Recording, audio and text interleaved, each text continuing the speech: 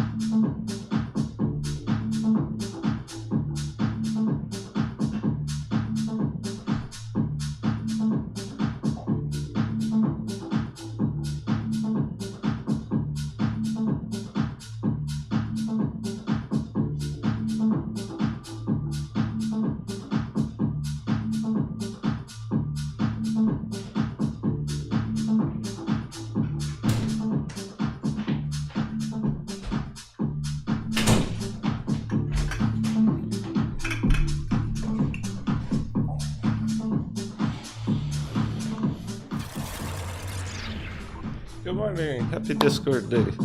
I think we'll give it a few minutes, see who shows up. I might go public on YouTube just to get the chat active.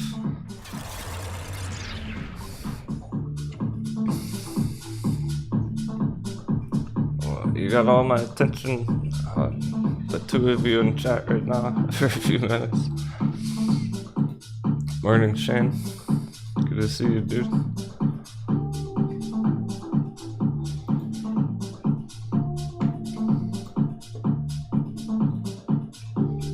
Talked to J-Bake yesterday, he was hanging in there.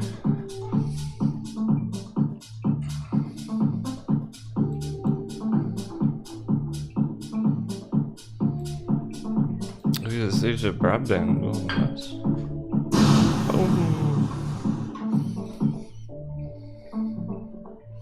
Crypto? Did I hear crypto?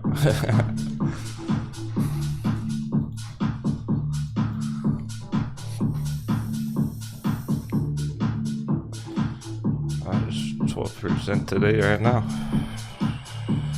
Straight up. Oh, it's caught my attention lately. Hey, Nerdy Dark. Glad we could make it.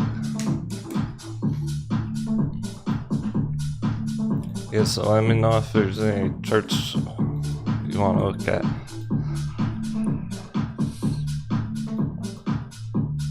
Oh, that's top of the list, and then the AI ones.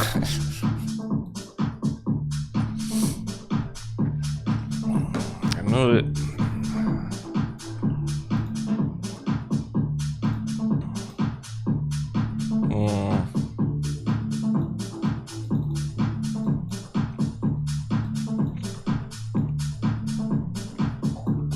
Cruise should be in, you just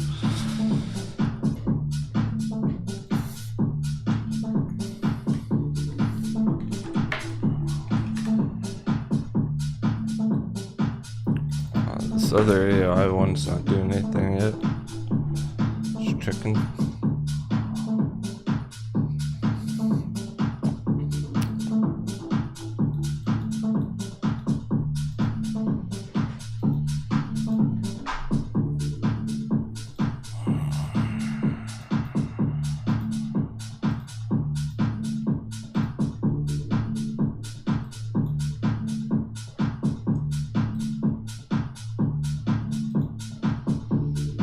Gonna go another double. This is definitely going 100% further.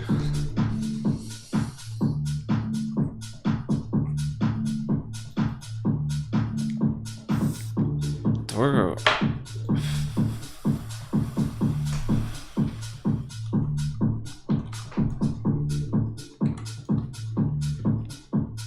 My goodness.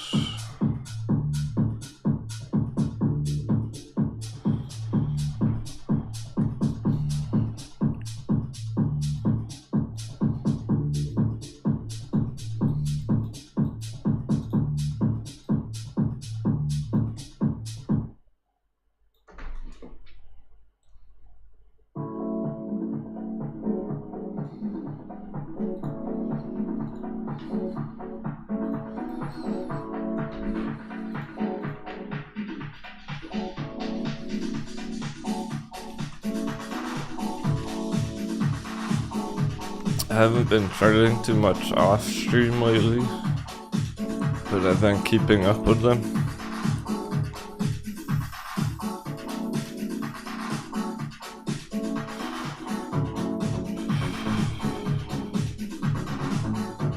And these three right here definitely definitely crushing it. Asia Broadband, AIAD, Toro.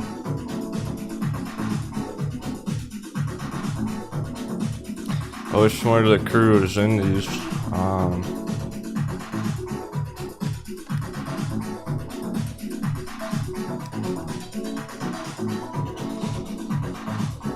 But that's okay. And for life. Good to see you. Yeah, you noticed that Fire Rich. Saw that the other day. Kevin Smith. So you can make it. Let's go. Hype in the chat. You guys are awesome.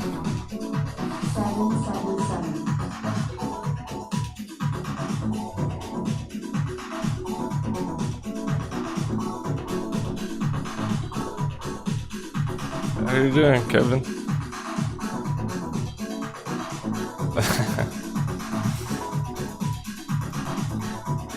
Yeah. I noticed you stop by like once a month. It means a lot. You're keeping up with the markets like that. You're keeping up with the show stuff. I know you're gonna make it. That's all it takes. You got the motivation, you got the commitment. You're gonna make it. You don't have to stare at the charts all day, every day. You don't have to watch every single show. It's an endurance, not a sprint.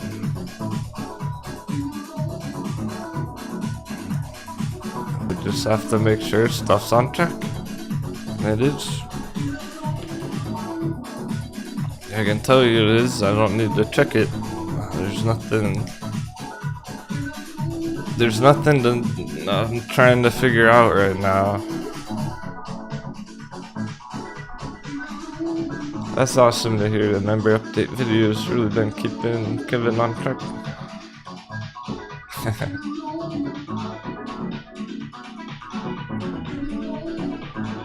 You know, I put a lot of effort into those. Takes me like all day to make it.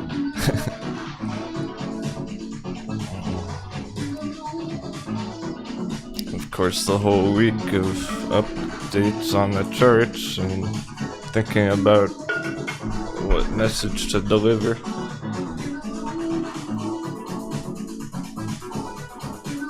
Yeah, we'll have a relaxing day for sure, cause I'm feeling pretty chill.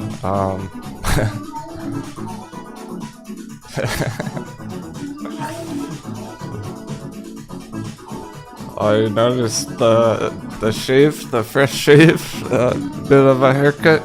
Yeah, I cut my own hair. I haven't been to a barber in like 10 years.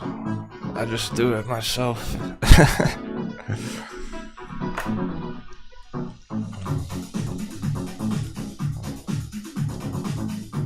Why pay a barber $20 when I can do it for free?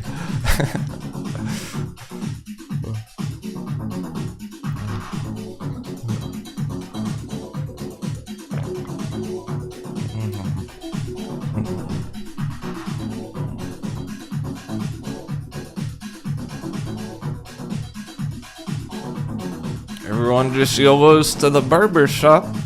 Give me the new hot cut. Give me whatever is popular. Just like the stock market.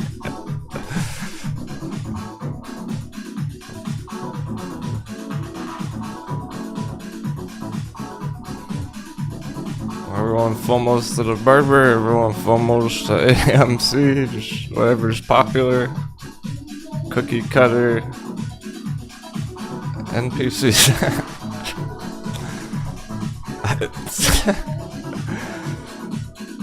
Yeah, short arm barber shops. Puts on the barber shop. I guess this would be the equivalency. So I'm comparing the two. So the concept is like bearish on whatever's popular.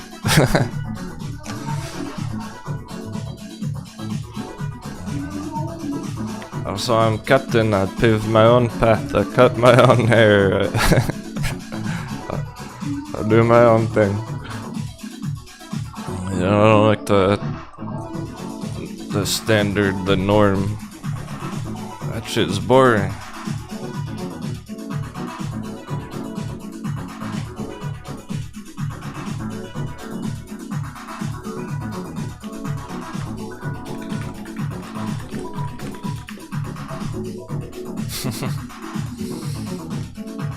Here's every house in America.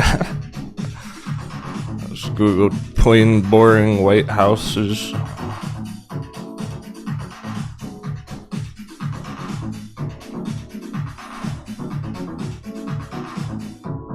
Everyone just kinda life goals. Oh, I want a house with like a family, right?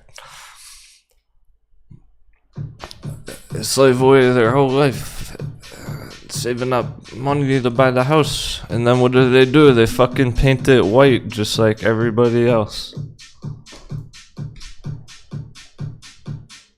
Why? It's so boring. Why?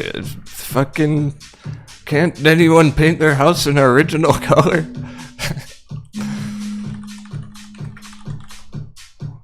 Look at this in other countries. That's so much cooler. Why don't we do that in America? What the fuck's wrong with people? Right, Robert? We've talked about this before. You got red roof liners. Yeah, same gray color on all the houses. It's weird, right? That's what I'm saying. It just shows you how plain people are. They can't think outside the box. They can't be unique, original, and then that's why in pop culture you get these weird characters.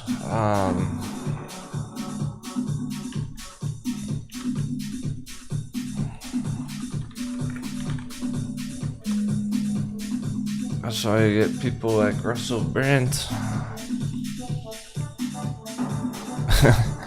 It was kinda kooky, kinda odd, right? That's why people love him, cause he's different. They're like, whoa, somebody's actually not exactly the same as everybody else? Let's make him famous.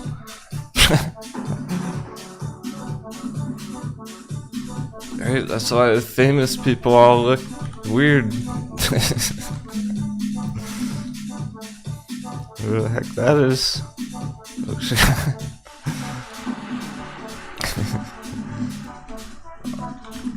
Kanye and stuff, he's weird, right? Exactly, that's why he's famous, because people are like, oh my god, he's different. Let's give him attention. He's not exactly the same as everyone else. Billionaire. Instant billionaire.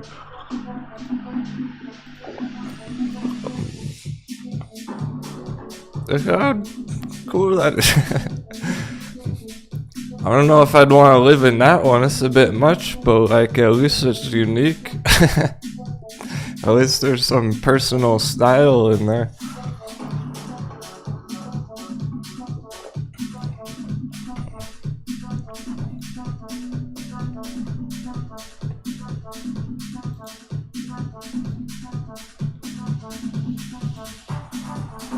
Can't help but drop the fire. I was not planning on talking about that. But it's true.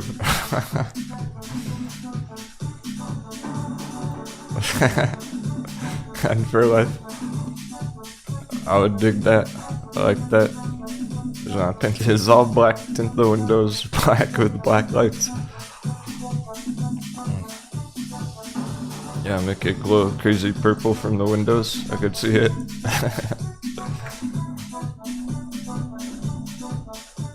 How about some trees outside in the yard? Like, how about some plants in the yard, some flowers and all that? Instead of just mowed lawn, flat grass.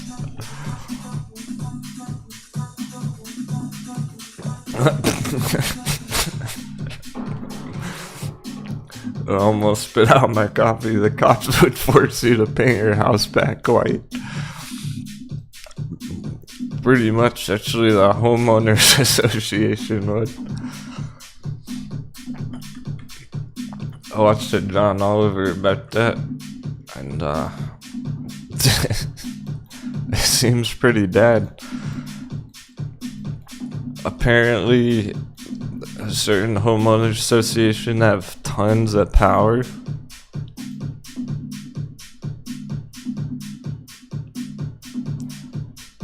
Yeah, we can definitely make Home Depot.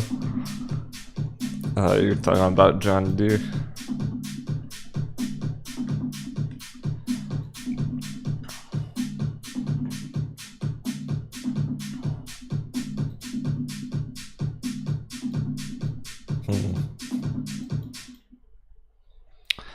And anyway, before I go into the church,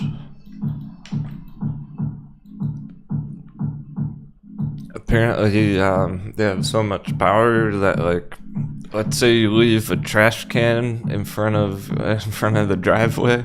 Hey, Crypto Cross, good to see you, my friend. Hope you're doing okay.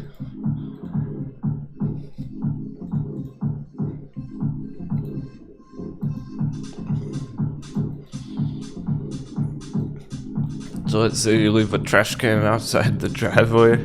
Oh, that's a violation, and they'll give you like $100 fee. They'll charge you $100 for leaving your trash can out there. How dare you? And then, if you don't pay the fee, they can take your fucking house.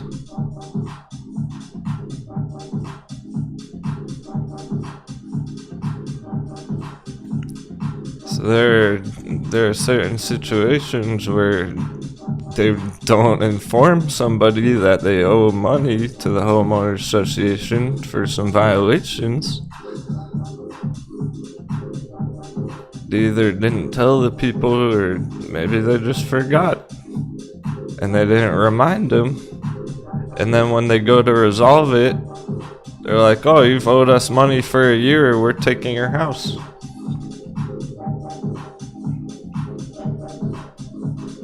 So I guess the lesson's there. If you ever buy a house, make sure there's no homeowners association that's gonna steal it later on. That's highway robbery. They're the real pirates, those bastards.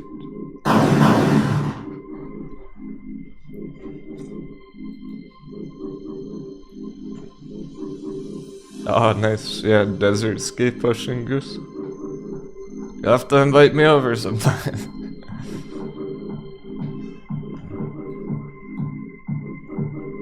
You wanna see?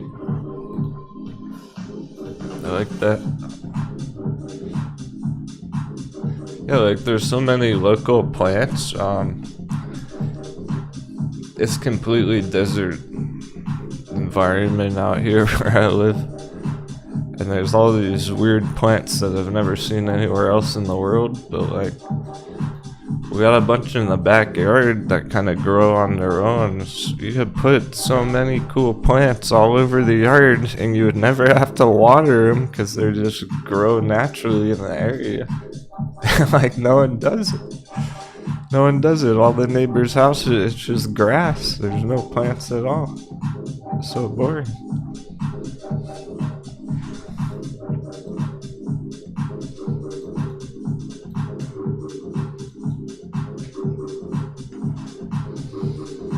The Home Depot play looks like a massive put opportunity.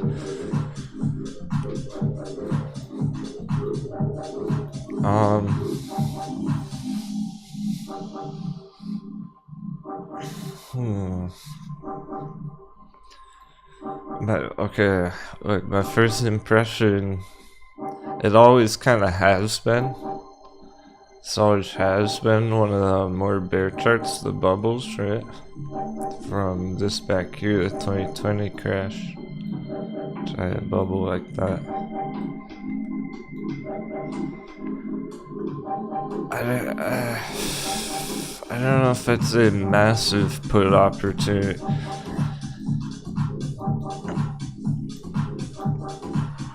So my first impression is it's kind of mediocre. I don't love it. I'm noticing this.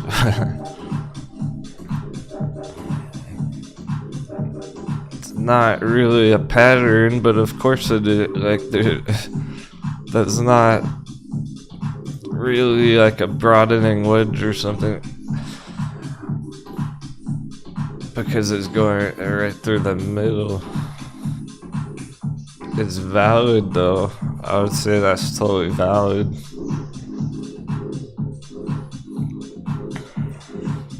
It still works, it still matches up all those spots. So that's what it is right now. And yeah, notice how it originates back on the left. It originates way back here, even though it's about this area. It's not like it just starts there somewhere. I think that's what it is right now. So although it's one of the massive bubble charts like that, the markets are pretty bullish right now. The markets are pretty strong right now. So it's probably going up, then down. It'll probably hit this again up here first,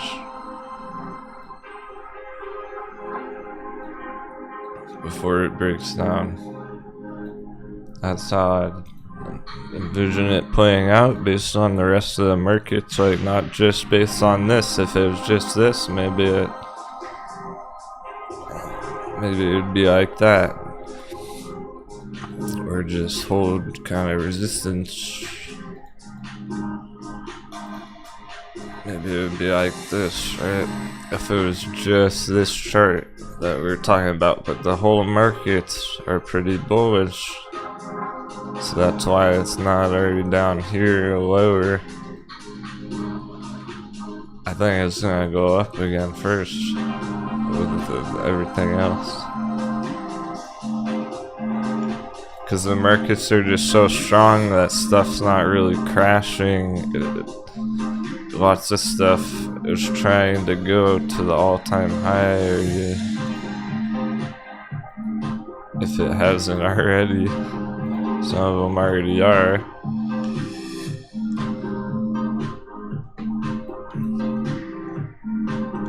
So up again, and then like next time it goes down, it would probably break this trend line on the bottom and actually crash more. But like the bear entry would be up here, of course, right?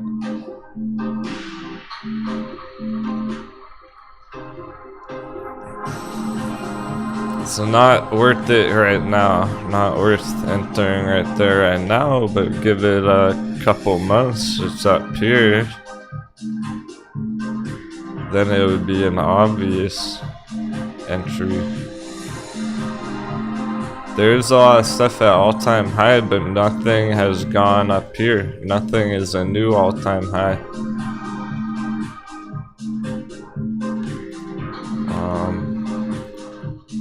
Like Nvidia's the prime example of that.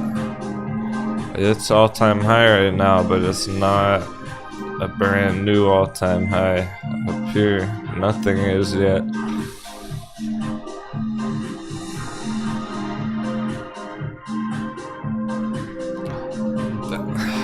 Nvidia is incorporating AI and all that, so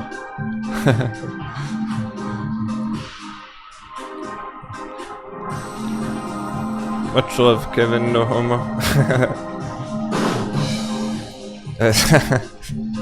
Actually, I might decide to turn homo, because I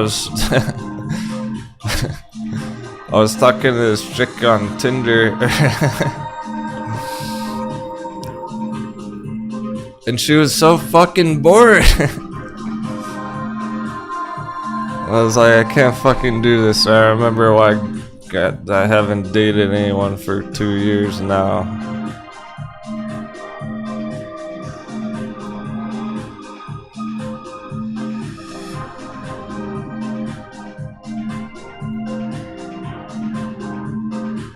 It's like, now I remember why I'm single, because this conversation is boring as fuck, and it's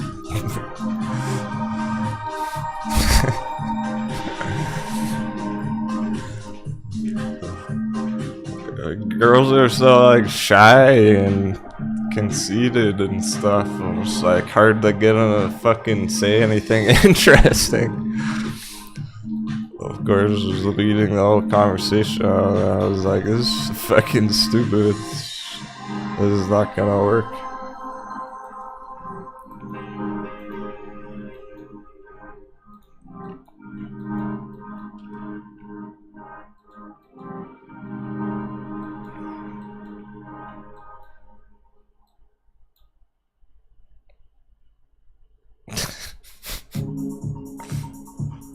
Yeah, cause like, so they ask like what I do or whatever, and then I'll give them like a real legit response. Like you ask them what they do, and they just give you like a one-liner, like, "Oh, I don't really have any hobbies." Like, oh, okay. Well, why the fuck are we talking then? I guess that's the end of our conversation then. See you later.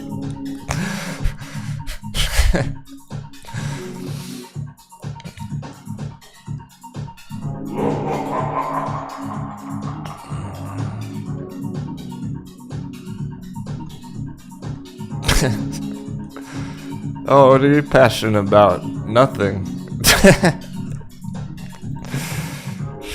Wow, you're real interesting then.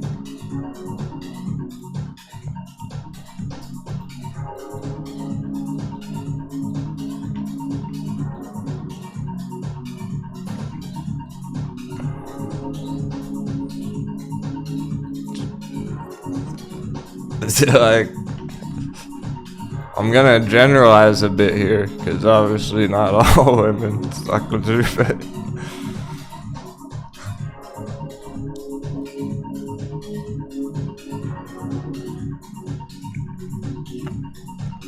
They put in zero fucking effort, right? Like, they put in no effort, and they make the men do everything. Lead the conversation, lead the relationship, like...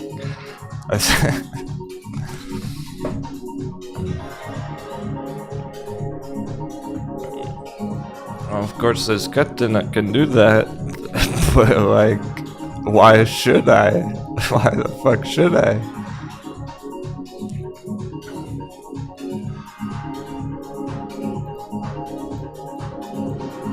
So that led to problems with my ex in the past, because like, she would always bitch me out for nothing.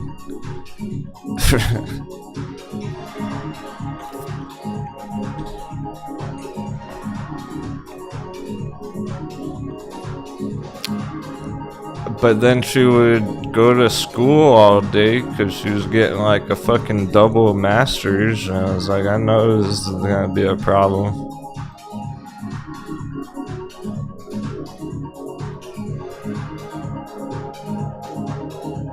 I told her I didn't want her to do that.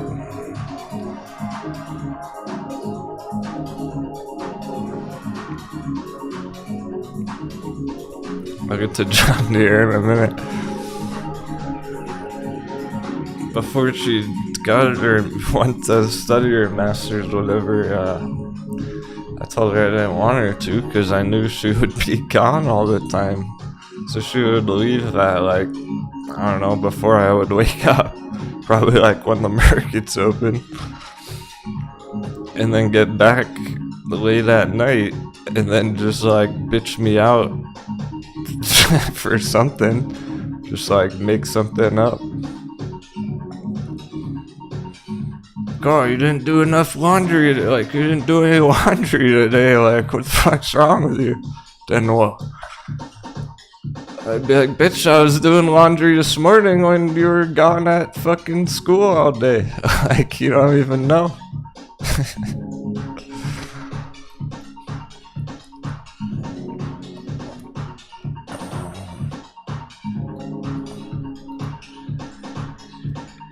So my point is, ultimately, and then of course the big one should be like, oh, you never like take me on dates anymore to the restaurants or whatever.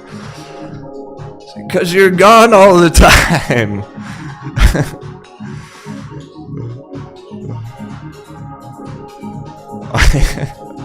Yeah, I was definitely on the charts a lot of back then on my computer a lot, for sure, but like, I would clean stuff while she was gone and she just wouldn't even know because she was gone, right?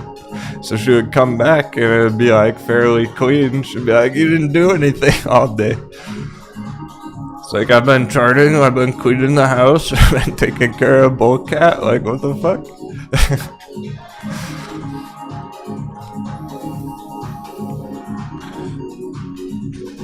But she wouldn't even know because she was gone. So it was stupid as hell. So my point was, she would put in 0 effort into the relationship. Like, okay, she was putting in a lot of effort to go get her master's degree, but she would put no effort to spend time together.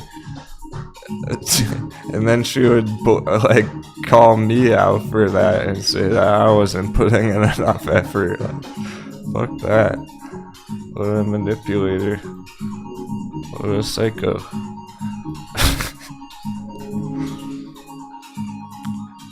So basically, after a while, I'd tell her, you're crazy. You're a psycho.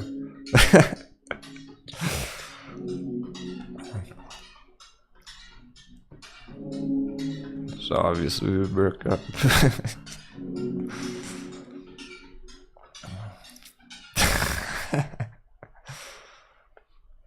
Yeah, essentially. That's all I was getting at. Moral of the story is you need to be more interesting.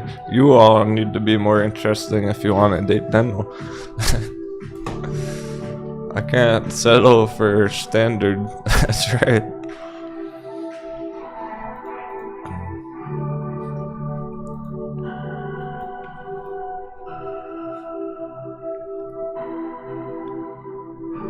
John Deere's definitely better than Home Depot for bears. These numbers look similar. Pretty close to the same numbers on it. Like this is 400. It's on that line of resistance. It's at 350. Those are important numbers. Home Depot looks like. Yeah. 400's the very top.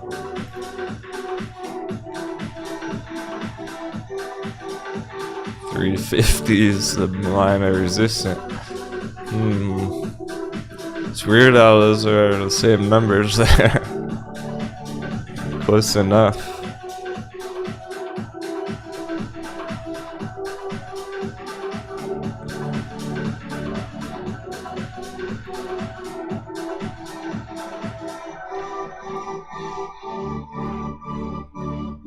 $350 now.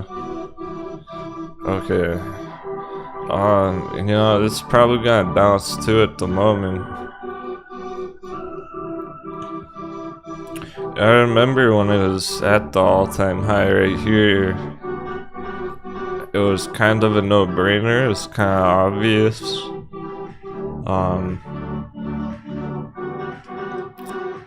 That was months ago. That was December, the end of the year. Wow, can't believe it's been that long already, guys. What? How is it May already? Like, this 2023 has gone by really fast.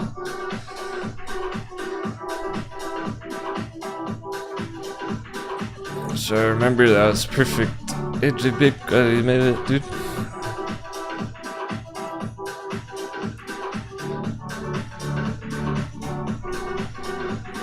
Let's have a nice afternoon, right? And focus on, enjoy ourselves, focus on what we're doing. Get back to real life later. Oh, just Revenant. Solo line. Sweet. Prepare the cells.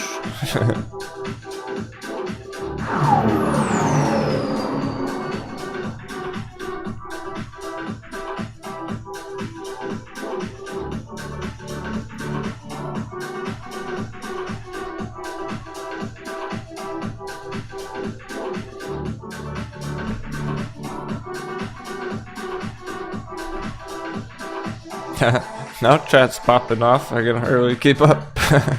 Gotta scroll up.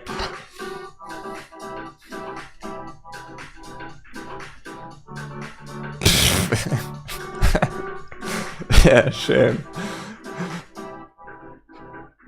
A comedian once said you have to create their personality for the girl you're dating. That's the guy. Accurate.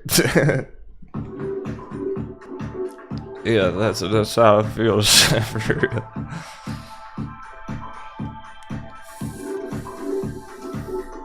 Yeah, like they have no fucking personality, so they just soak it all up off you like a sponge that's just like draining all your energy.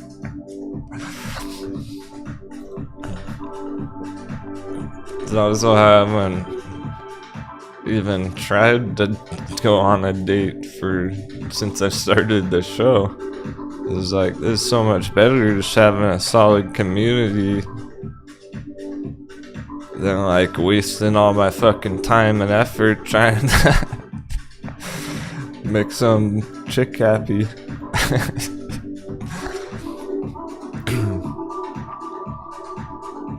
I'm a high value man. I'm a hot commodity. This should be trying to make me happy. Like,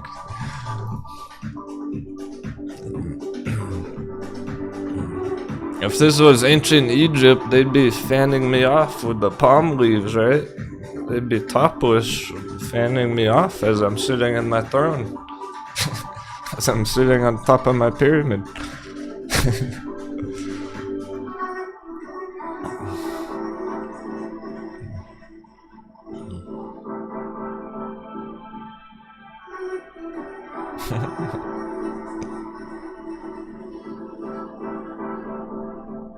Not a bad idea, Kevin. We'd all go to Burning Man. Orgy at Burning Man? What?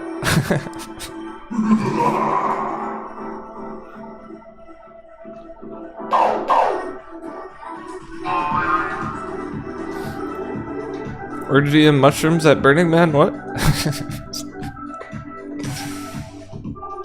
Where's Tommy?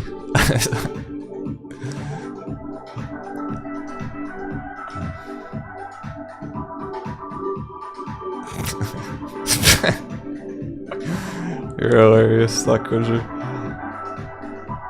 She's still waiting for that big kaboom moment with her husband after 40 years.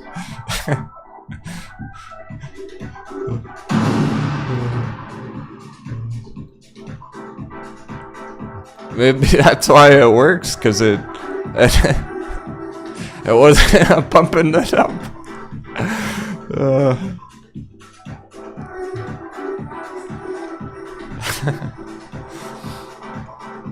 Yeah, strip club's not a bad idea. When I lived in Portland, there's like the most strip clubs per capita in the world in Portland.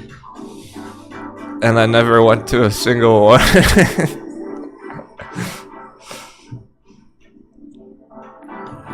Mostly because I was with that chick a lot of the time.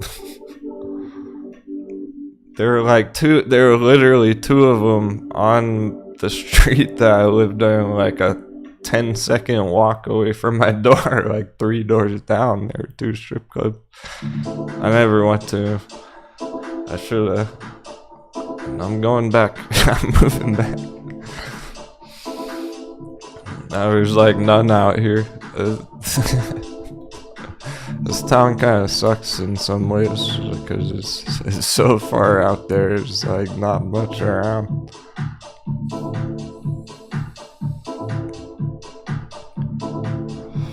Lots of marijuana.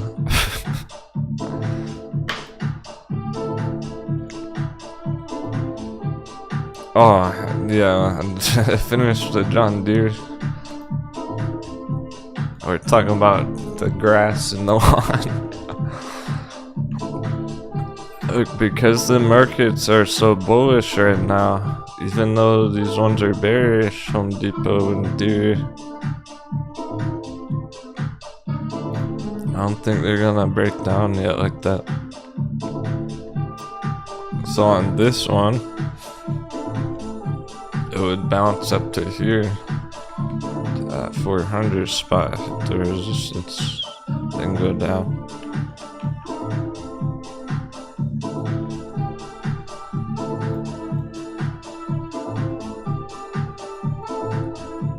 Up, then down.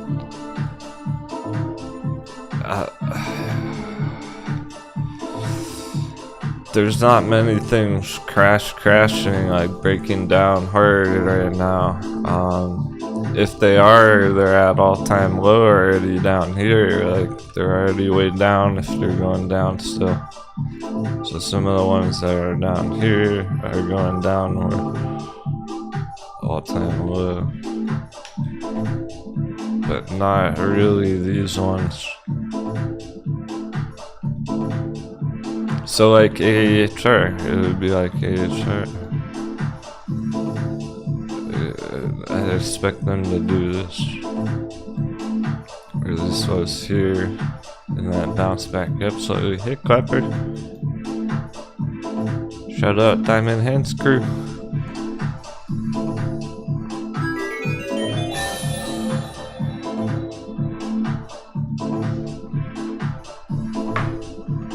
Day traders get fucked. That's our motto for Diamond Hands crew.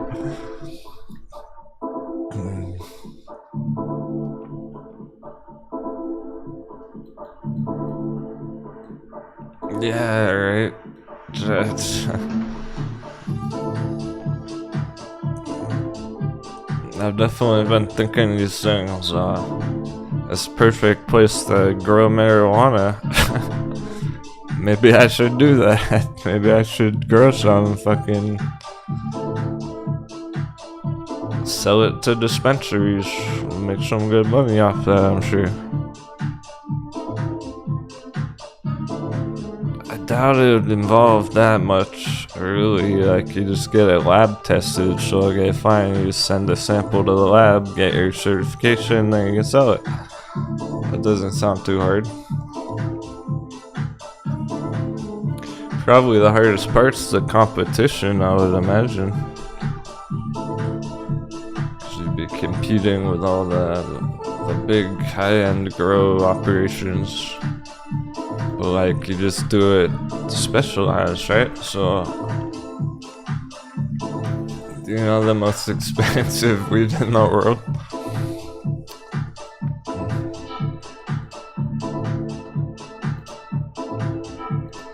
This is 100.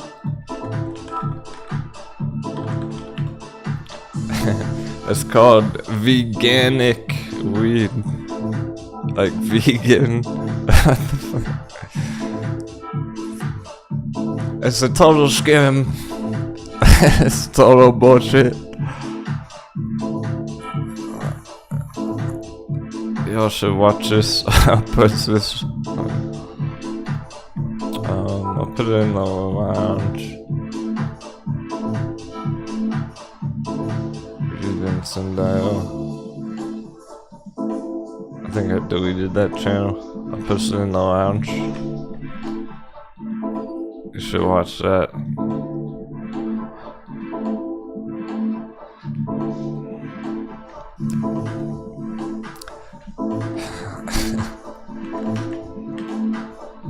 So this guy, he basically created a fancy branding term.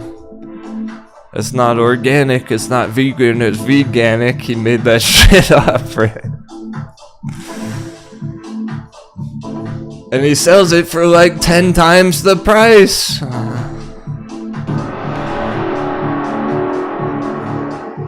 And he said he's like always sold out. Like he was like, yeah, I haven't left the house for 5 years because I'm always fucking sold out. So basically they just give it better nutrients instead of just the typical water for the plant.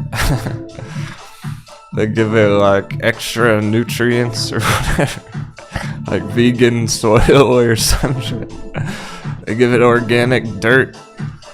And that makes it 10 times the fucking price. So instead of like $5 or $10 a gram, it's like $30 or $40 a gram or some shit. They said it was like $1,000 an ounce, which is like a normal price for a pound.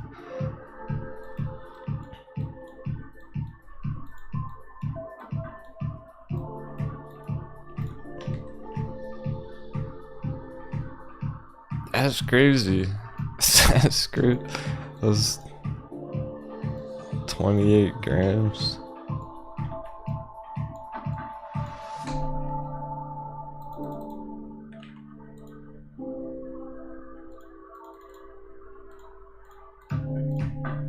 That's $35 a gram.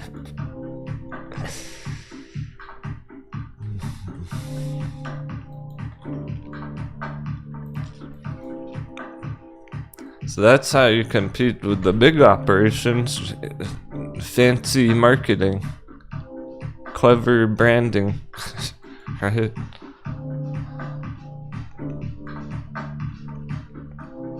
Oh, veganic, tell people it gets you more high and then you can sell it for double, triple the price, whatever.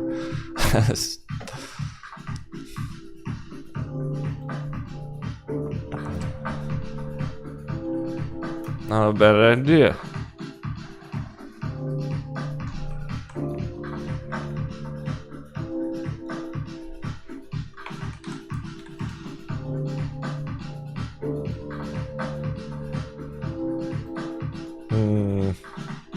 Do you think you want to compare this to Apple?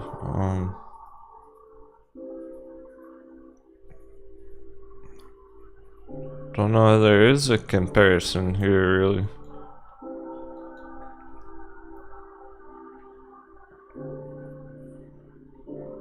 I would say Apple's unique. There's so many iPhone fanatics, iPhone lovers out there. Steve Jobs lovers. Like, that was Elon Musk before Elon Musk. Before Steve Jobs died and Elon got all popular, Steve Jobs was the Elon. Apple was the Tesla.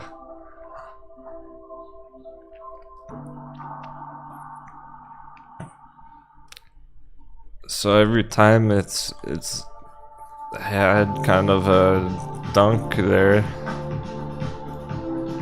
Goes down 20%, 25%. All the iPhone lovers, all the Apple lovers buy it up with like their retirement accounts and stuff.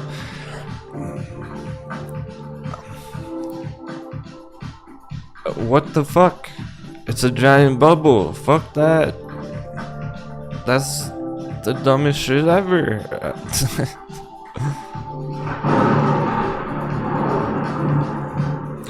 We need to get back to the basics, y'all. Like,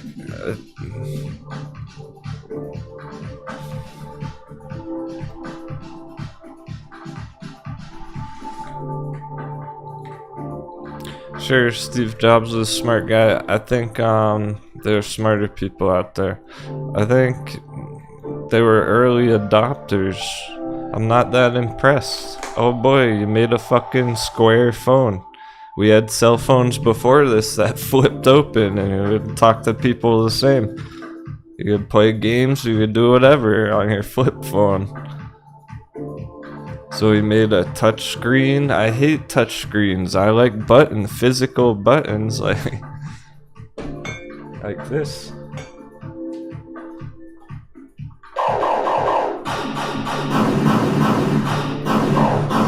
Tactile physical buttons. I miss my flip phone. iPhones are fucking stupid. Smartphones are dumb. Dumb phones. Because they make people dumb. You don't rely on them too much. I don't think it's that impressive, honestly. I don't. I think he just executed the idea early, like early adoption, where they were the first company to really go that direction. the device itself, I couldn't care less. Like, I don't think he's a genius just because he made a touchscreen, okay? The more genius aspect of it was he brought it to market successfully. And he sold the fuck out of the shares of the company. Like, that's what he was a genius, because he, look at the value he created for the shareholders of his company. Not because he created the phone.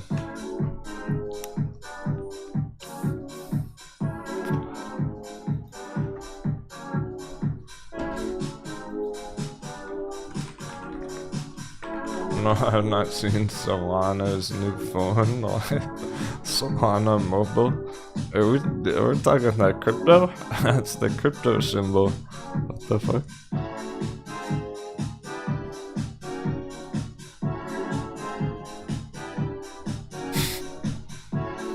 No, I've never seen this.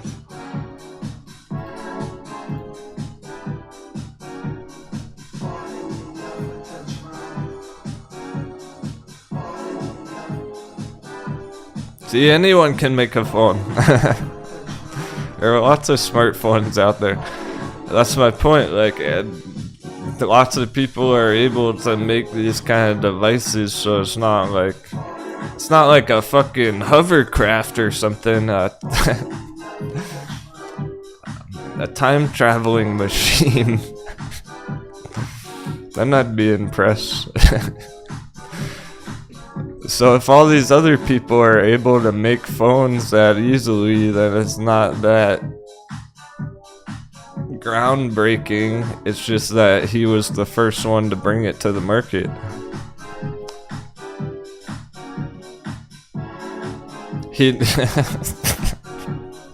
He knew people were dumb, so he created a smartphone. He's like, people are dumb, they want to be smart, let's call it the smartphone. Hey Nikita.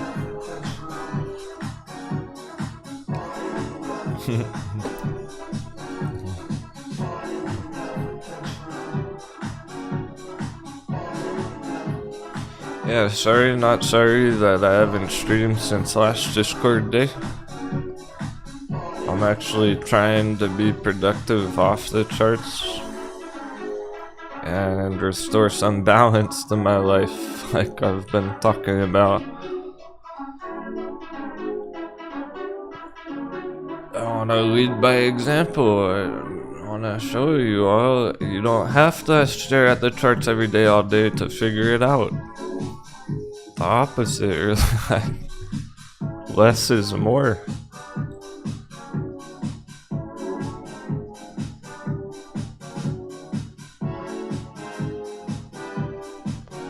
I'm feeling pretty good, thanks. As long as everyone else is.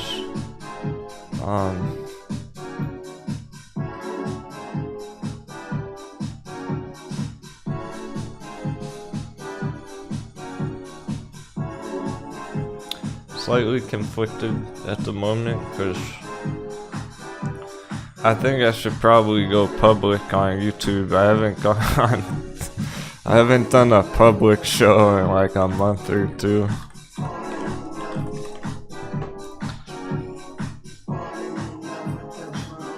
When's the last time I went live on YouTube? A month ago, over a month ago. When Bitcoin was saying 30K.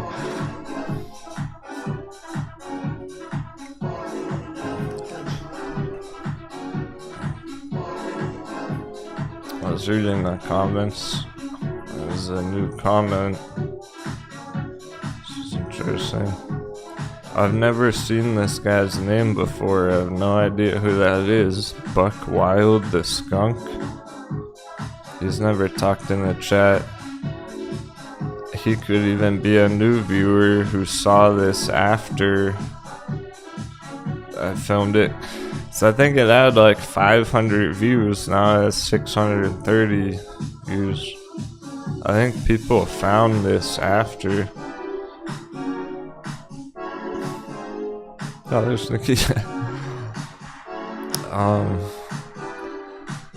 Can you do analysis on a quest of...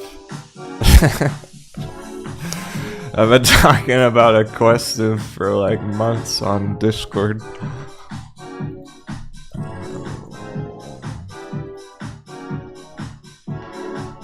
I've been talking about this one since down here on Discord. The double dunks.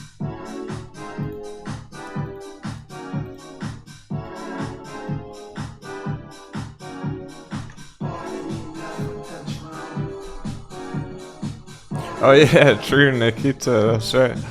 The last stream on YouTube was, that's how Nikita found the show. That was his first time. Yeah, so it was actually getting some new viewers. Could be the next 10x play for us. Would love to hear your thoughts. Look forward to some live soon. That's what stood out to me. Would love to hear your thoughts. Look forward to some live soon. I have no idea who the fuck this is. He's never talked in the chat before. So that shows me, that reminded me, like, there's a lot of viewers out there who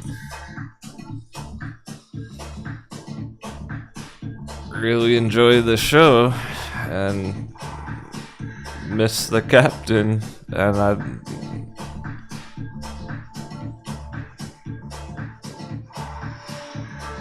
maybe as even a new viewer, I don't know.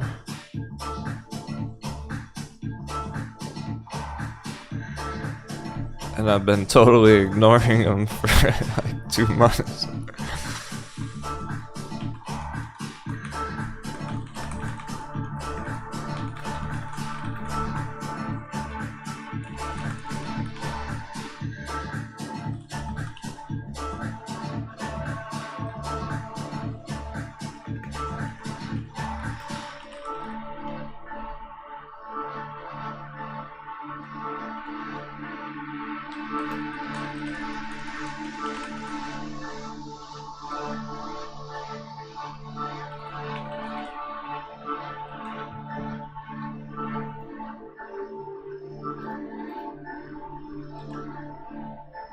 So I'm a bit conflicted about that, because obviously I love Discord Day. I'm here for the real ones.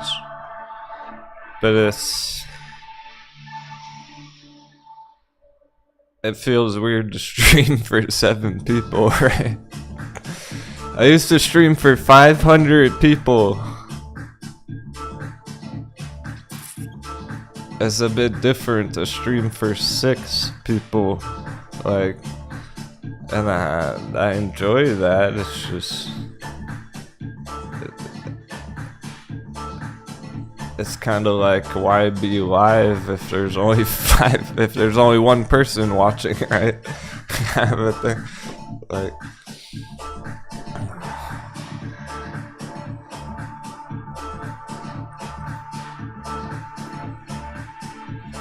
like I was saying earlier, I do things my own way, so I don't really follow those conventions of the typical YouTuber. I just like to be productive and effective, though.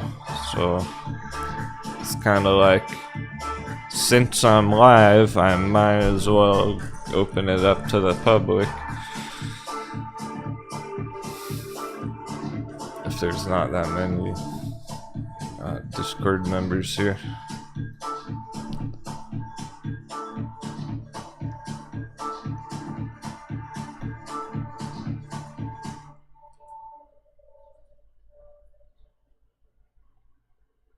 Because then maybe somebody like Nikita stumbles upon the show and then they join Discord and they're actually cool. Once in a rare while that happens. So I've kind of been neglecting the YouTube channel, and I don't want it to completely die. So So I might do that, but I'm gonna make some more coffee first. Penny stocks are going fucking crazy.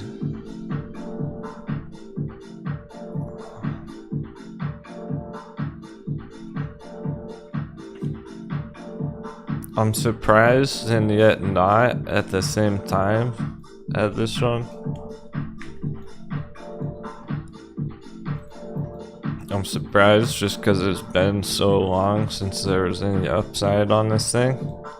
And I'm not surprised because it was just stupidly low. Zella's going wild. 30% right now. It's up like 200% the past 2 days.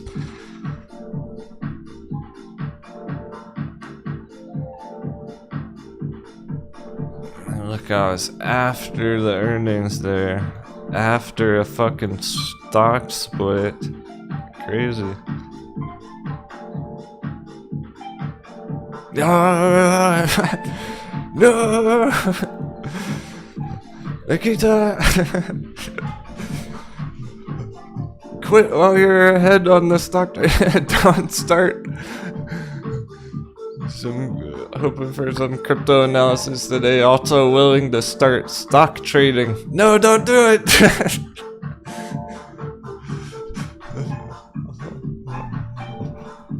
Fuck stocks. Crypto. Cryptos will save us.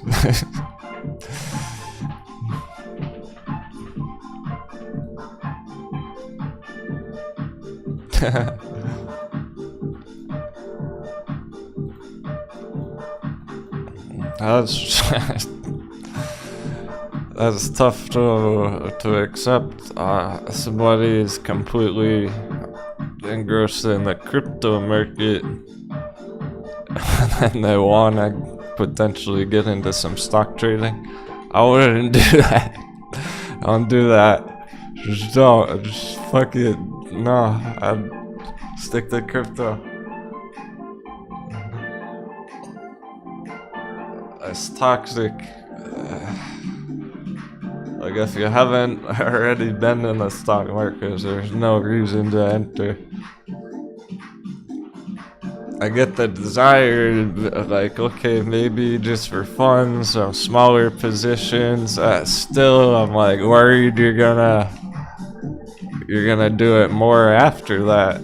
So say you caught one of these and goes up 100% tomorrow, and you're like, sweet, I love trading stocks. And then you start trading a bunch of stocks, and then you start getting fucked over by the reverse splits and the bad news and the FOMO meetings, federal announcements, and dilution of the shares. Oh man. I wouldn't want you to start. Yeah, it's like addiction. Once you start, you might not stop, and then you get more and more into trading stocks and less into crypto, and then you start losing money on stocks, and then you're like, why the fuck didn't I just stick to crypto?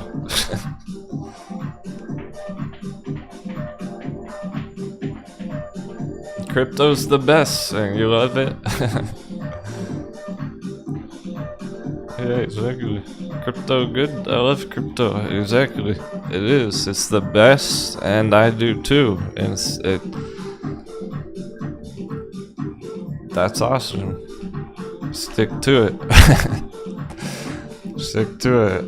Honestly, like the Zella one, okay, it's going pretty big right there, but like after it had crashed and hammered down, well, that's pretty much the same thing on Vertcoin right here. It's not that different from this on Vertcoin.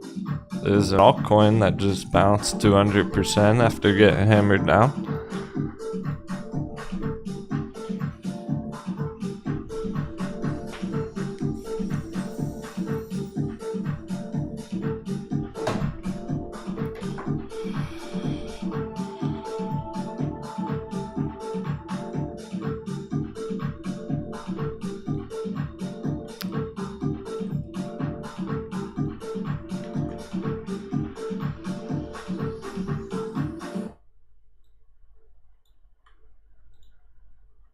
there are fast-moving cryptos too. You don't need stocks to get those kind of moves. There's altcoins that do stuff like that, and of course, PP.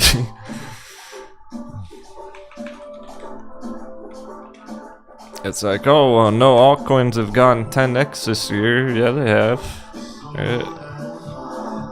More like no stocks have gone 10x. I don't know if any stocks have gone up 2,000% the last 6 months. Like,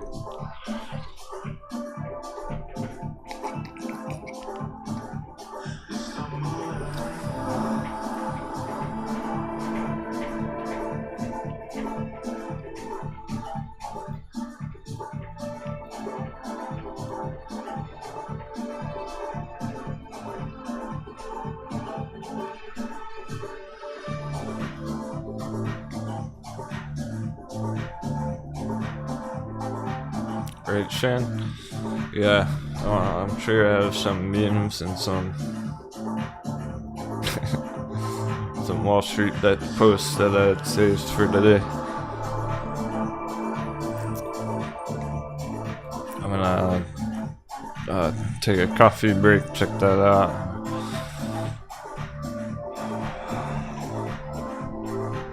Haha.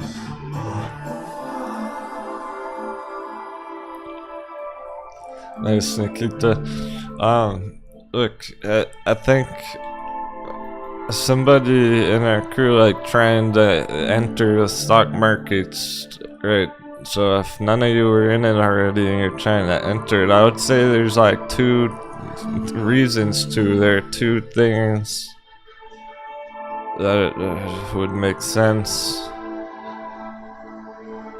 Either like very long-term hold, diamond hands. Yeah.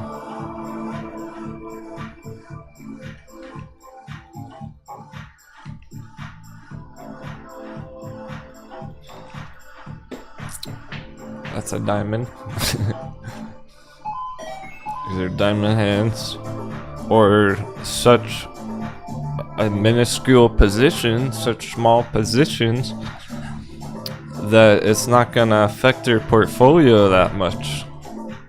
Maybe if you're just throwing a couple bucks at some penny stocks like Zella for a moonshot and you're like, oh, I want to throw $100 on it, okay, fine, but like putting 1,000 on Zella, might as well just get 1,000 of a crypto instead. Might as well just get 1,000 nano instead, right?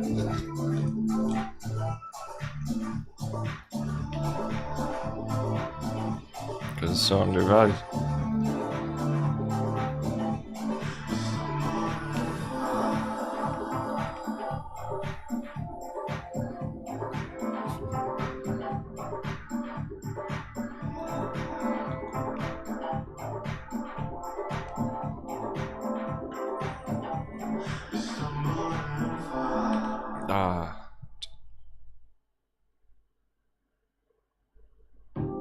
That's annoying. TradingView changed something. They're trying to make me pay more money to have more charts open at the same time. You can only have 10 charts open at the same time. Sometimes I have like 20. I'll be right back.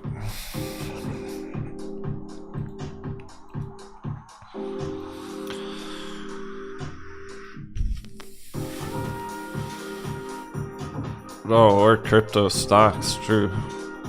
Like crypto stocks for real stock trades, if that counts as a stock. I consider those more like altcoins.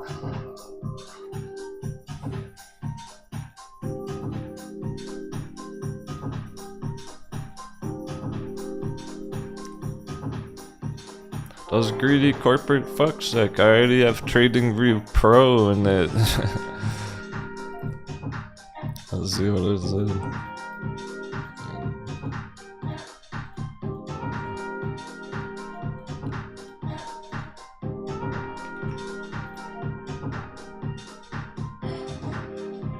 Okay, now it's letting me, but it'll just randomly pop up.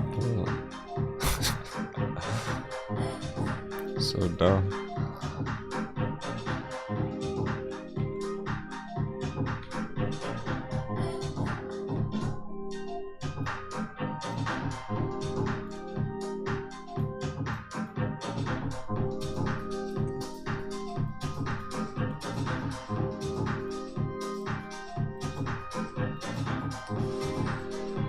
So you used to be able to open on the limited charts. I could pull up like 100 of them just fine. Now they limit you to 10.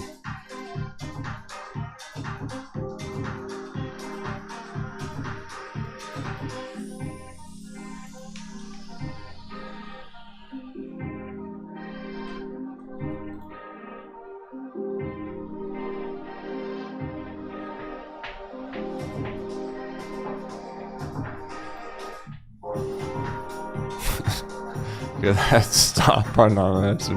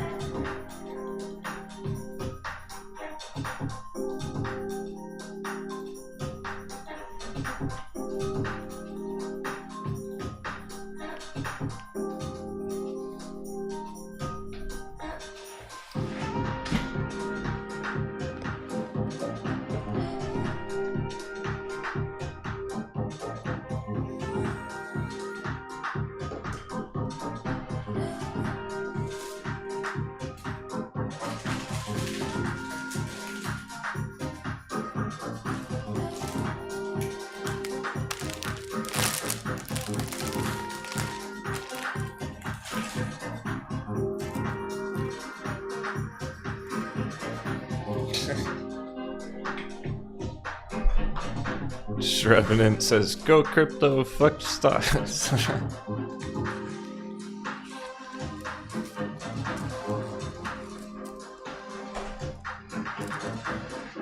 Yeah, it's just like a lot of people are already in stocks, of course, holding, and that's fine. How about for the future? Like, eventually you're gonna put more money into something one day, and would you rather put it into a stock or crypto? Next time you invest in something.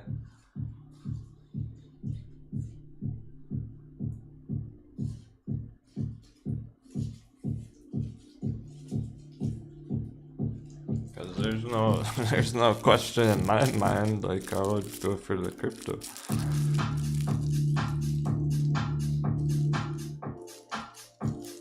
I didn't used to say all that stuff when Bitcoin was topped out at 70,000 2 years ago. Then the stocks were better.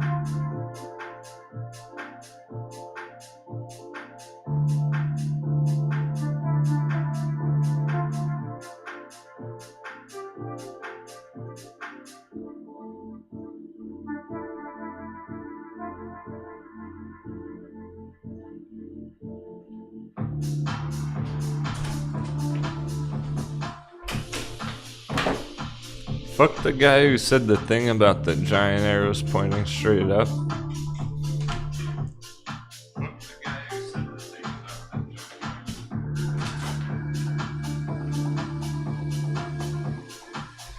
He rage quit, by the way. Apparently. I think he jumped overboard.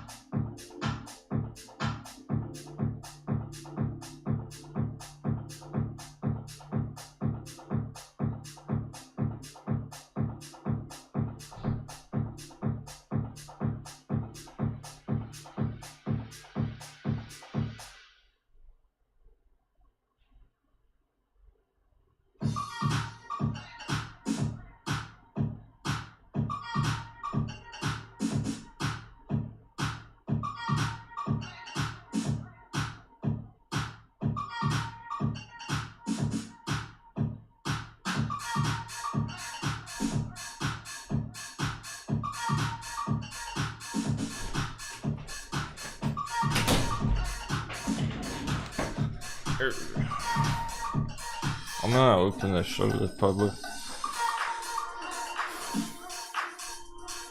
Just today.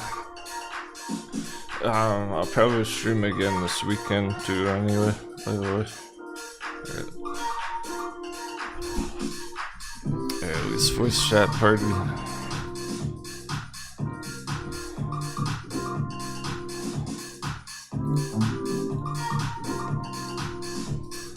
It's whatever. I want to get the chat more active, so.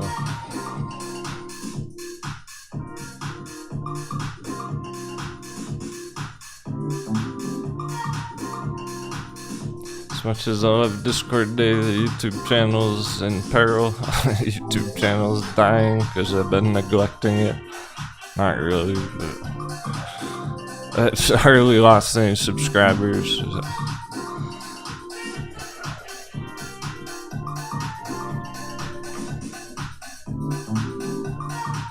I want it to die completely. I'm still gonna do like a public show once in a while, like once a month, and I don't know. Might as well do it today because I'm not gonna stream tomorrow.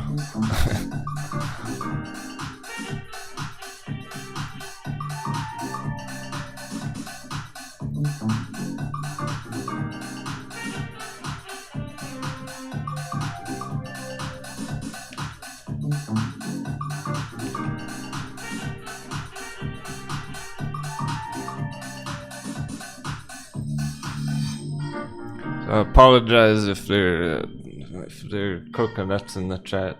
You have to deal with it.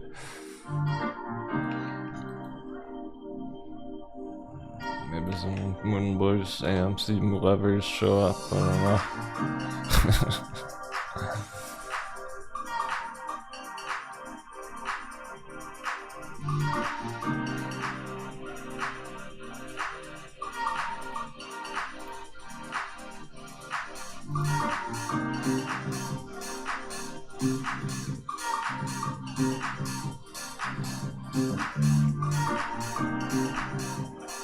It's hard to stream if there's not much chat going on. And I'm good at that. I'm good at just talking to myself, to everybody, saying my thoughts out loud and stuff.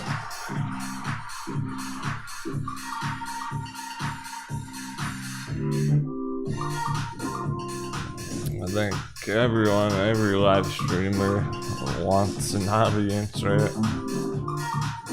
Oh, look at these sick AI pictures I made.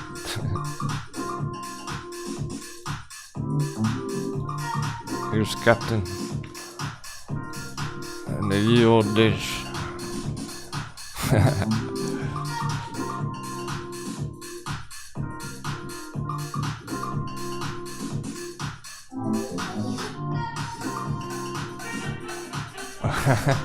Oops, I made that the thumbnail. Maybe I'll keep it. That's kinda cool as a thumbnail.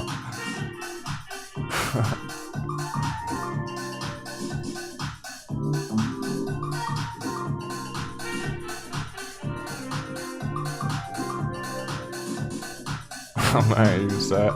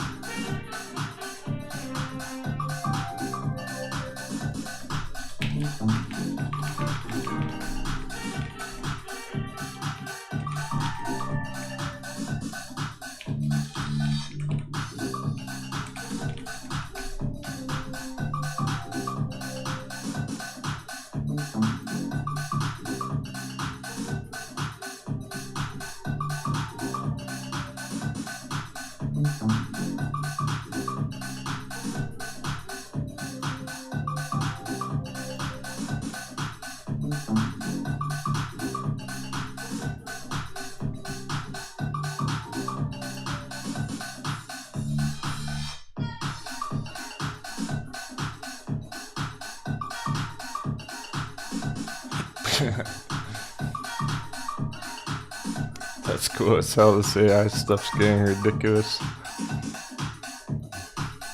Right?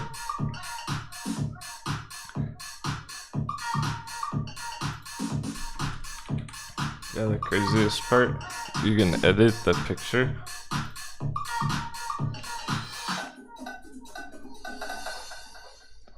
So I actually edited it. Look. This has the crew next to Captain.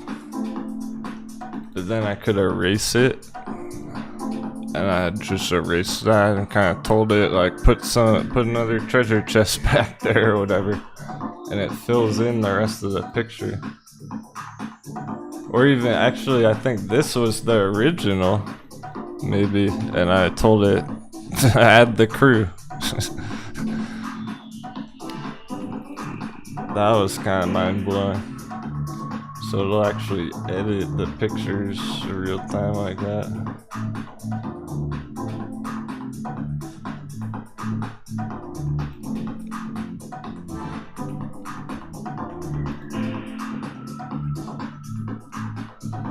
Yeah, of course, any company that's announcing AI on their earnings, boom. That's the magic word now, dude.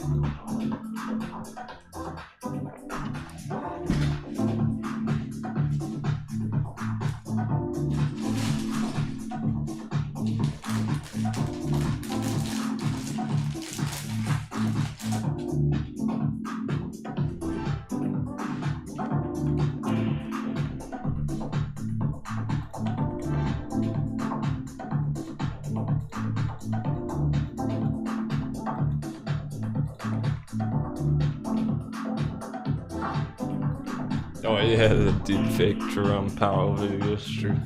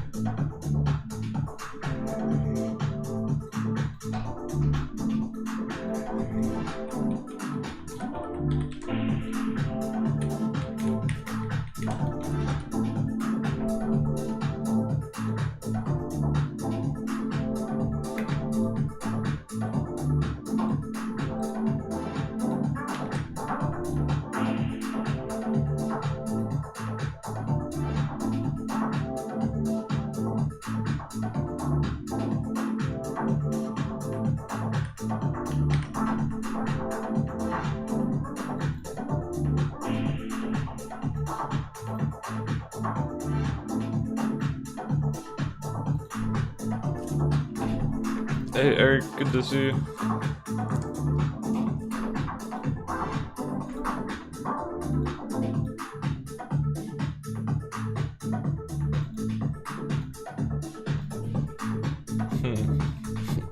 Bearish signals, like what? Hey DJ James, Freddy, let's go.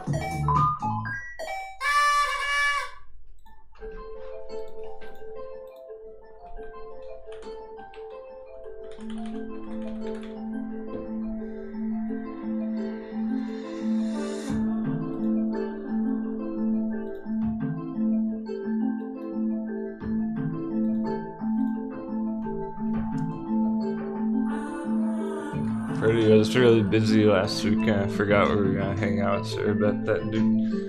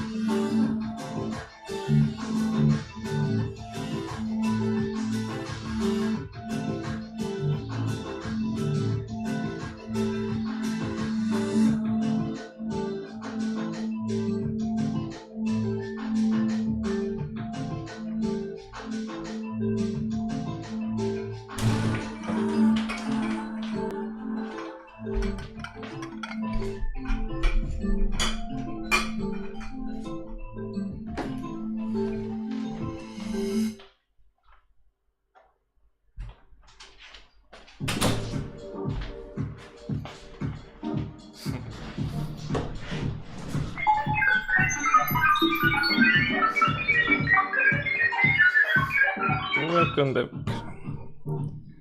Hey, you good, Mac? Great day to be alive.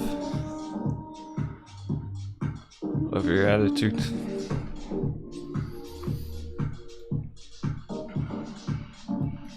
Bearish signals, like what? Okay, well, even if crypto doesn't pop off right now itself, crypto stocks are.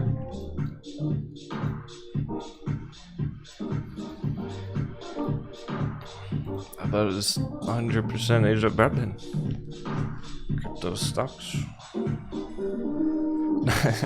Now Discord crew shows up when we went public.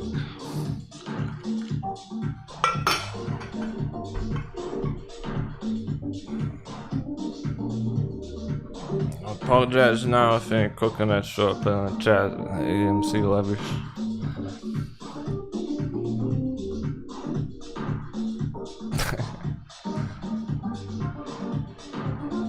You hate seeing the meta pump.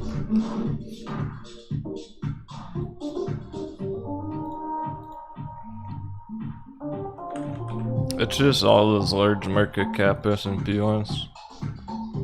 It's not unique to Facebook.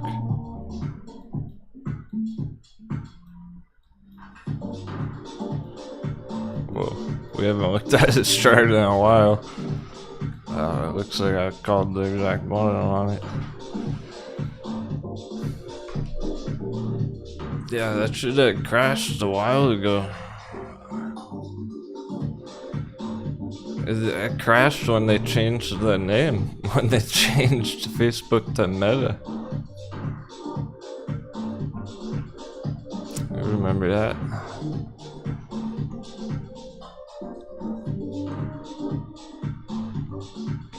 Early, the whole S&P was going down that time frame. Now the whole S&P is going up, so of course Meta. Patrick Star. Hey dude.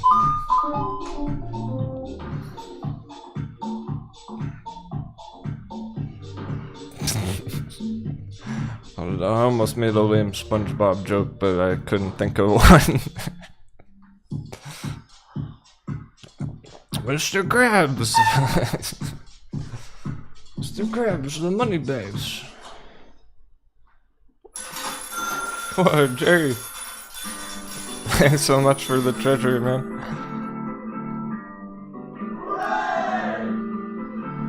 Where'd you find that treasure?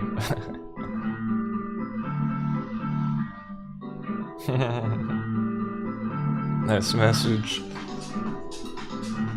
Mr. Robot. Mr. Robot. That's the only woman for me.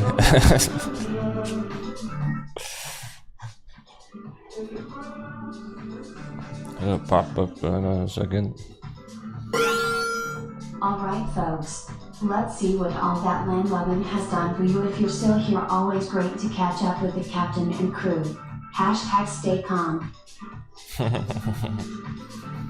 Robot's hot.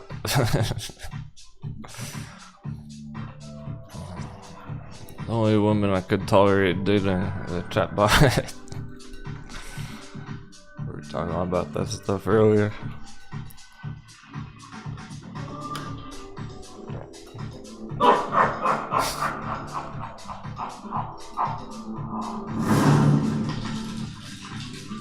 Yeah, only the real one's still here.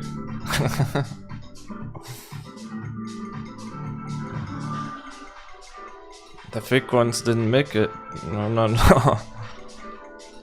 Be connect all over again. No, no, no. You didn't make it. Man. Yeah, not part enough. I was thinking about it, just like sitting outside in the grass in the sun, thinking about like, these people couldn't even fucking hold stuff for a year? How long do they think it's gonna take? Like, I'd get rich tomorrow on a squeezy? Oh, easy on a squeezy in one day? Like, what the fuck? Of course you gotta hold a stock for a year or two. It takes a while for them to move and for the companies to change. For the markets, for the winds to blow the other direction, they're just gonna keep going up for a while. You'll have to short it to the ground. And it'll be fire for that up here, but until then, the markets are strong. So it'll take a while getting up there, and then one day when it's up there, it's bearish as fuck. And then it'll go down for a while. Not a day, but like 6 months up, 6 months down.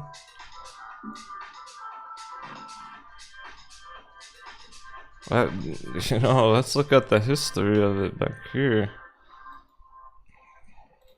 What if you were holding, what if you had bought in Facebook right here? Boughten? Is that a word?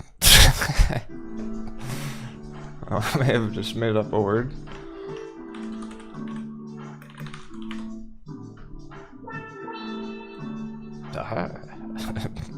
Boughten. Bought rather than homemade. That's a you had Botman Facebook right here. It's in 2014, or even like at the peak right there, yeah. And it goes down a bit, hopefully it wouldn't get stopped out there. Little shakeout, stop line. And then a year later, 2015, same place, so you'd be 0% on it after a year of holding it. And another year, now it's 2016, it's hardly moved. It's taken a while, you get impatient, you get out of it. Of course it's gonna take a few years.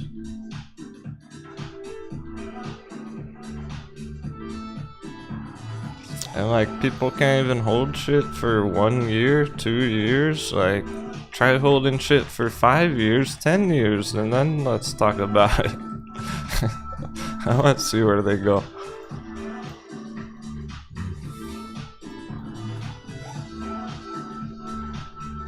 All that took was patience there.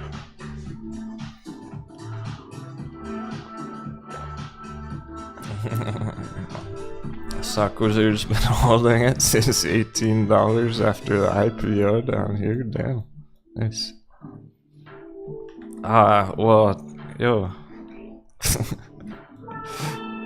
Honestly, you know better than that, Stock Wizard. Hey, you crushed it on the entry, but now you got crushed it on the exit. When are you gonna get out of it? I'd say it's about time to cash the fuck out those profits, those 10x profits we have from 10 years ago.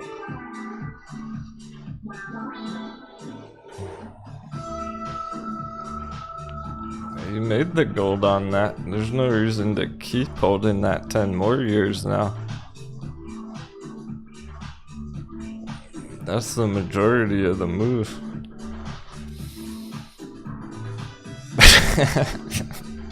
She says, I know, I suck at exits. You specifically mentioned this was one of the things you want Captain's help with. The bigger picture perspective is perfect. That's a full, complete, perfect trade. From down there to up there. If you keep holding it from here, you know what you're at risk of? This.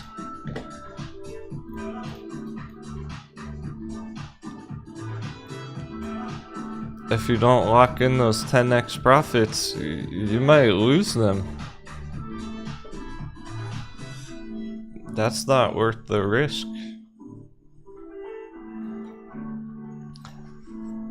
if you're holding something 10x gains right now, think of it not as, oh, I'm so safe because I bought in at 18 at the bottom and I'm so safe it can crash 50% and I'll still be green. Don't think of it that way. Think about if that amount of money, let's say it was worth 100K. Like she could have like part of her retirement in there or something. Let's say it was worth a lot, like 100K. You put in 10K there, I want 10x. Think of it as it's worth 100K liquidity. Would you put 100K into Facebook right there, right now? Would you buy in at that entry right now? And if the answer is no, then you shouldn't be holding it there.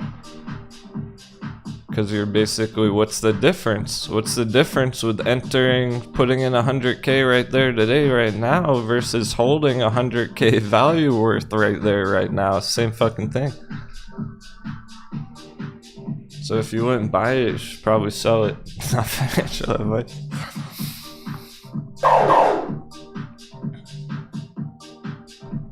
See the perspective? That's where the experience comes in, my friends.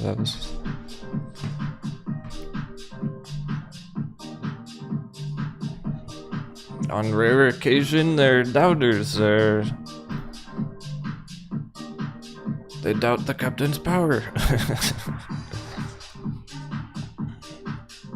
They think, oh, I don't need captain because it is all about the long-term chart, so that's easy. Like, oh, no, it's not. You forget, you lose perspective. You can crush the perfect entry, but will you know when it's proper time to exit it 10 years later? Because I do. I will.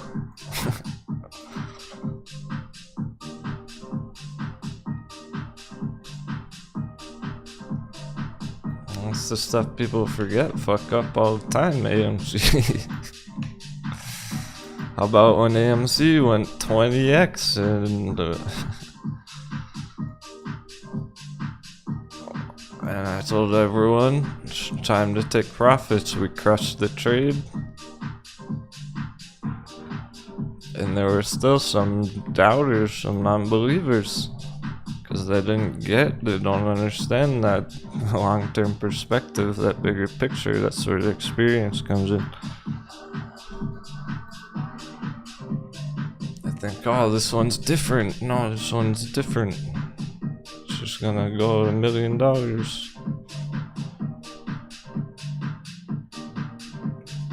If you don't lock in profits like that, somebody else will. Everybody else will, and you're left holding the bag. The hard part's getting the entry, winning the trade, getting to the profitability levels. Once you're there, there's only one clear decision.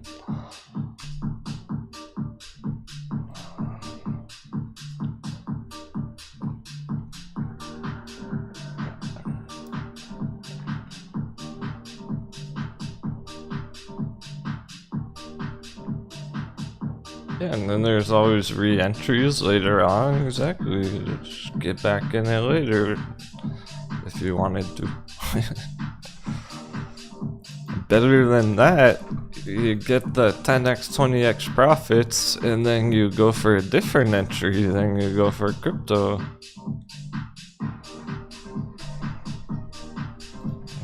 Scoop up some Litecoin. Ride Litecoin up 10x.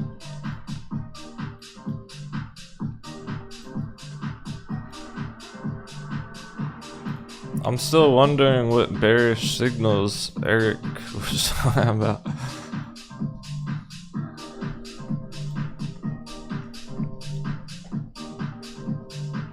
So he doesn't think we're gonna see any upside soon because there's too many bearish signals. What bearish signals? Litecoin's going straight up.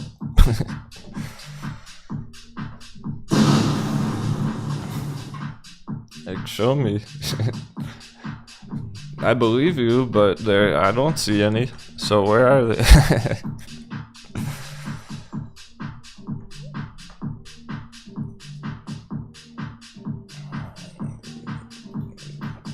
If somebody does see a bearish signal, let me know. I'm curious what you're looking at. Even PP is holding up there.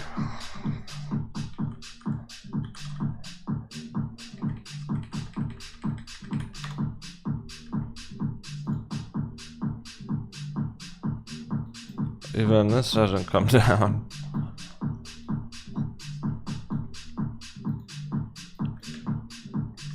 If anything was gonna crash, it's PP.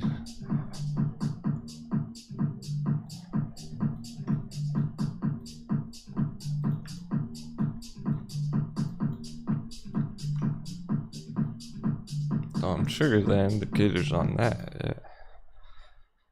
Indicators getting smoked on that. There's clearly topped out back there.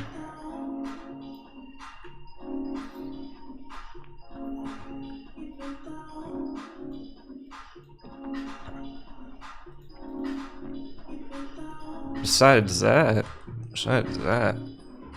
let's look at total market cap. It's over 1T.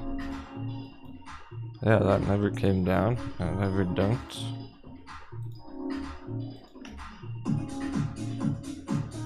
If crypto was bearish, that would be down here already, and that still would be bullish because it would be like for megabytes.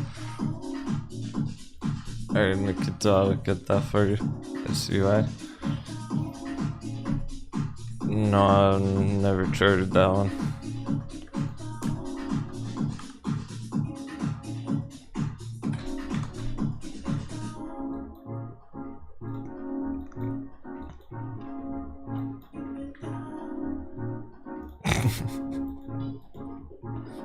You like that chart art on PP?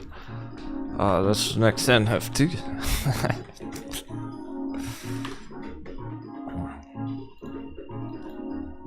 Yeah, I think I should make that the next Denwo trade NFT.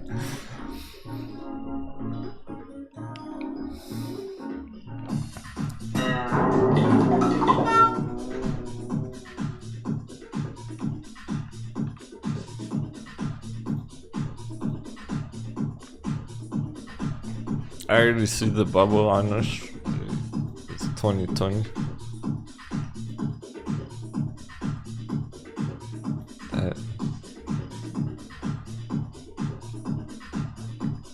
This is actually one of the more bearish looking ones. Home Depot John Deere didn't even look this bearish. Home Depot trying to bounce. Similar shape, same shape. The same thing, except Home Depot is trying to bounce first. This one's breaking down even more. This is actually one of the more bearish looking ones I've seen lately.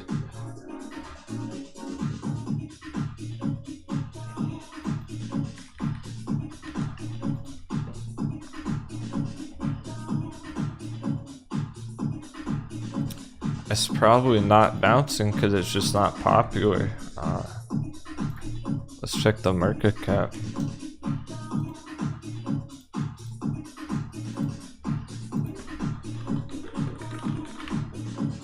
Sweet stock. Whoa, that's the big market cap actually. 16 billion. It's pretty big. Which explains why it has this shape to begin with.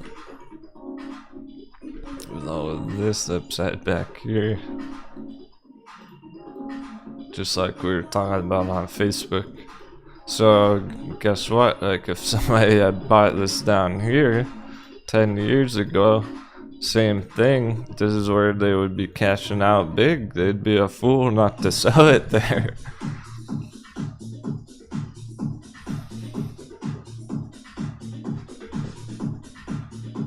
So basically all these holders who made tons of profits on it for the last 10 years are selling it because they're sketch out the whole stock market. They're up a lot, and all the market FUD, the bank crash stuff going on. It's been trending down for a while, quite a while.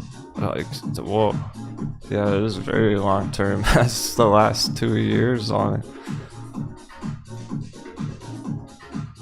2021 and 2022 has been going down that whole time.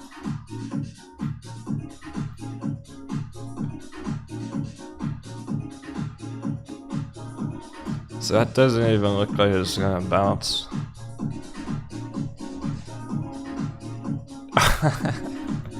Oh, that's funny. Nikita, you're talking about the altcoin. This is a stock.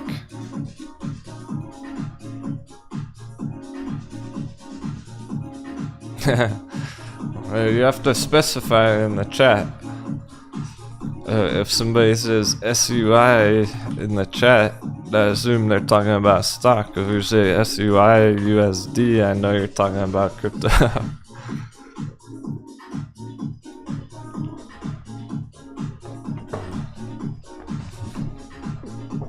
It was still worth a look because it's interesting how bearish that is actually.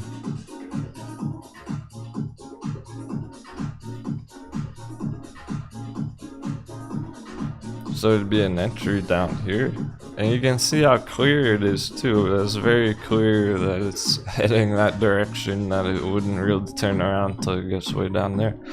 That's representative of a lot of them.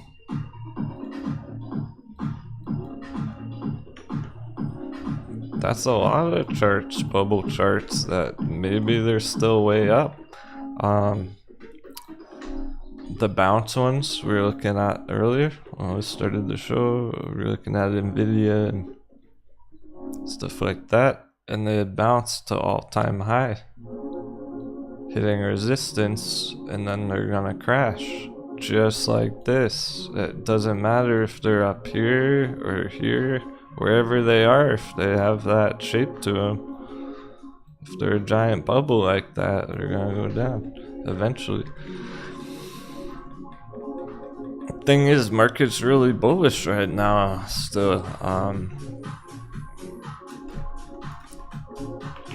Since I mentioned Nvidia, all-time high, it's not gonna crash right now just yet. It's gonna linger up here while the market's strong, stay up there for a few months or so, and then crash.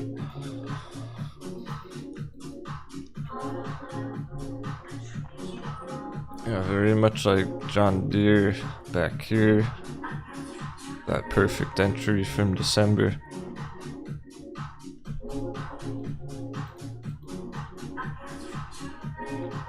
See, this is a giant bubble.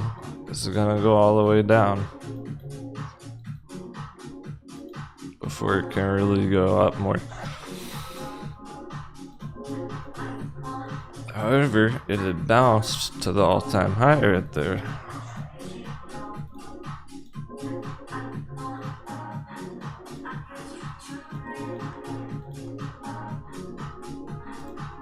Song's fired up, turn it up.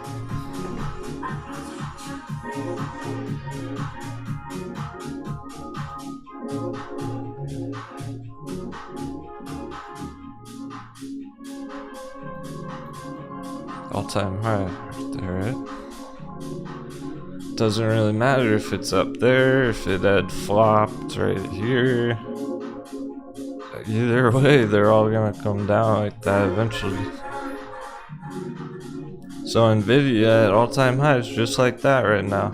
It's probably gonna linger there for a bit, but inevitably it's gonna come down.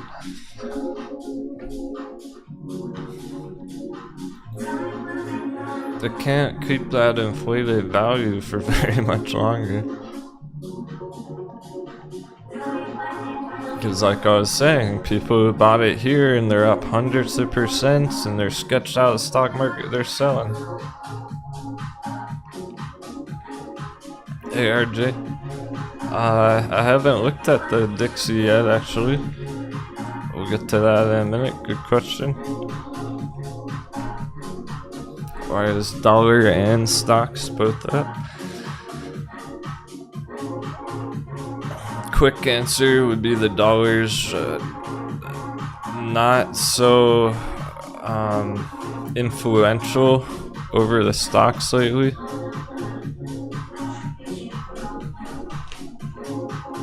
It may just not be having a very strong effect at the moment. So it might not mean much at all what the dollar's doing. Let me check that SUI altcoin before we move on, before I forget. Whoa.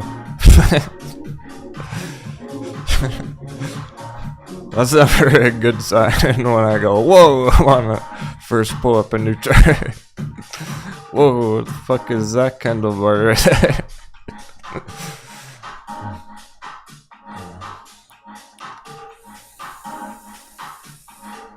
Sometimes crazy things happen when it hits a new exchange that is on Binance. Let's see if we can find some more history.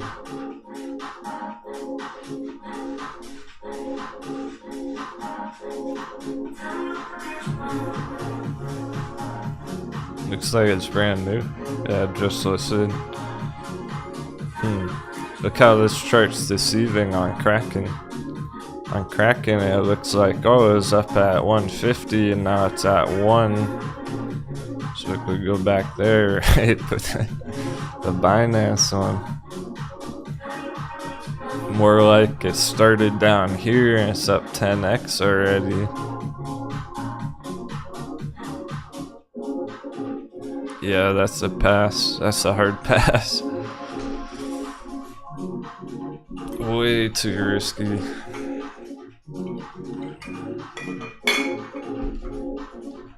Generally speaking, well, really always, we want to avoid brand new altcoins because they could be a rug pull. How do we know this isn't a scam?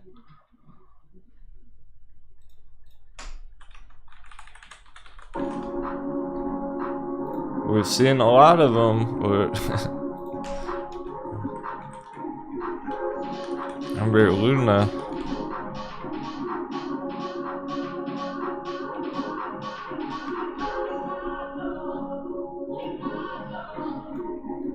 Oh, what the fuck?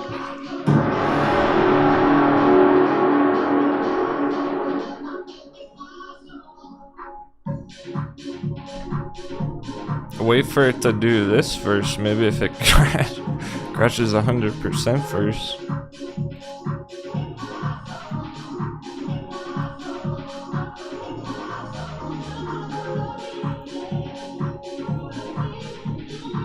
Oh yeah, I called the bounce on that. That's right. I remember calling this as a dice roll for the bounce on there at 110x.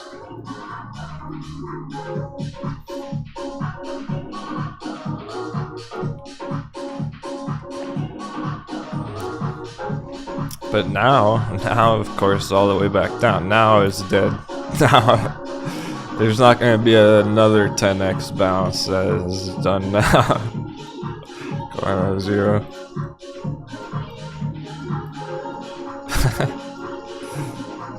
Jeez. It's probably worse than the FTX one. So of course there's FTX as the most prominent example of a rug pull, right? The whole world knows that one.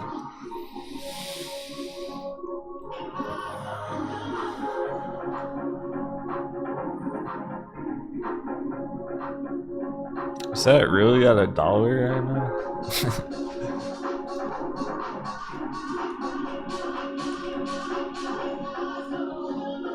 Oh, there's FTX too. Yeah, I want FTT.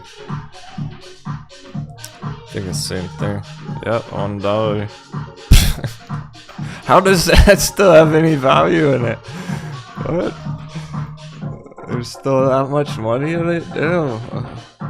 400 mil? That's crazy. I'm shocked that this is not at 0 already.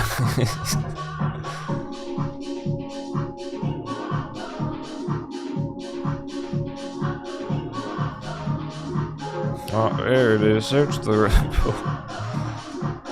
$25 down to 1. Yeah, I'm surprised that's not like 10 cents.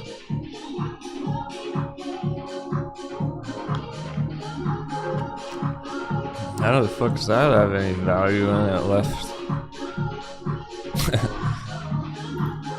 Is that 1 here from 25 and not down here at like 5 cents right now? Because there's no way that's actually coming back. It would just be trading volatility there. The traps. Not even worth the bounces on that. Looks like it bounced 100% or so, maybe 200. Not even that much.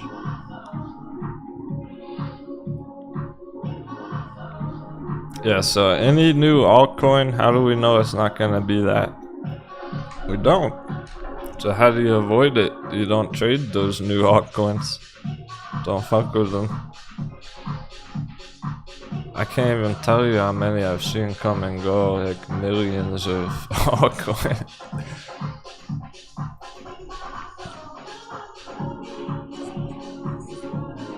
That appear out of thin air and then crash. Because eventually people will recognize, oh, it's not actually gonna bounce, and they get out of it, or oh, there's just better things to trade. They're sitting here holding this, going, what am I doing, when they could be riding Litecoin up instead. They see Litecoin crushing it, and they get hopped into Litecoin instead. And people gravitate to those more popular altcoins like that.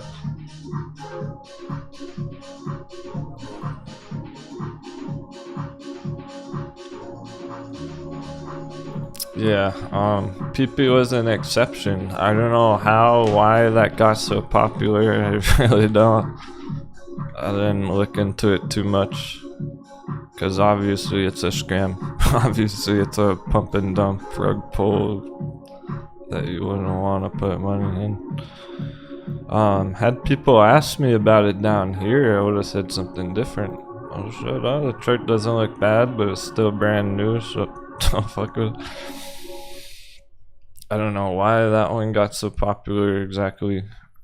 Clever marketing, I suppose. That's an exception. That's rare. Don't try and find don't go around trying to find the next PP coin, okay?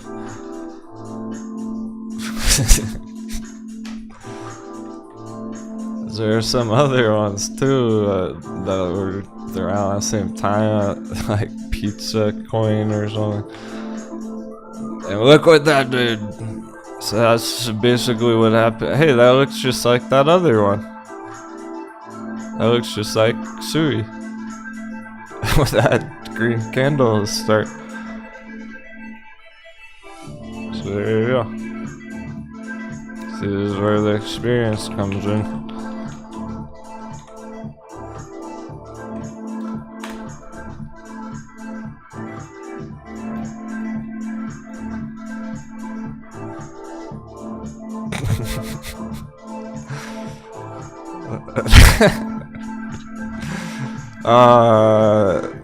Unless you want to go short on it, unless you want to go bearish.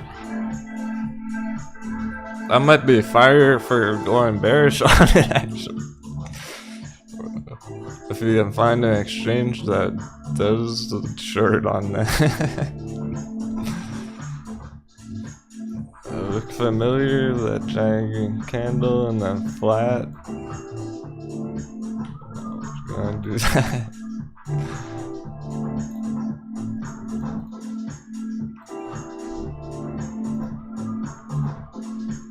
See, 99.9% down. Maybe after it goes 99.9% down, it might be with a bounce. If it's not dead by then.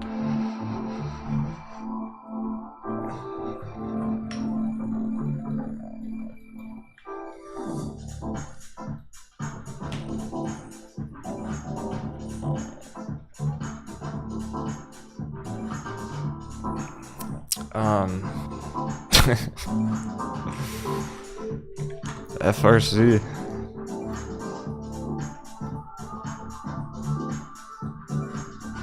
Speaking of which, speaking of 99.9% crashes, the banks. Gosh. This is basically like an altcoin rug pull. There's the literally 99.9% crash on it. But this isn't a random altcoin, is it?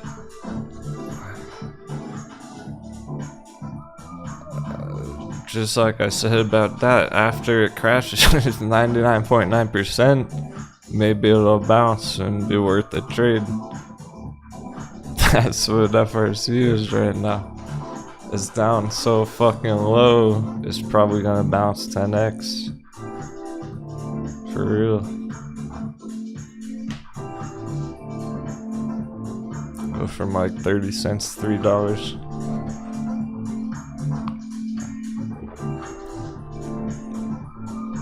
It's basically worthless. There's some life on the chart because it already bounced 100%. There's some life there, there's some buying pressure there. It stopped going down because it's so ridiculously cheap. People are buying it.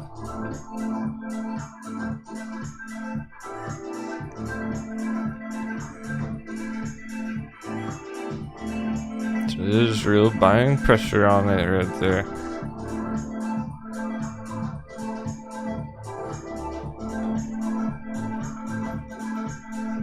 If it was gonna keep crashing, I would say it already would have. It would already be just melting more. It's very stable there.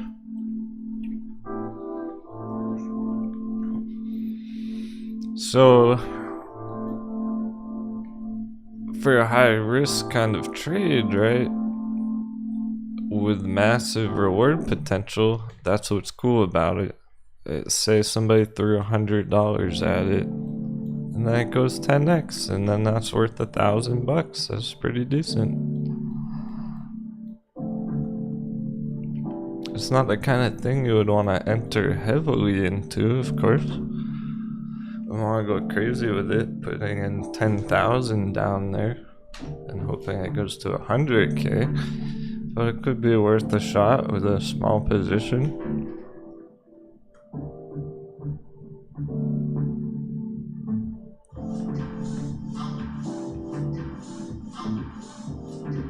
Not surprised if it has one last shakeout though.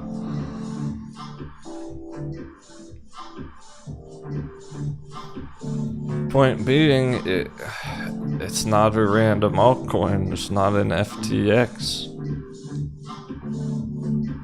It basically just got FUD'd to the ground. I just got so much negative media attention about it that literally like everyone holding it panic sold it way the fuck down. That doesn't mean it's dead. It could be later. It could be later after it bounces 10x and then it's dead.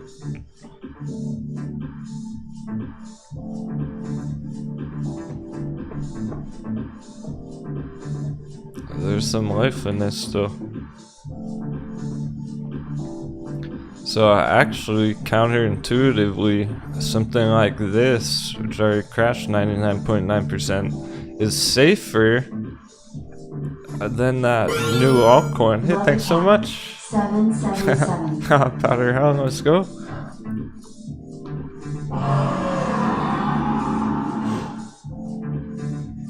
Appreciate it, man.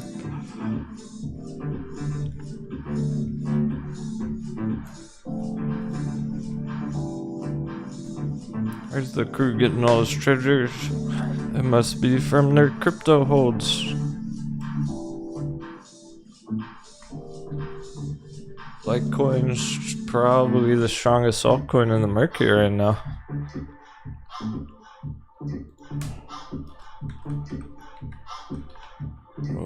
Most of our crew's biggest holders, Grayscale Litecoin. That must be where they're getting their treasure, because they bought the fuck out of this down here at $2.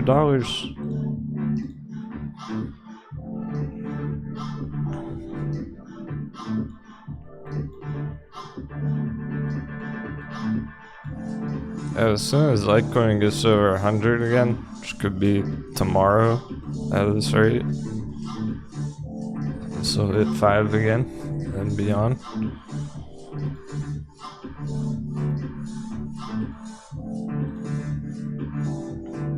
That was just a slight retracement on it last couple of weeks. No problem there, nothing to worry about.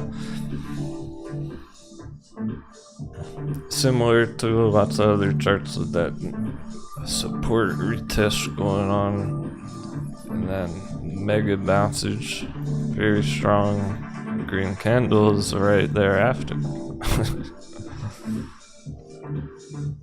This is the weekly candle right now, so it's like it never even went down. It didn't go up past 5 yet, but it didn't go down either, so let's check out. Of course, it's gonna track with Litecoin here, and Litecoin's been overdue for that 100 for those trippy digis. So as soon as it gets over that, of course, it's gonna follow. Litecoin itself can double easily from 100 to 200. So Grayscale Litecoin at least is gonna double, at least. Go from 4 to 8, 5 to 10. Minimum.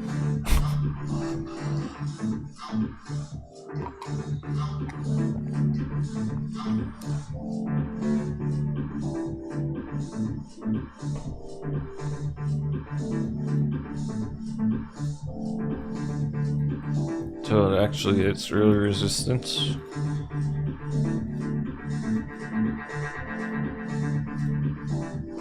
And should be a pretty smooth journey to get there. Looks like we'll ping pong off magic number once or twice there. Just like back here. Next stop from here, magic number. And maybe ping pong a bit until it gets up even higher.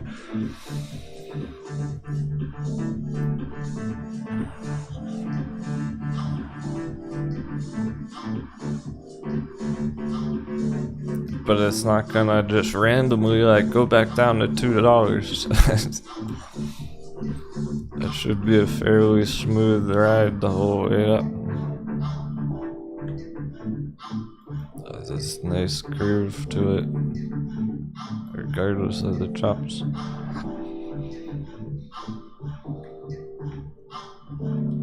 So that's the perspective. That's invaluable because with all my experience, some people got in 2, they already wanted to sell it at 4. Got a lot further to go than that.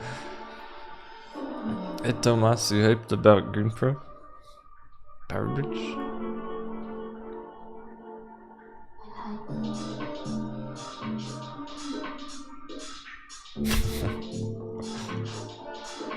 Yeah, that's not even to mention the Litecoin halving coming up, right? So here's the thing, I don't think anything will actually happen like the day of the halving per se. It usually doesn't. Let's see, when is that exactly? 72 days, that's pretty soon. Yeah, so no wonder it's crushing it lately. It's the sentiment around it, it's the conversation around it. People are already talking about it like us right now. That's what's gonna help boost it up. So again, like Litecoin can easily hit 200, especially with the talk about having, bringing attention to it coming up.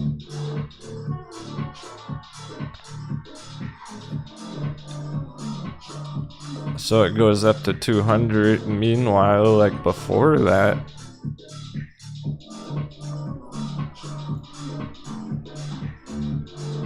was up here before that because all the talk about it. But then the halving hits, is at the resistance. It could come down after the halving like that. It's not gonna take the halving to pop it off from 100. I don't think it'll really affect it directly quite like that. And then it was mentioning that with the dollar too.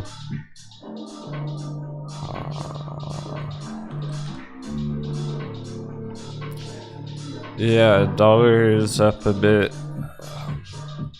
Had been spiking earlier in the week. Really, it just hasn't broken down yet. Okay, that is the bearish signal right now, actually. That's really like the only bearish signal in the markets at the moment is dollar spiking up. Well, here's the thing, it can just be a fake out. This might just be a shakeout, fake out, and doesn't end up mattering very much. Can wind up holding some kind of resistance from above like this.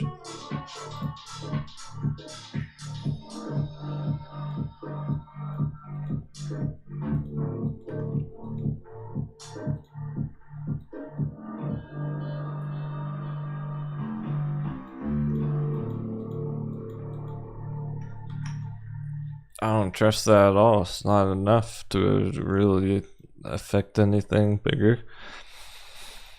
So that's probably why it's up today, and so is the S&P, both green at the same time. Because it's not exactly having that direct correlation day to day. It's all the bigger picture, and on the bigger picture, that's kind of irrelevant right now. That's not enough to really change things. Maybe if it was way up here.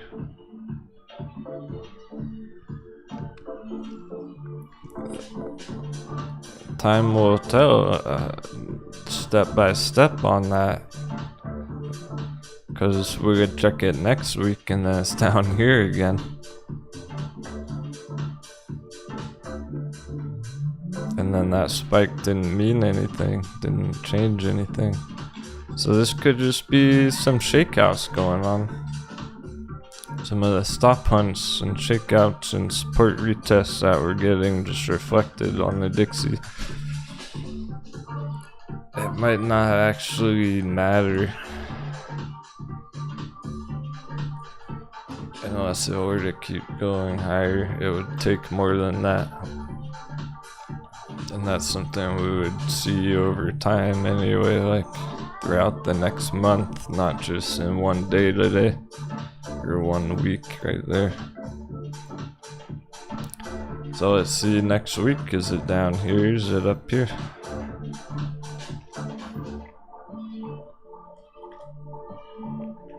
That's pretty normal to get these kind of spikes. Yeah. We got this one right before it dunked. What if it's that right now?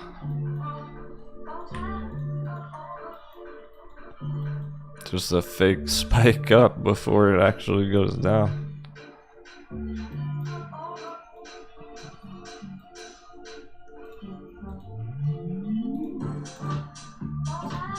Here it went spiked up for a week, didn't mean anything. Still broke down right after. That's probably what it is. It's just a mind game, just tricking people.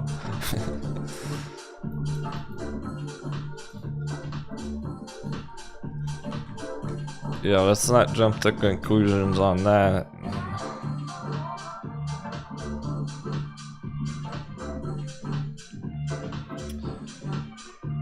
So, are there big shakeouts going on right now? I'm trying to think, what are some big shakeouts going on? If that's the case, it's pretty mixed. They're not that bad. So that gives me further doubt about the dollar there. Like, there's not even really that many shakeouts going on in that sense.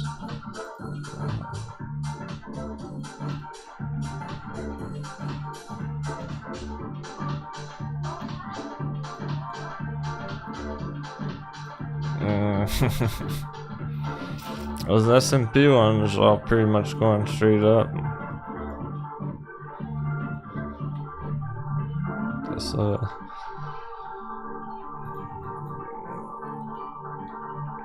So that's why it's like, that's pretty much the one bearish signal in the markets right now is the dollar spike this week.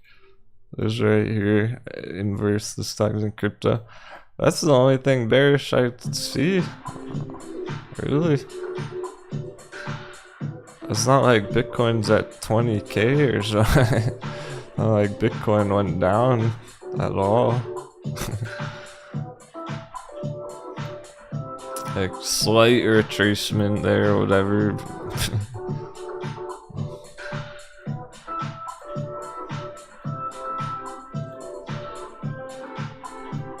Hardly.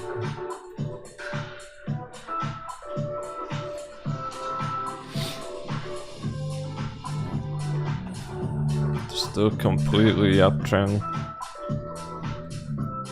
It's not like Bitcoin's down here right now, 20K. They're really flopping. It's really not even that bad of a shakeout.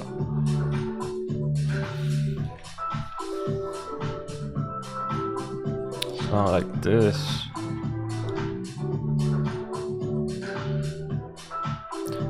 That's what could happen if the dollar continues up though. Okay. So it doesn't mean much now, it could develop that way later. I wouldn't jump to conclusions on it. That's the best up.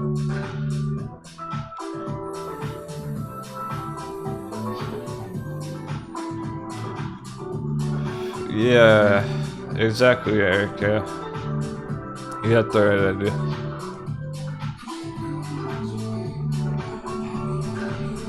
The bearish signals he was talking about on the longer term, that they'll crash a few months from now or whatnot. Yeah, exactly. In that case, they are.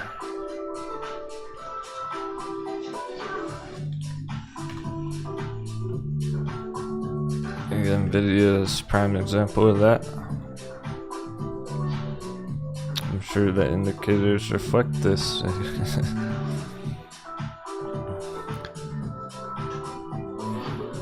So the last time it had crashed for what it is, went from 300 down to 100. Remember, that was one of the most bearish charts in the market back then, those Nvidia puts. When did it do that? When the indicators were overvalued, just like they are now.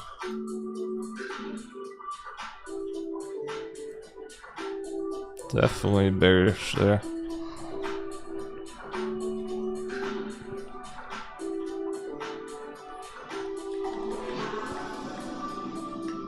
It's probably even gonna put bearish divergence on it.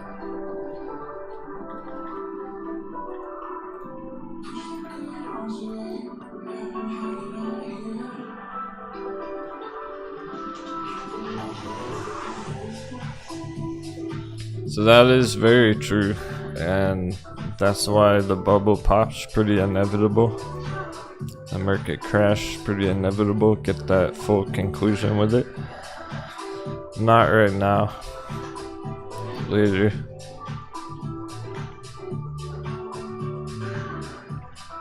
So Nvidia will hit a new all-time high first early over the next couple months or so, right? And then after that, market crash.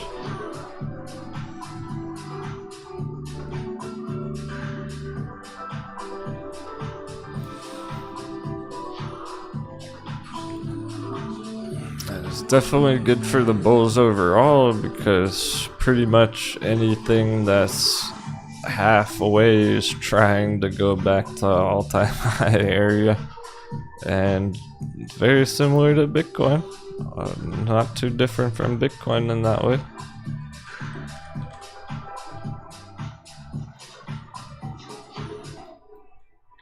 Halfway, trying to get to all-time high, just like Nvidia.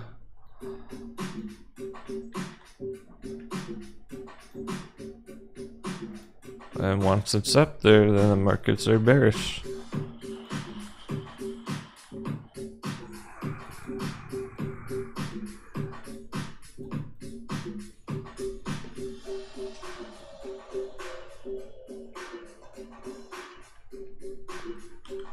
This is what it'll look like, John Deere. It doesn't matter they hit all-time high, that doesn't mean they're bullish just because they're going up right here. This.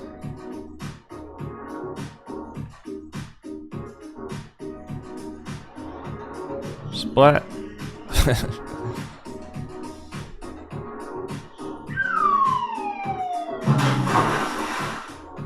That's what it'll look like. Nvidia and Bitcoin, etc.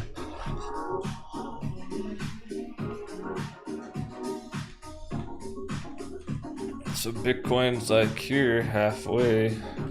Nvidia's here. Tesla's here, halfway. AMC's here.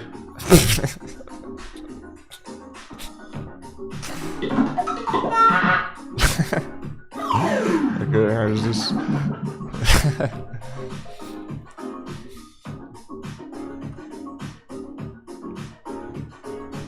GameStop's actually having a go. I've been keeping up with them just for fun. Been curious about them since they're still so popular. GameStop's actually having a go. For real. We knew it would months ago. It's been bullish the whole new year. I knew it wouldn't crash yet. Still the same plan as ever.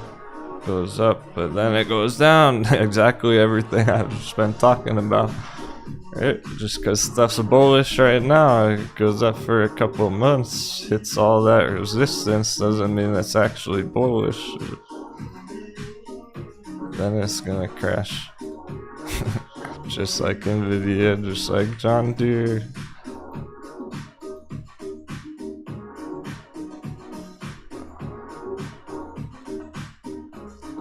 But that's like 200% right there, so meh. Yeah, it's having a go for it. For now.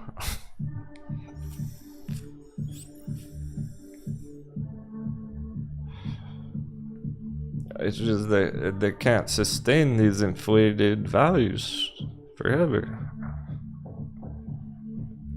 Let me get back here.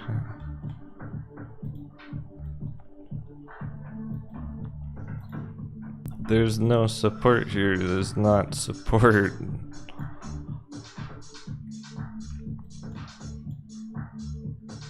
Drawing it like that doesn't even make sense. That doesn't look right at all. I've never seen a chart look like that before. Do that. That's not how it is at all. So if anything, it would be like this, and if that's the case, then it's probably like it would still. What about all this? It would still have a big fucking shakeout below that first.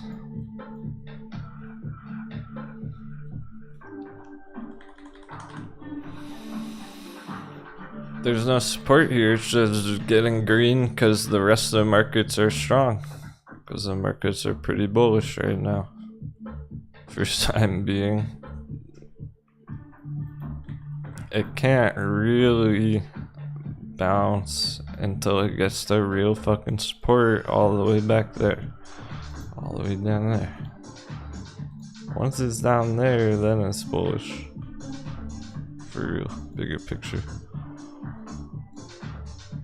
it's gotta go down there first. It's not gonna be able to go 10x again till it goes down there.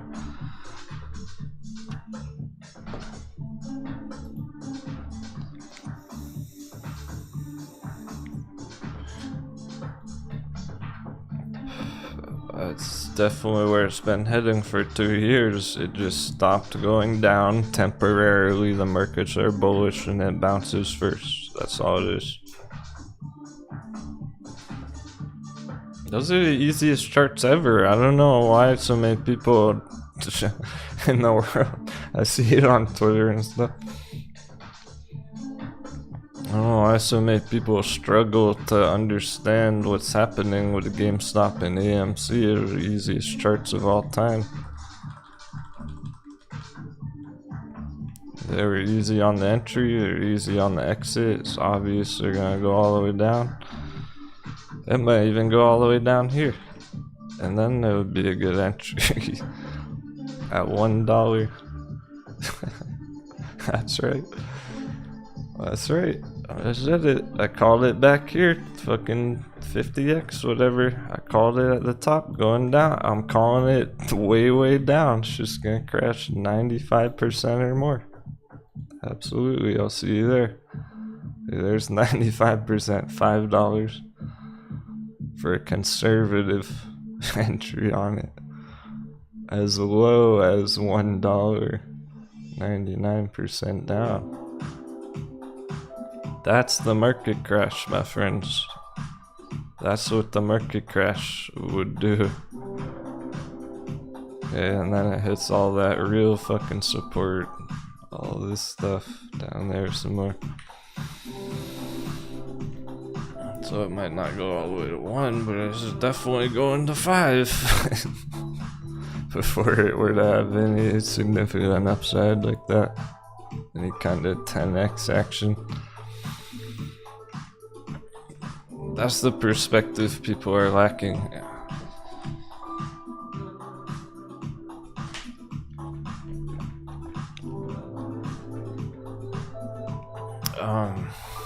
Pretty much every single bubble chart like that except for Hershey's.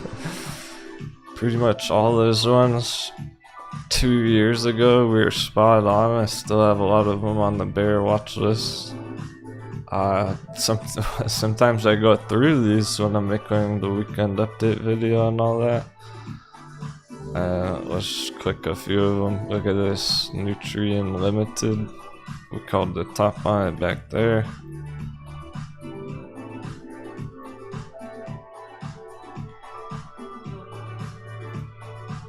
Lulu, we called that crash. Topped out currently. Same resistance from 2 years ago. Nothing's changed. Lowe's course. Kappa. This thing got absolutely decimated back there, and then it went 10x, 20. Now it's bearish again.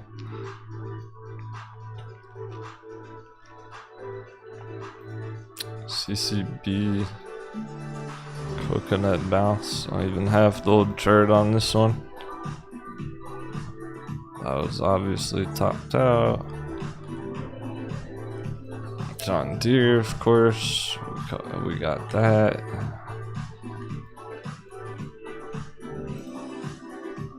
Okay, that one kept going up. This one kept going up.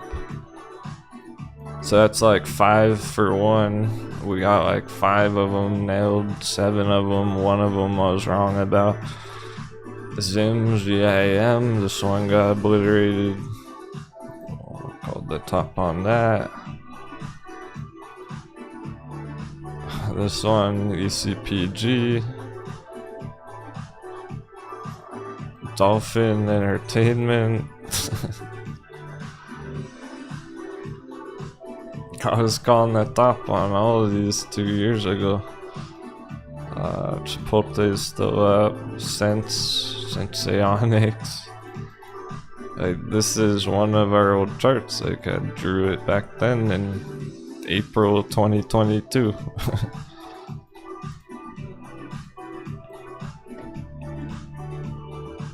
And that's all I put on. It was just a fucking arrow going down because that's all it was. Palantir, of course, right?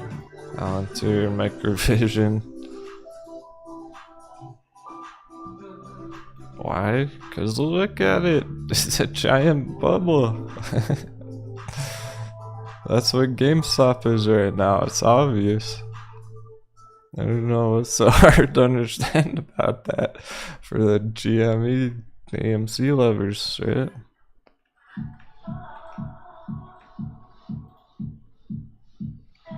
And I'm not just trying to bash them, but like I'm pointing it out so you know, learn something from it and go, yeah, the bubbles pop eventually.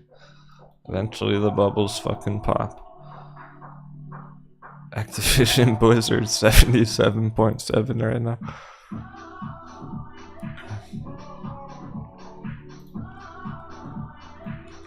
Domino's Pizza crash. Yeah, actually, fuck Domino. I had some Domino's just the other day for the first time in a while. They're more expensive now than ever. Fuck Domino. No, just going to the ground. It used to be like $7 for a medium pizza with 2 toppings or something. Now it's like $10 for a medium pizza with 1 topping. Outrageous.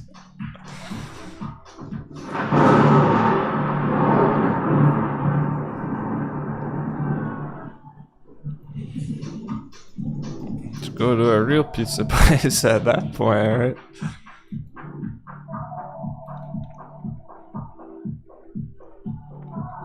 Oh, we knew that was topped out 2 years ago. It was down 50%. Go more than that.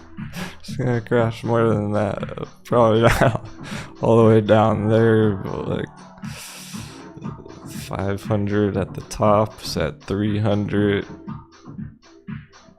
I could see 100, 150, 100. Yeah, 50 more percent.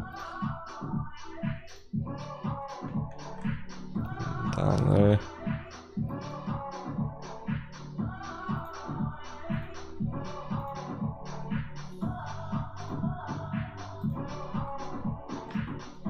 Those ones have to complete the cycle. It's inevitable. It must happen. I've always said that from the very beginning. They can't have a real recovery until they complete the crash. You know, one of the strongest charts last year? The strongest chart last year? As in the most stable, the most steady, the most consistent upside. Never really having any shakeouts. TAO.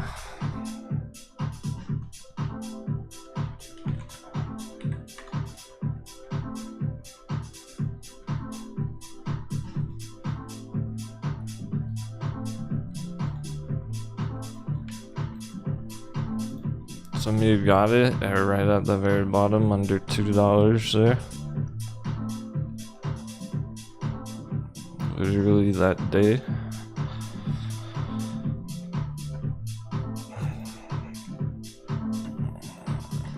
That looks just as good as Litecoin right now. That looks like Litecoin. It'd be but.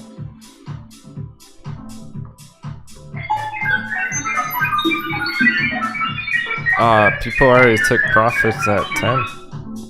Remember, we had our 10 target. We hit that fucking perfect. That's the exact day as well. The one day it was over $10. You guys were taking profits. That was one of the best charts last year. And still is currently. Why? Because it completed the bubble cycle. It's on a brand new cycle round 2. It's going into a 10-year fucking 10-year long bull run kind of a thing.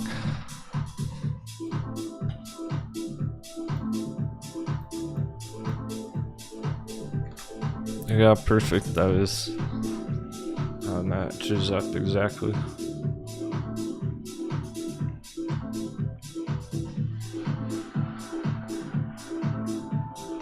It's inevitable. Those things that are up 10x, they cannot hold that inflated value forever. The market crash is still coming. The conclusion with it, the completion of it. And then once fucking Tesla does this, once AMC does this, once GameStop does this, then they're fired.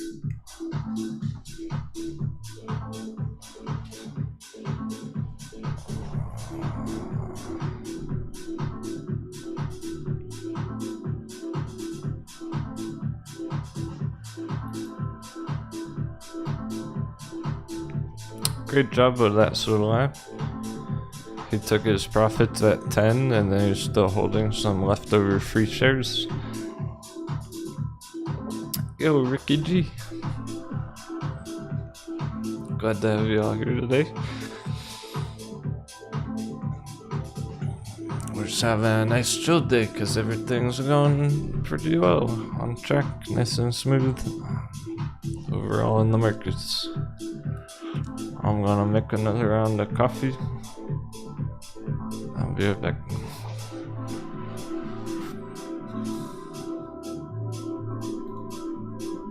As Discord day, actually, I decided to open up the show to the public.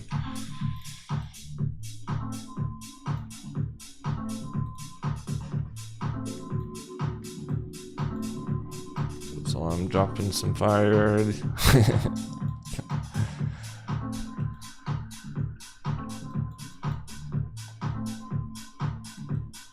Before we were talking about girls and colorful painted houses.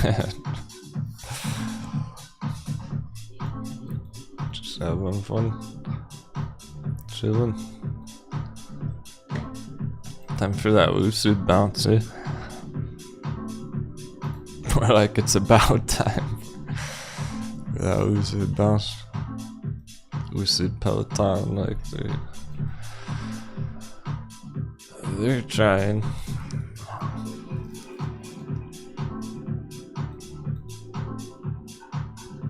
Even Mullen, some bountage.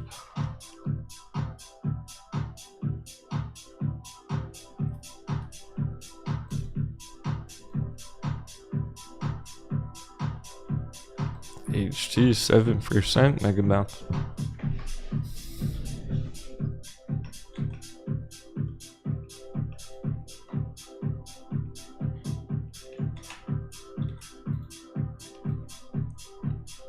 Carvana's still hot.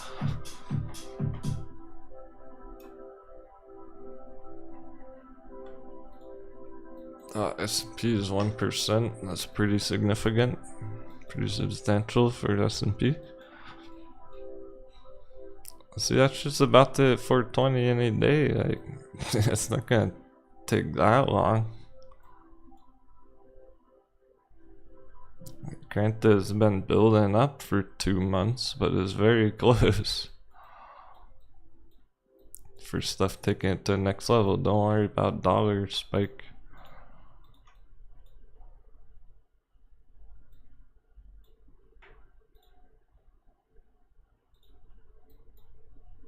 Litecoin will be $100 any day.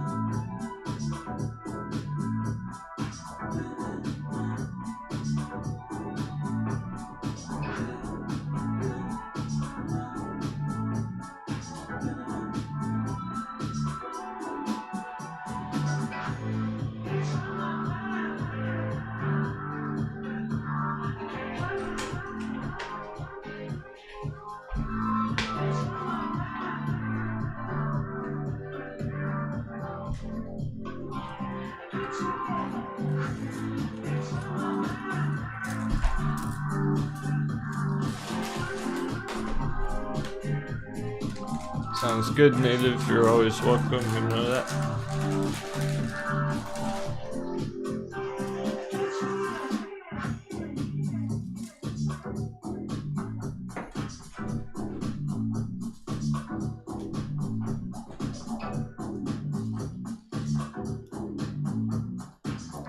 I do still stream every single Wednesday on Discord.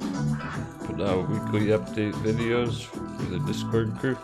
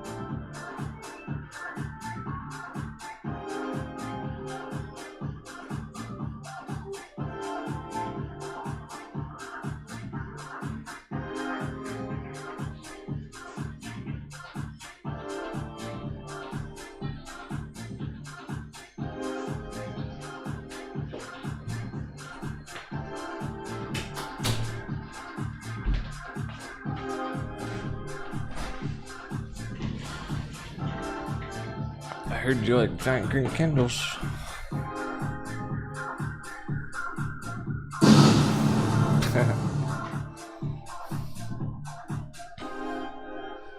Mega bounce, dude.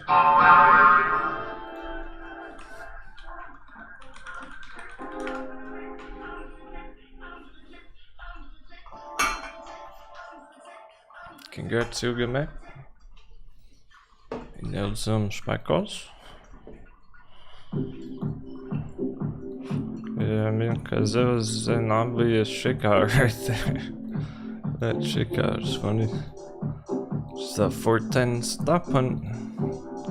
Just had the little stop losses at 409.99.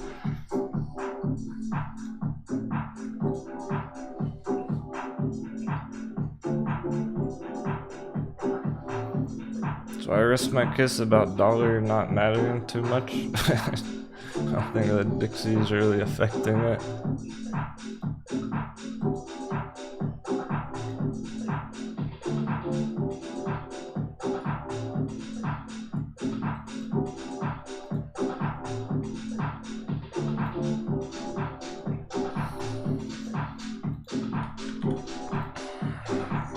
And very possibly that spike on dollar this week.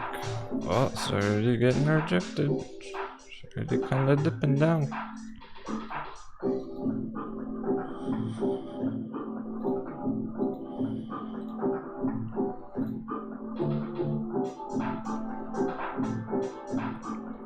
That spike this week on it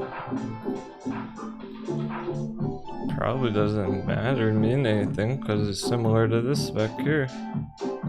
How about this spike back here when it went up for a week right before it smashed?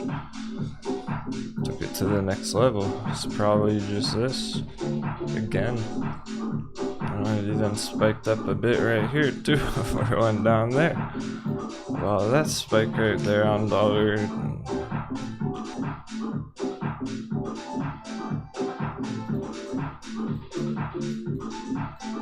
Pretty likely it's just another one of those. Just spike up here and then it breaks down even more.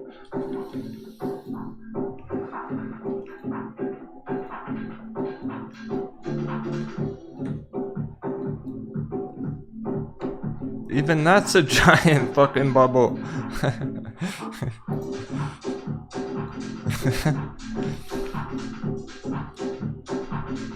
If it went up a lot, inevitably I would make it all the way back down. Complete the cycle.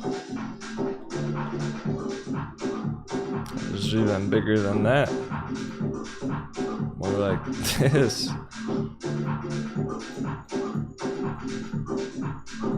That was just a down here. More like this. Down here.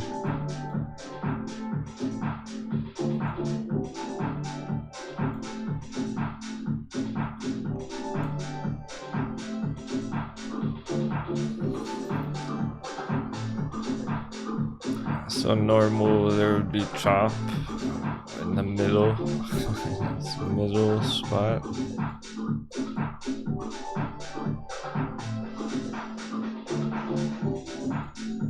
And sooner or later it's definitely going down there, at least. If not all the way down here. And that could be 5 years long, 10 years long bull market.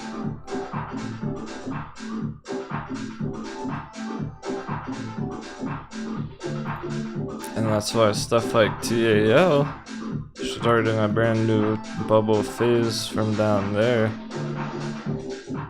Full new cycle, 10-year cycle can go bullish for fucking 5 years, 10 years. Do this again.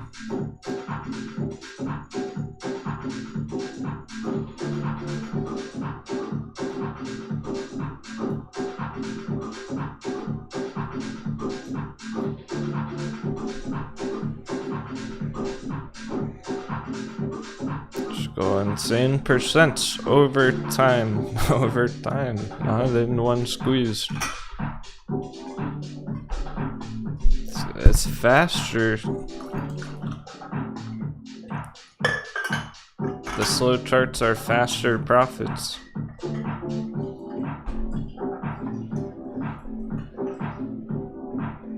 It's faster to get 20x just holding that for 5 years than it is to day trade your way to 20x, because you might get a 10x day trade and then you lose 50% tomorrow and then you gotta make up lost ground.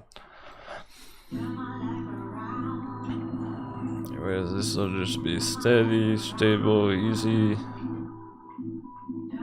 hold, because it's profitable the whole time. Hey Dustin?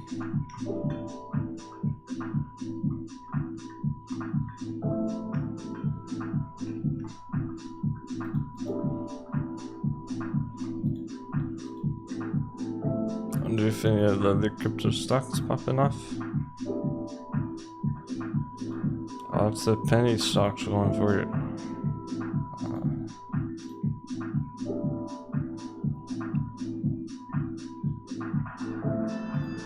Sphere 3D's been close. Okay.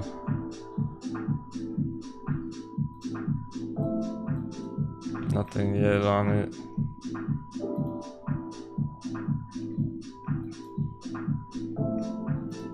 Oh, bit digital. This one sure has. This one's continuing.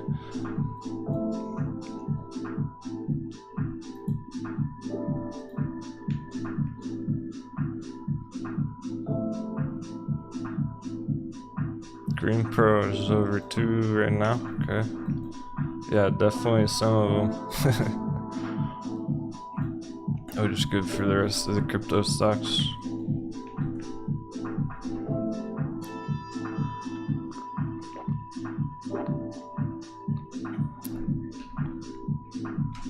Honestly, LTCN's been one of the most impressive. It was up like 20% the other day on that bounce.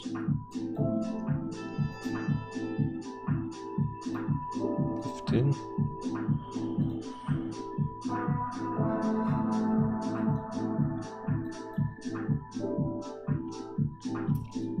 Could do another 15 today.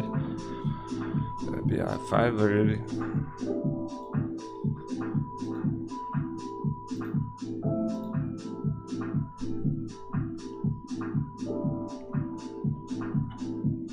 Power Bridge has his up and down all around, showing strength.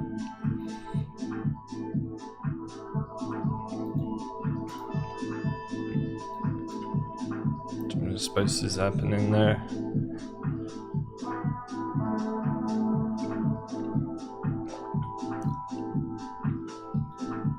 So even if Bitcoin didn't get over 30k yet, this one is crushing upwards and onwards.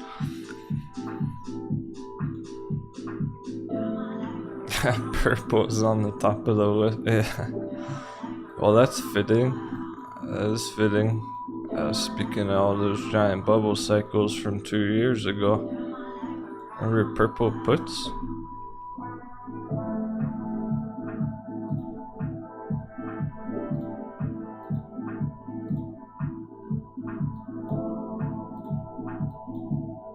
Oh, dude, it'd be nice if I can find my old chart on it.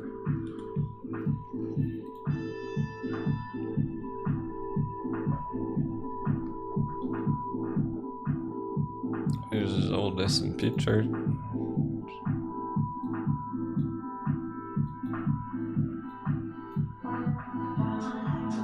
$350 was our first crash target from up there 2 years ago. That definitely played out. How much I was trying back there.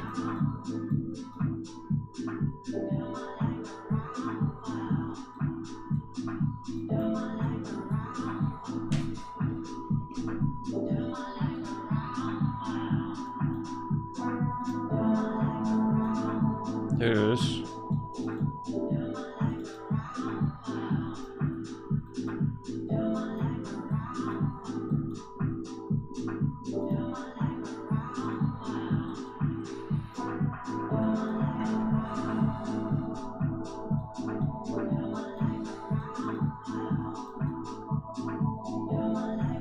So we really were charging it there 2 fucking years ago at all-time high.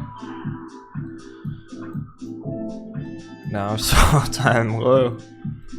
Mega bouncing. Number 1 on the watch list. So, yeah. You see how these bubbles work now? Do you believe me now?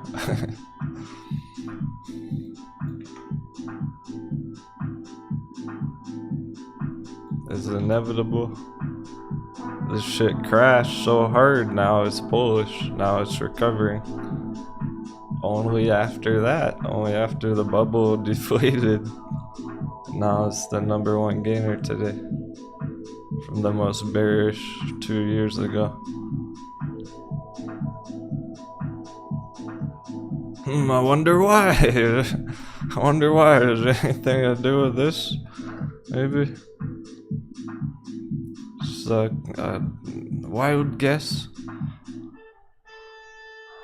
Maybe it's because the bubble's inevitable.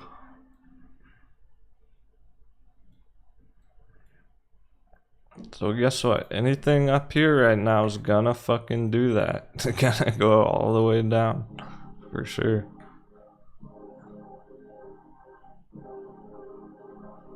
And only then can they really recover like that.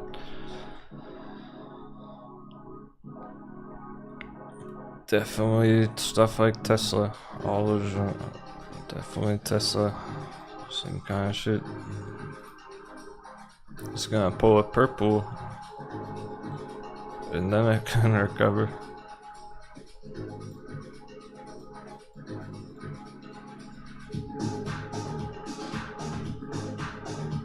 So I'll see you there. Can't wait for the day when people are buying the hot baby Tesla at fucking $10.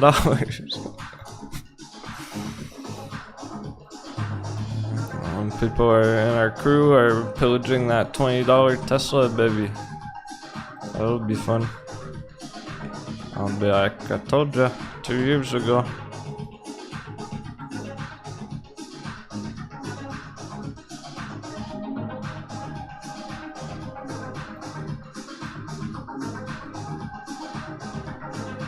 Maybe 50, maybe 50. More conservatively. Under 50.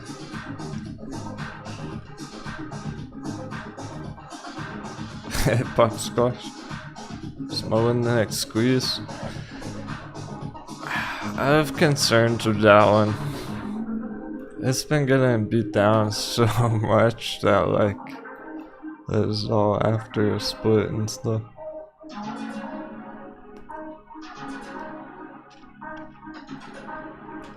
Look, it should bounce. It could bounce. That have a bounce drawn on this version. It already had like a split and everything. Chart got all fucked.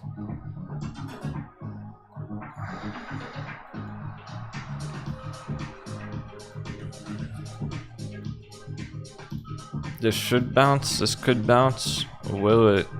Will it? I wasn't concerned with it of how brutal it's been on that. There's not been much life on it. We caught a sick trade on it back here. Some people made 700% on it back here.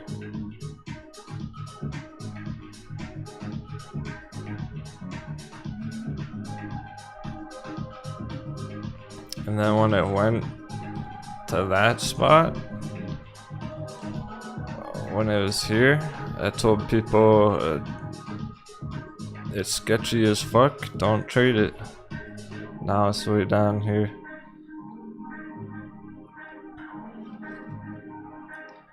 It should bounce, it could bounce, will it?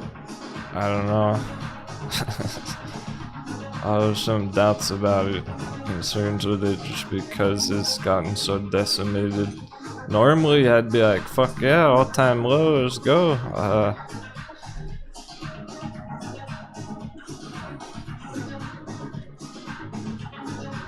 There's actually some holders who like maybe got a little bit along the way at some point.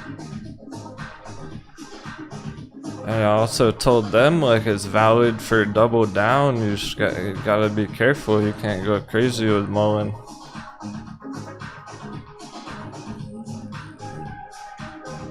Another problem, it's pretty popular on YouTube.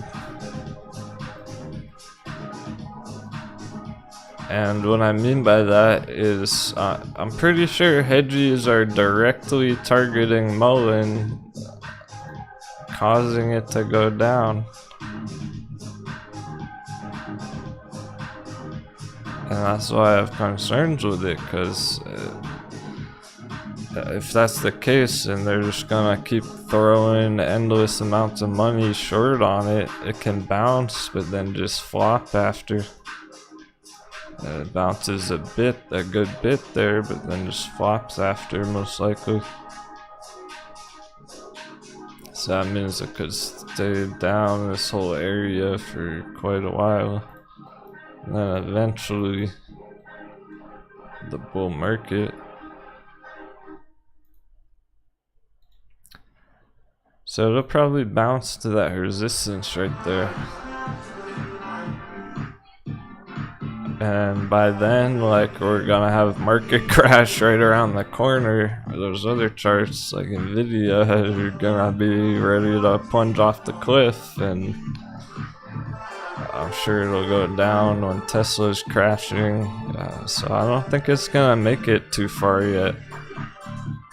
It's gonna be like a whole nother year of accumulation on that for any real upside like that's worth going for any real like 20x recovery action, huge move.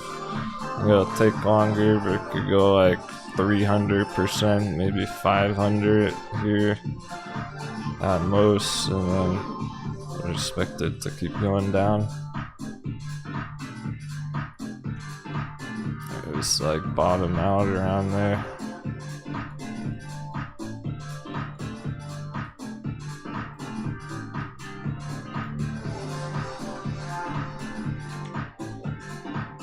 I highly doubt it's gonna break that resistance trend line yet.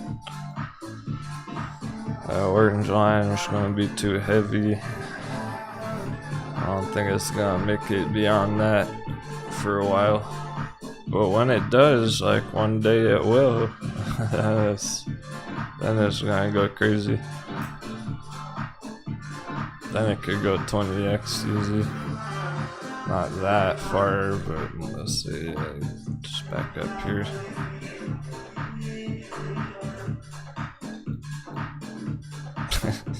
That's 100. Let's say the 50 at most. That's a lot, from 1 to 20, 1 to 50.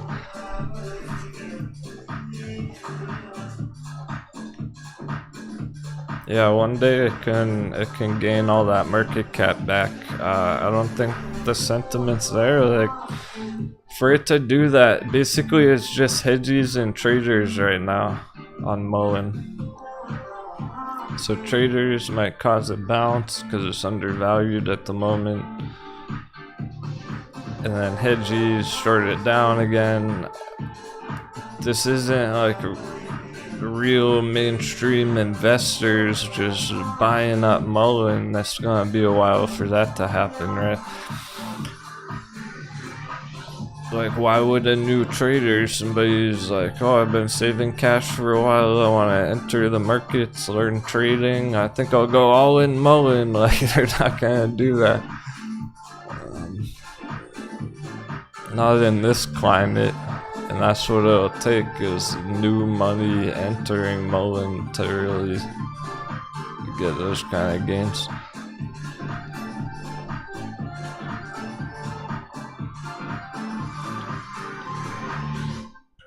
Not the worst entry, but terribly risky in a few ways there. Because then I could also say, well, what if it doesn't bounce yet? Would it? It just split. It was under $1. Now it's slightly over $1. It's probably going under $1 again first before it even bounced. So that's sketch. Like, it could hit 50 cents again right there. Better to wait for that even, like, give it a couple of weeks. If it's at 50 cents, then it makes more sense to bounce from 50 cents to $5, 10x right there.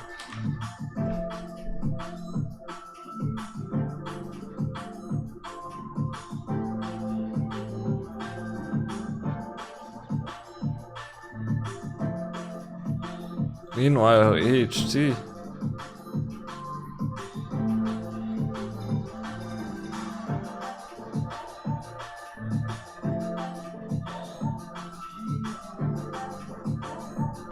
AHT's not fucking around anymore.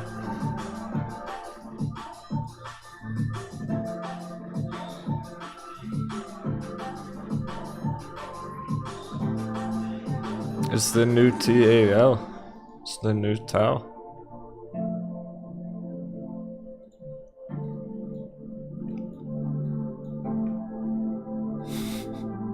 How undervalued. This ain't no shitcoin. They have billions of dollars real estate assets.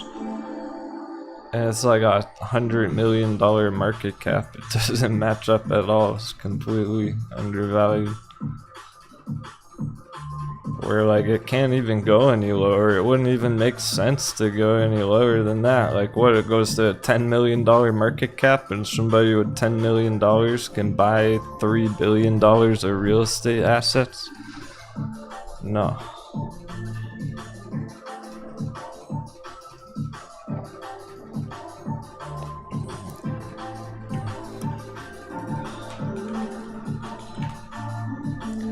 So why fuck with Mullen?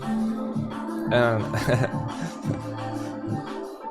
I hate pop squash, so I'm not trying to throw you under the boat. I'm not talking just directly to you, just in general. Just Mullen the next squeeze. When I was pointing out all the risk factors there with the hedgy fuckery and that could stay pretty low for a while and there's no real sign of life on it. Why even bother fucking with that when you could go for something like HT and feel a lot more comfortable about it, a lot more confident about it, and comfortable. I say that.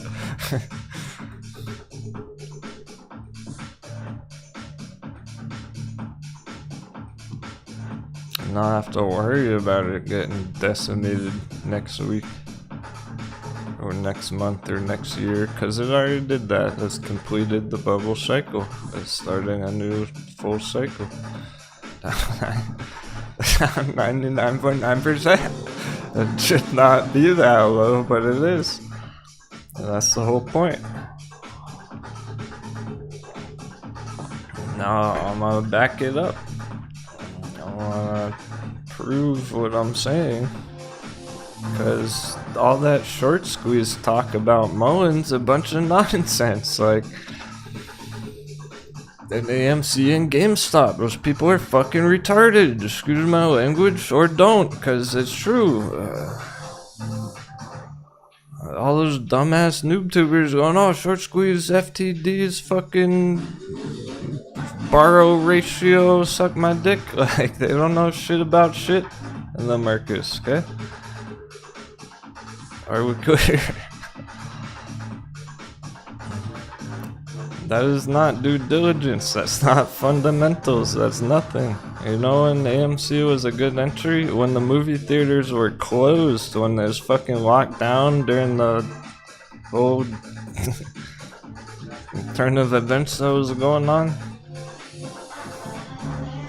Movie theaters weren't even open in America or around the world. Fundamentally, that made a lot of fucking sense. That they were gonna reopen the theaters. There's nothing fundamental about that shit now. And all these dummies just going, oh, it's gonna squeeze because I said so. Trust me, bro. Like, what the fuck? And they've been wrong about it for 2 years. Why didn't they get in back here and when it actually squeezed, right? None of them were fucking squeezing it up back there. And what, they start talking about it here, like after it already went up 20x? Crazy.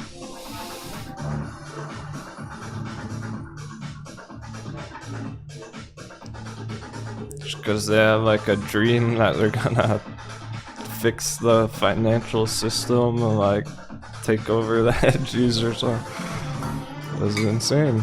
It was like literal insanity. And that's why a lot of them quit. That's why trades fucking quit, right?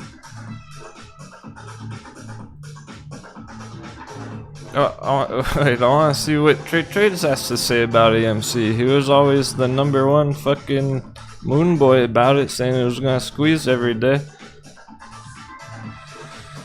Oh, this channel doesn't have any content. He deleted it all. He quit. He disappeared with everyone's money. He gave up on the movement because he was fucking wrong. He realized he's an idiot and is probably going insane, thinking, "Oh, squeeze tomorrow," and being wrong every day for 2 years. They have nothing good to back that up, to support that fundamentally. It's just fucking in the middle on the chart.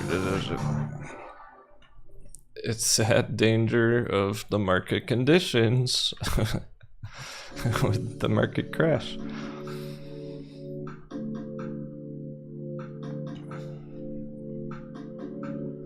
So, Mullen, like, what the fuck, all these noob tubers saying Mullen's the new hot squeeze, like, they don't know shit about shit. Did they trade Mullen 700% last year like we did? No? Well, then I guess they're wrong. Like, did they catch Mullen here? What about when it actually squeezed 700%? A lot of our crew crushed that trade. Where the fuck were those Mullen lovers back then?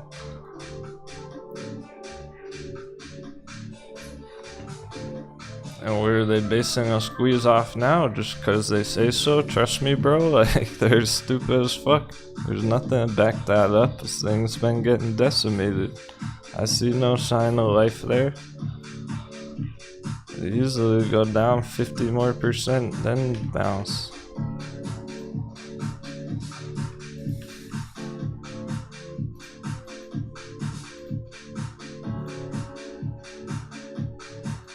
That stuff pisses me off, like, it just makes a mockery of real technical analysis. So I wanna prove it, dude, on HT. Here's the fucking difference.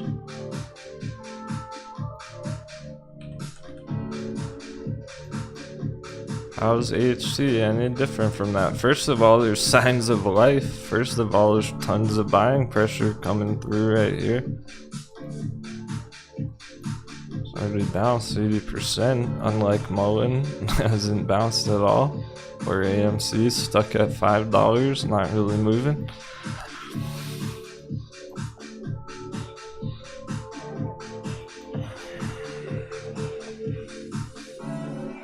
Of course, the whole anatomy of a bubble. Might as well include that, right? Of course, this concept is valid on HG.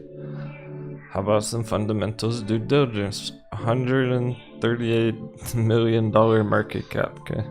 That's the size of the company, effectively, in the market dominance. Is that undervalued or overvalued? Well, it's down 99.5% past 5 years. Well, it can't really be overvalued then, can it? So is it undervalued? Well, what the fuck is this company, right? REIT, Real Estate Investment Trust.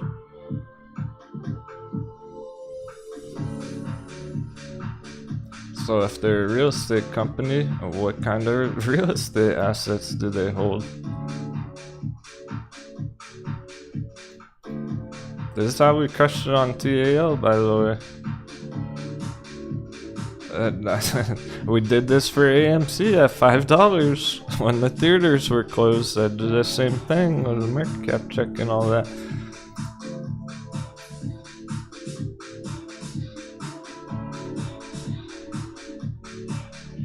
Here's their assets under management.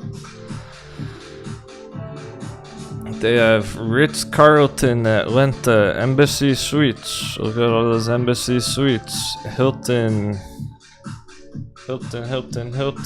Hyatt, Marriott,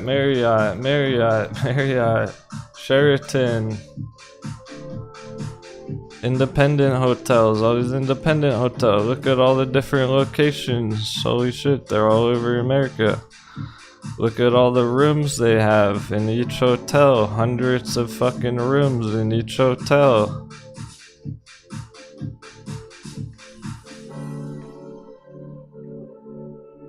Are you telling me these hotels right here, these 58 hotels, are only worth 138 million? Get the fuck out of here. Off the plane. Right? Yeah, right. Like, yo, like one of those is worth 10 million now. They're all worth like 10 million a piece. That's 500 million easy in value right there. Hotels aren't fucking $1 million. They're a lot. They're tens of millions of dollars for each of those hotels that they own. if not like 100 million on some of them, probably. That doesn't add up to the size of the market cap at all whatsoever. So somebody with $140 million can buy 58 booming hotels.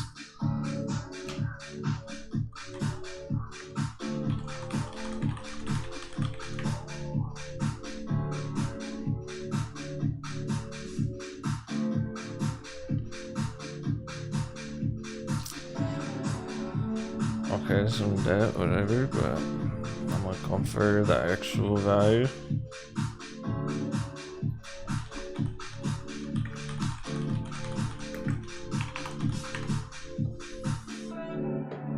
Ashford Trust is focused on investing predominantly in upper-scale, full-service hotels. The emerged strategy is to invest in luxury hotels and resorts. Combined, Ashford Trust and Braemar Hotels and Resorts currently own 116 hotels, more than 26,000 rooms, and have approximately $8.2 billion in gross assets. HT makes up like 3 of that. I can't find it that quick, it's not popping right up, but I've checked it many times before. It's like 3 billion.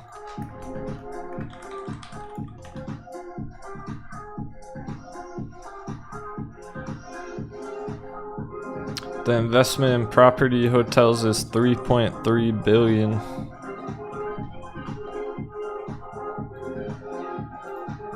So you're telling me somebody with $140 million can buy 3 billion worth of real estate assets? That's insane. That doesn't add up. Exactly. It's completely fucking undervalued. This should be billions of dollars market cap, not 100 million. And it's going to be. It'll recover to there. I'll at least go to 1 billion. That's 10x.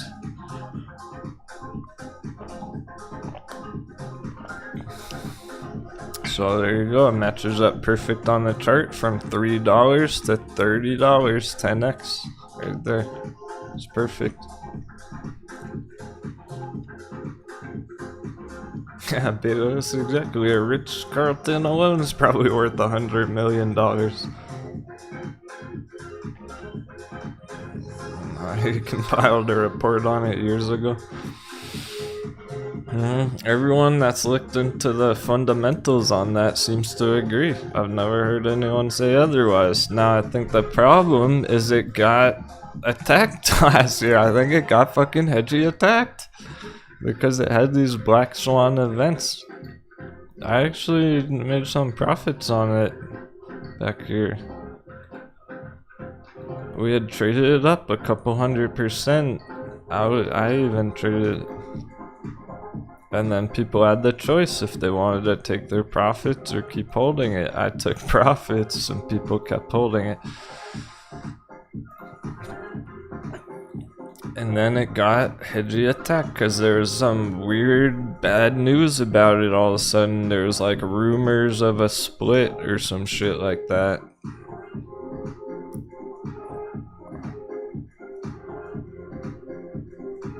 There was like a bad earnings report. I can't even remember. There's like 2 or 3 news events that hit all at once that seemed intentional to drop the price on the chart, and it went straight down right there instantly.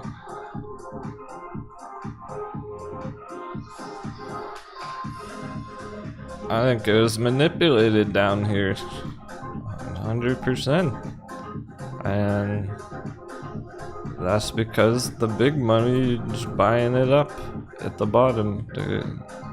They know how fire it is. They intentionally caused it to go lower. With this drop right here.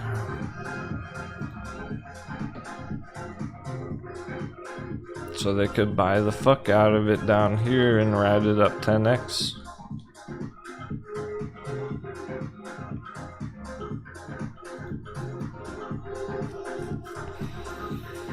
Right, so counterintuitively, counter to common sense, really, even though it is common sense, buy low, sell high. The ones that have crashed like that already are actually way safer than something like Nvidia,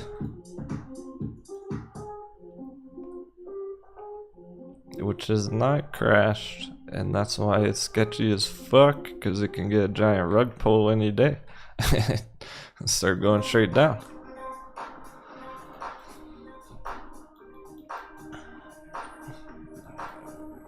Right, common sense goes, oh, this is strong on Nvidia lately, like, that's the strong one to be in, that's the safer one to be in, because it's so green. Not.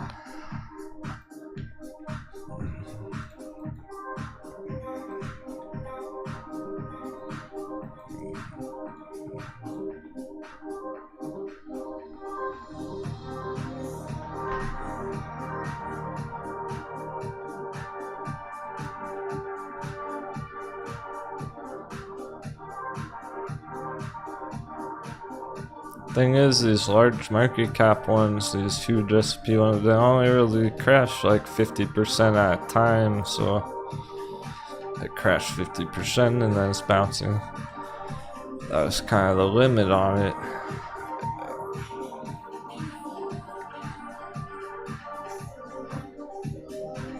So it would crash like 50% again from here, right? The real market crash. But then it'll bounce again, and it'll bounce again, fucking, then crash another 50%.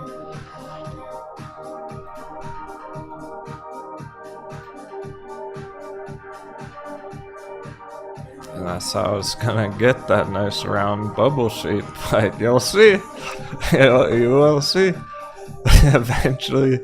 It doesn't look like a bubble right now so much, but eventually it's gonna have that shape to it.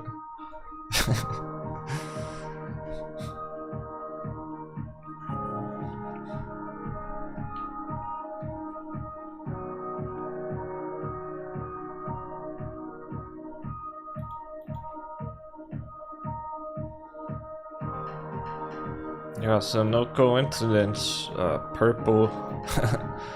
Purple's on the top of the watch list today. There's a reason for that. It's nothing to do with the company or a squeeze. It's just undervalued, going for a recovery.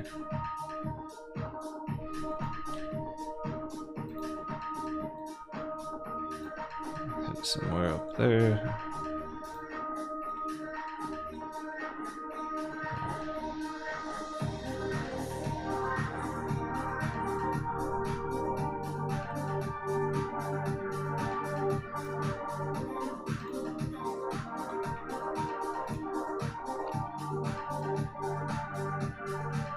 That's a lot of the pop off today. A lot of the mega bounce action is on those extremely undervalued ones.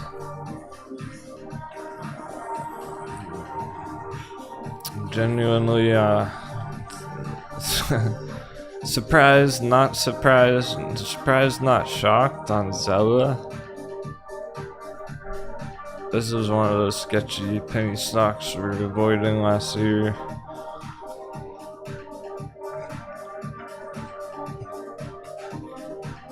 Now it's going straight up 200% after a huge shakeout.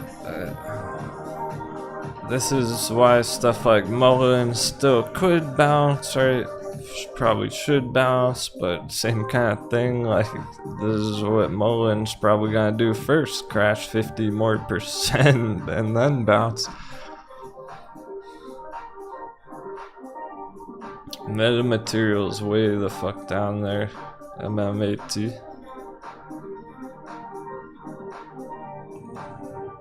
There's that extra 50% hedgy hammer on it, all-time low right now currently.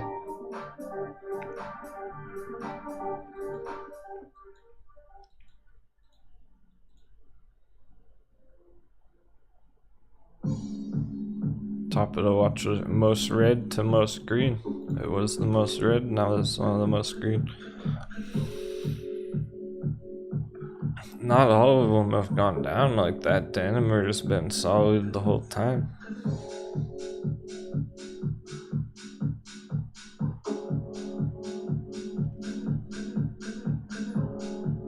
One of our buyers scouted this out down here. It looked great. He kind of FOMO'd in. He's nice and green on it. That was perfect entry on it.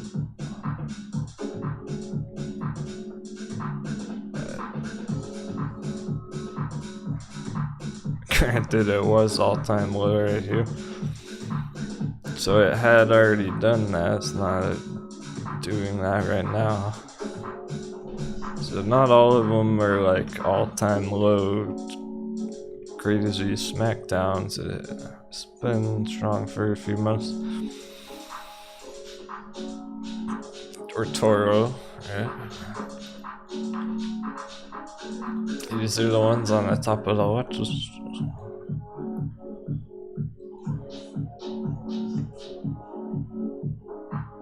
Carvana even. Carvana's been steady for a long time now. I would cut that $4 entry all-time low. People already took profits at 20.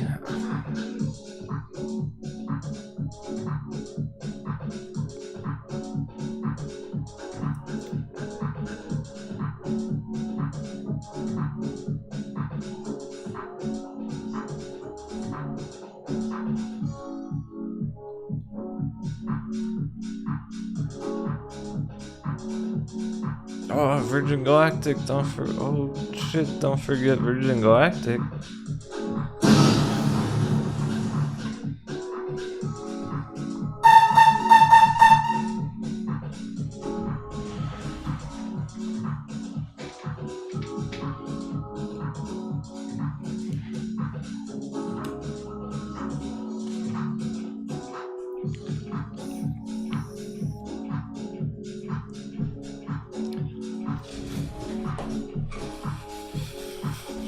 See the difference between that and Mullen? There's signs of life.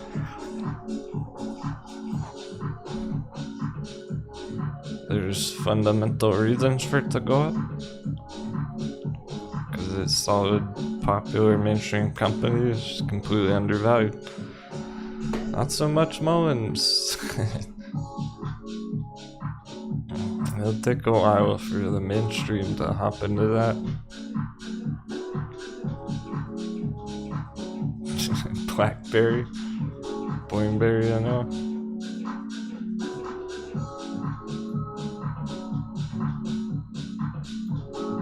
Oh yeah, there's no reason for stuff to stop going up right now on that day. It'll keep going till the end of the day. There's only 2 hours left. Yeah, look how much further Blackberry's gonna go. It's gonna go to 10, it's not gonna stop today, tomorrow.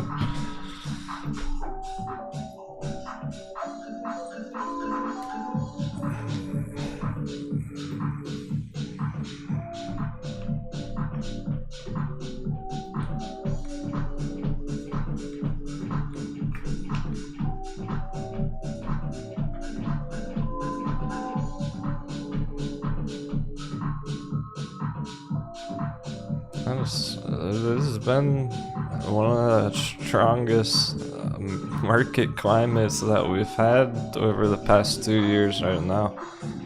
I don't want to see any doubt. I don't want to see any FUD.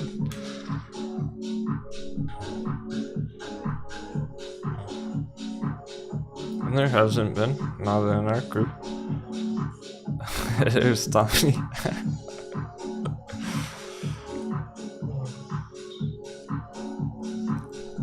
We need you to supply the party favors for the Burning Man trip.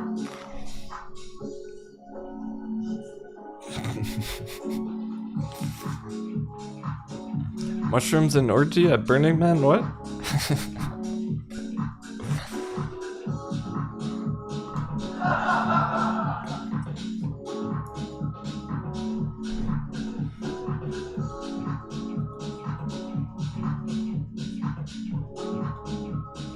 I'll see you there.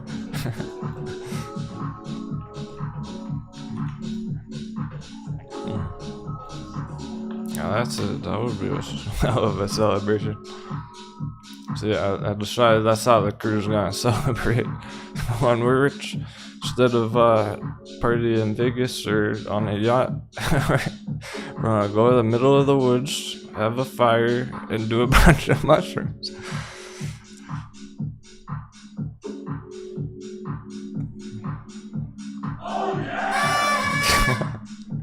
You're a suspect. Well, you're invited for sure. Need to protect the base. Use your rust skills. You'll be on guard duty.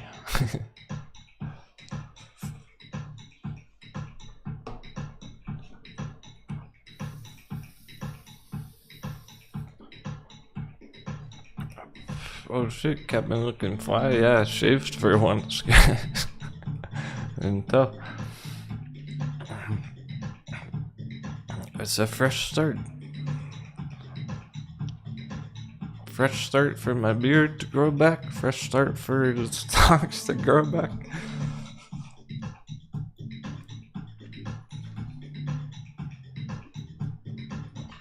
But we even see it on BlackBerry where like it's not all-time low anymore. It's been crushing it really from down all-time low.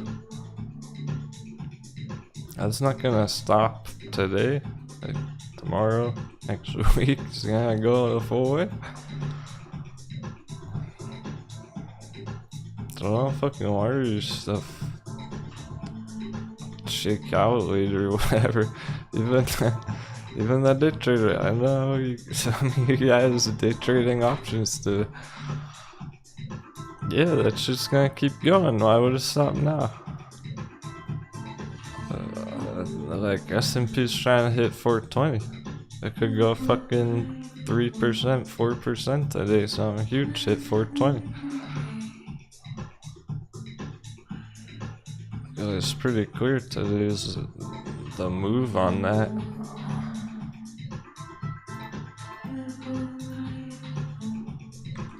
Go full screen.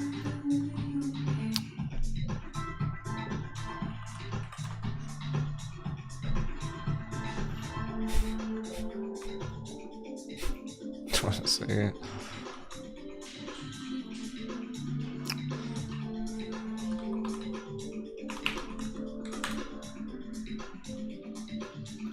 It's pretty clear that's the big pop off on it. It's been building up for a while. That's not gonna stop.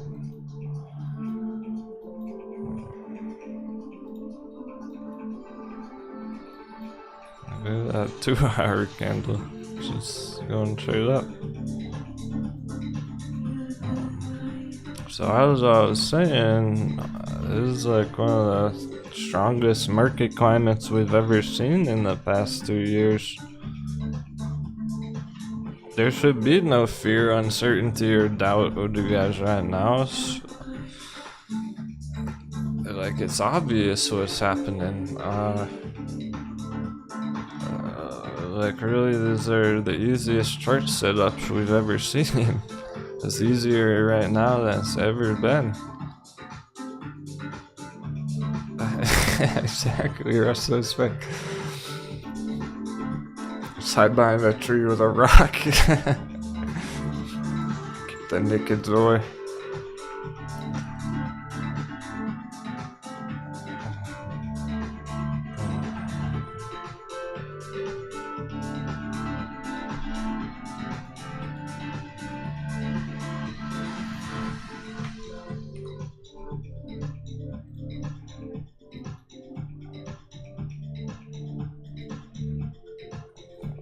Don't even question that shit on S&P. What's there to question? Like when you see it this way, when I've drawn it out like this for you, is there really any question? Is that gonna go down in an hour from now? Is that going down tomorrow? Look at it. It's going straight up. It's like it's obvious. It's not gonna stop.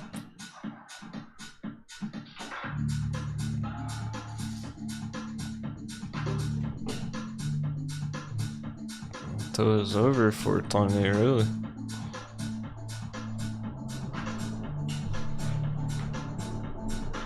It's finally taking it to the next level.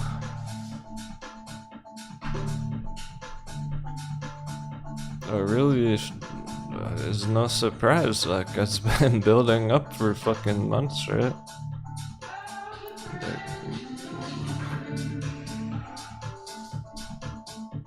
Say February it tried to do it, another big shakeout. March, April, May. It's been trying to do this fucking long time, guys.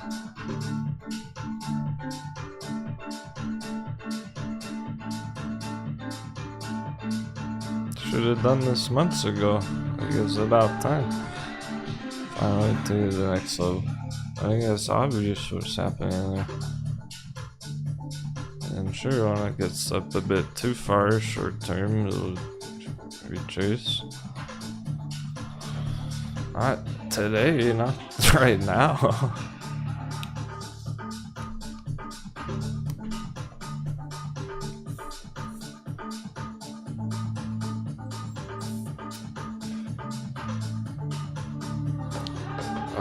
So this is why I've been saying, like before this even had a giant green candle, I've been saying all morning how strong the markets are. That is what I'm talking about. Like, it's no surprise. That's why it's real on the HT. That's why it's real on BlackBerry. These are not fake fucking moves where they're just gonna drop back down tomorrow. Like, this shit's going 100% further. It's pretty obvious right now. Like, it's the easiest setups we've ever seen.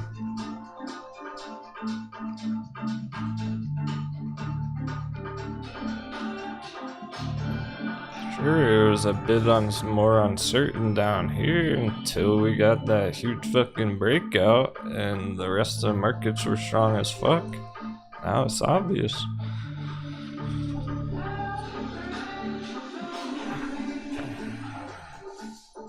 So that's kind of stuff I don't get with the short squeeze coconuts. Like, this is such a perfect setup, right? BlackBerry. You don't see that on AMC. It's just stuck at $5, not really doing shit right there. So why the fuck's everyone so obsessed with that crappy stock? I don't know.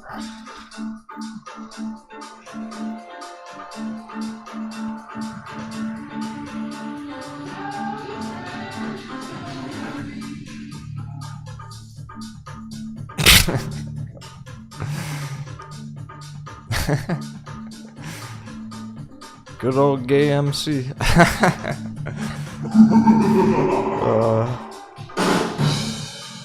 People got pissed when I said that on accident a couple years ago. I stumbled over my words and accidentally said that. Some of them got pissed. Like, how dare you call it that?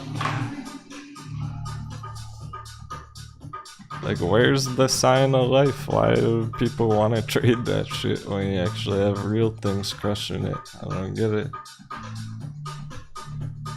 I actually have real setups, crypto stocks. Been obvious on that. Like, meanwhile, crypto stocks are going up hundreds of percents. And that shit's just flat.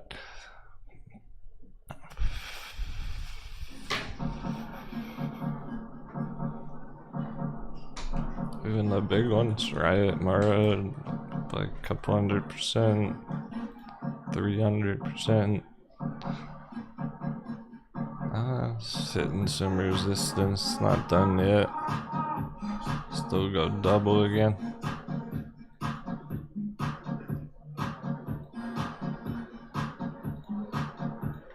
So much more attractive, like it's easy right now. What they're showing us, what they're telling us, like obviously crypto's kicking ass as it has been for 7 months, 9 months, whatever. Obviously sketchy ones like Mullen are still getting short attacked. And obviously the AMC is not doing shit because it hasn't really for 2 years. It's pretty obvious right now, you see what I'm saying? Obviously AHT is completely fucking undervalued.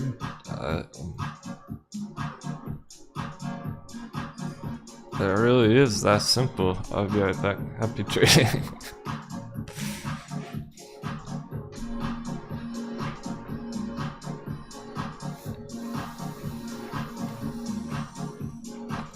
Obviously, Litecoin's going to 100 as soon as possible. There's no doubt about it.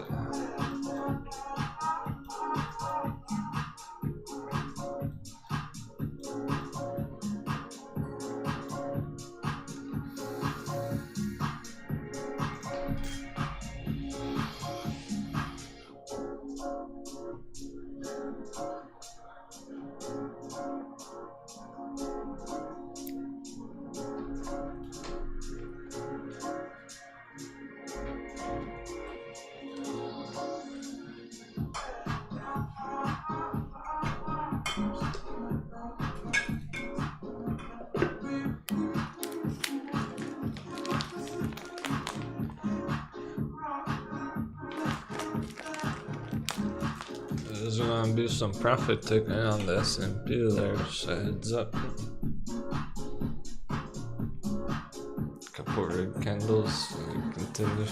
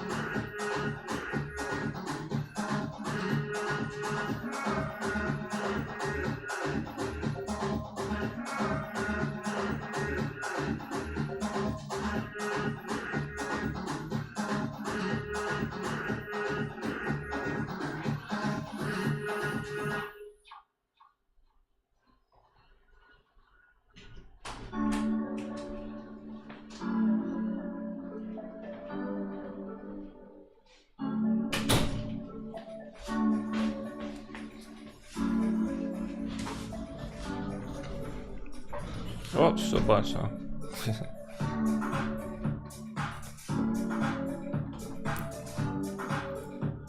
The rocket ship just won't stop today. It'd be pop with the blackberry calls. Let's put it this way.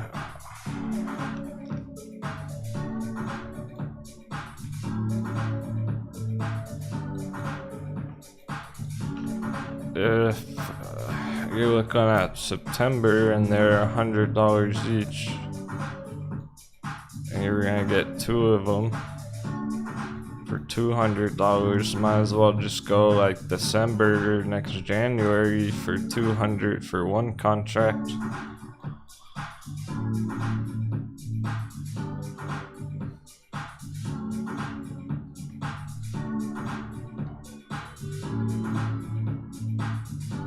Might as well just give it that extra time in case it takes to the very end of the year to go all the way.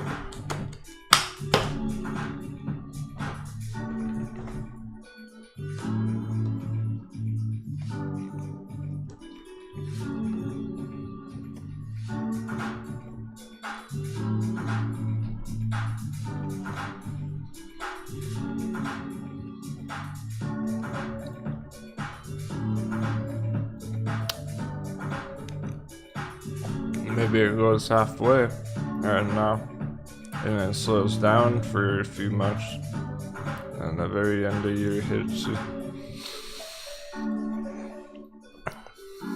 So you'll probably want that extra time.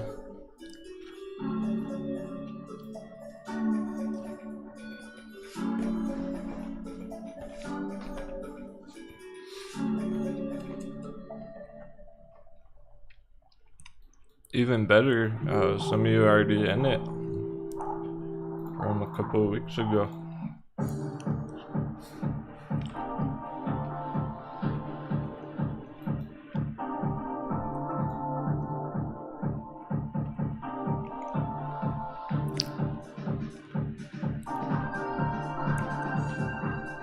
From under 5 and now you're in the money.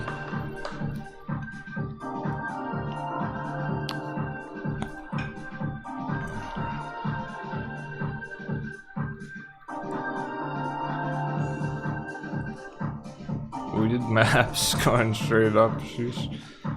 I was undervalued as fuck down there.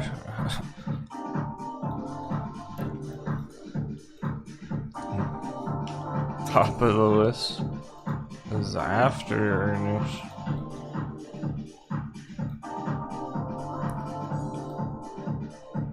I was here.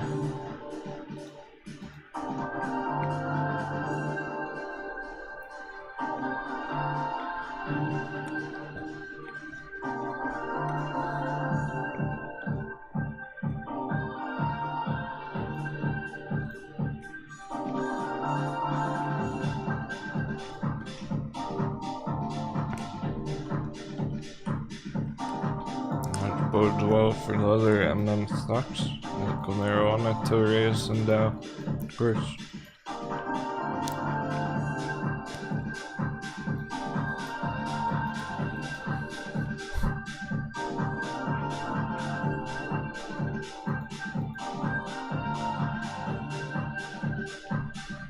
Bitcoin made it green.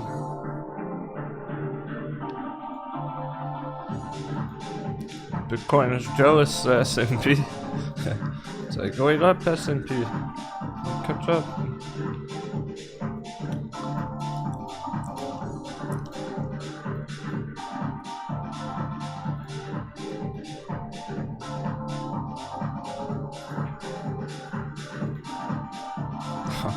Right on the line. I'm sure it'll look clear.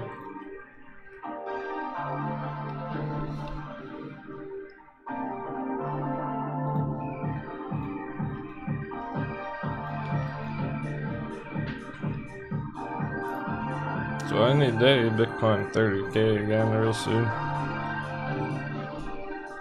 There's never a problem. There's nothing to worry about there. Huh.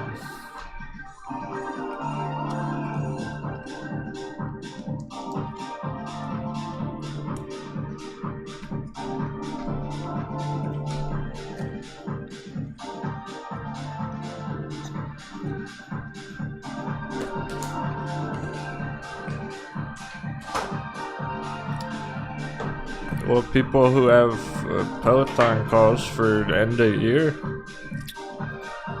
it's probably gonna work out. There's time. Obviously, it broke down from there. Now it's all time low.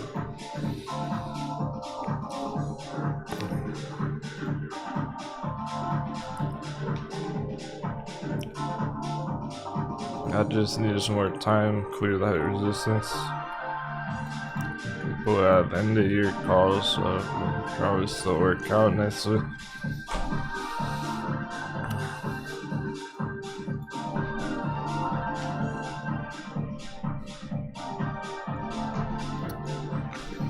And Lucid's pretty similar like that.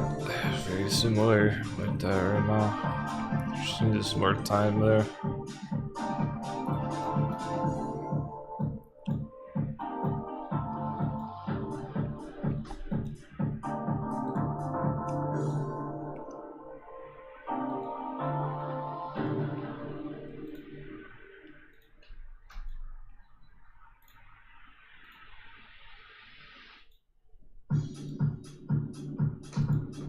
Could have been needing to fix up some of these shirts.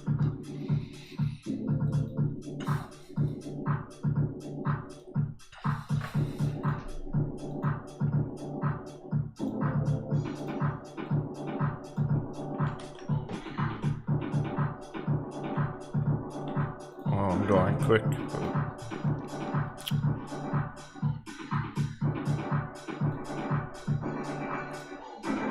Try and keep up. Put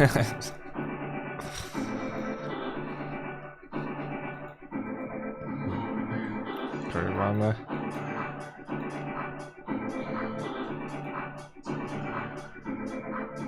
I'm wanting to redo some of these.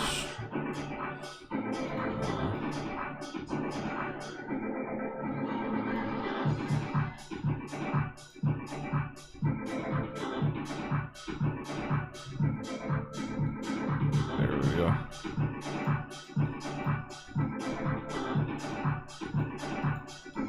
Or like that.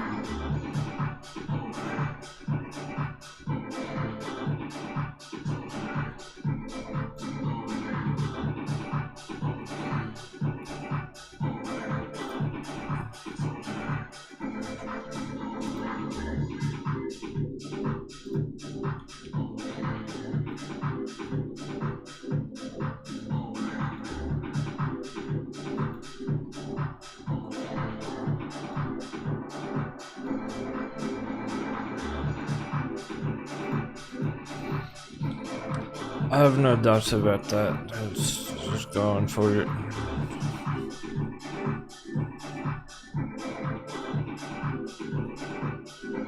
Hey, that's 10x from the bottom.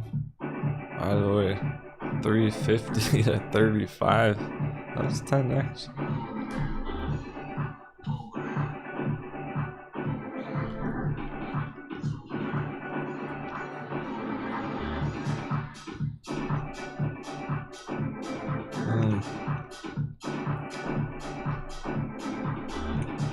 It got media attack. I remember some random fucking hedgy analyst put out a like a $1 price target on it or something right here, causing it to drop down instantly. Never even went close to $1. Point being, I got the hedgy hammer, and now it's going fucking 10x. So that's very similar to Peloton and Lucid right now. I just need more time.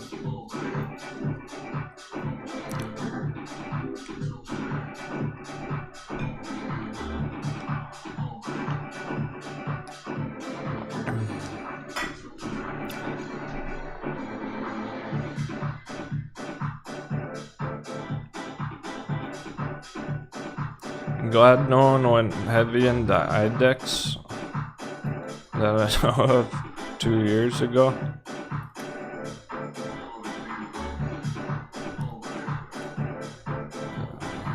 It is mega bouncing.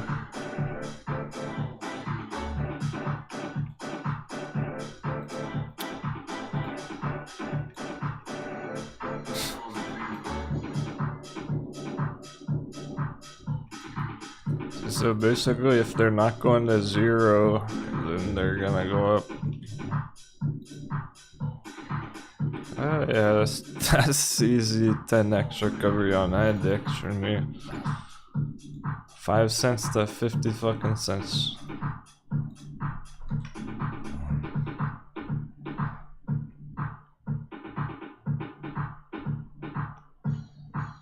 Maybe not all at once, like by the end of the year, over the longer term.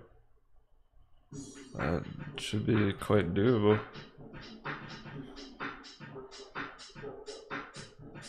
That's like conservative. It's just down that much, it is just that low.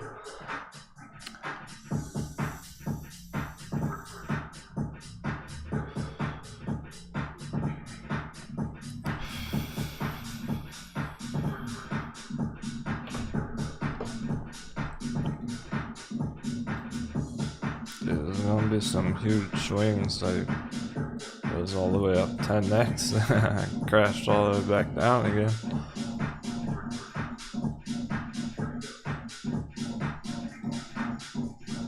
Ta-da!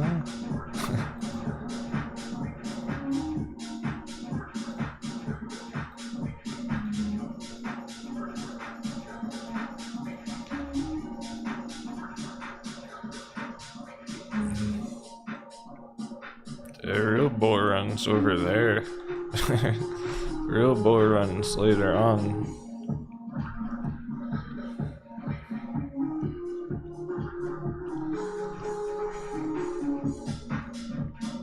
But like, if there was ever a time to enter IDEX, right? Those are what kind of slam dunks we look for.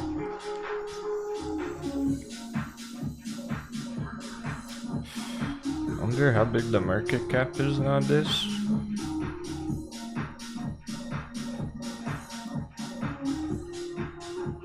PP is bigger. Whatever it is, PP is bigger. 40 mil. That's pretty small. This is definitely $1 billion last year.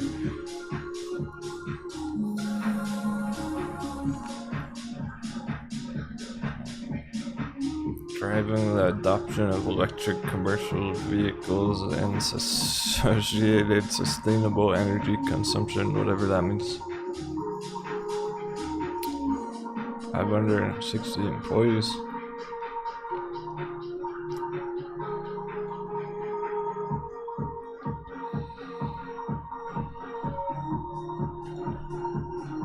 I wonder how many IDEXs can fit into PP.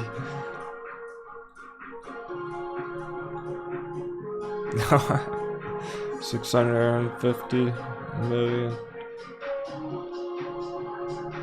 So 10 times the size of IDEX.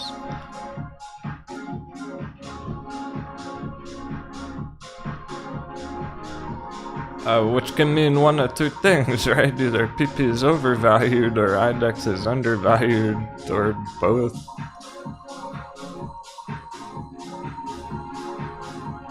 Look, there's already a knockoff. There's already like a knockoff PP coin. So now I rank 2,000. How are these all the same ticker? How are they all PEPE?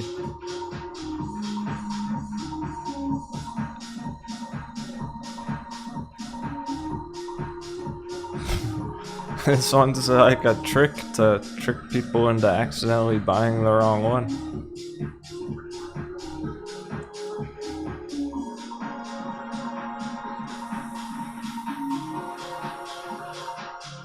It just came out too. Just came out 2 days ago.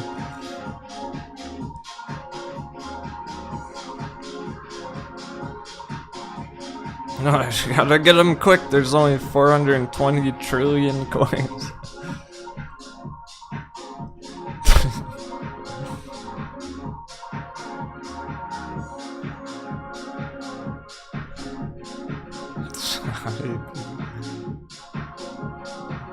Wow. $5 million.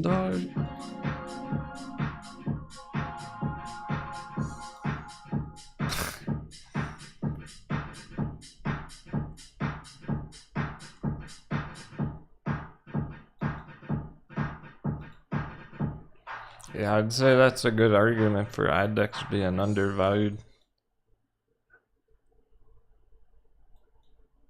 Actual legit company.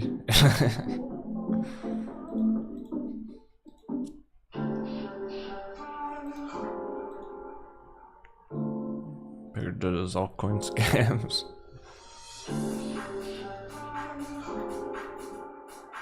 See, nowadays booty coin would be number one.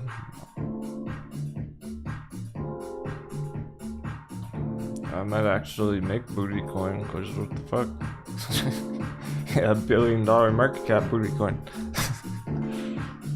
If that can do it, anything can.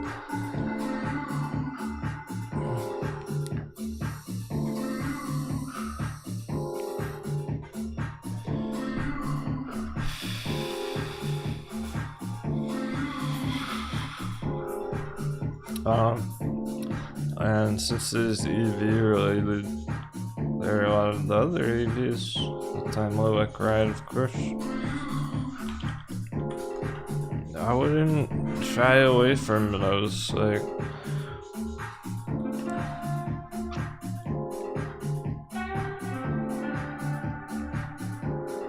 Sure, I think Ride's probably being fucked with as much as Moen, so it's got those risks to it.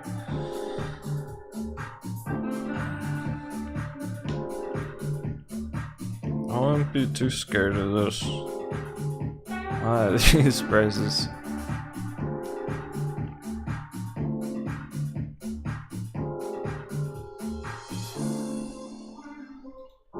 It's just like at 30 cents, yeah.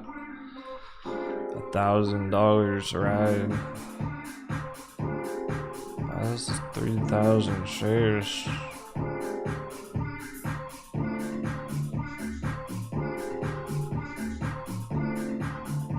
Ride goes to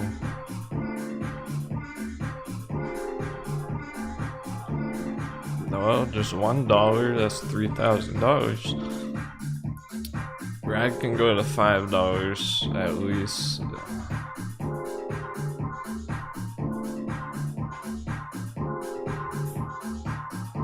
That's $5, 3,000 shares. That's fucking $15,000.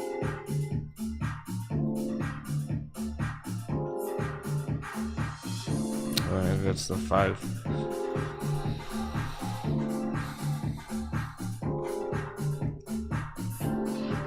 That's how undervalued. Like, can actually hold a significant amount of shares for pretty fucking cheap. That's how I feel about FRC. Well, it's as risky as it is on the outside. It's just so fucking far down. It's like a small position can get a shit ton of shares. A whole fuckload, not a truckload. We got a whole fuckload of shares. For the same price, 30 cents. 3,000 shares in the bank for $1,000. That was worth like 100 a share back there. Let's say it went. I'd say it were to go to $10 one day on a moonshot. 3,000 shares. That's $30,000. That kind of risk reward's pretty attractive. Doesn't mean go all in on it. It's too risky to go heavy with.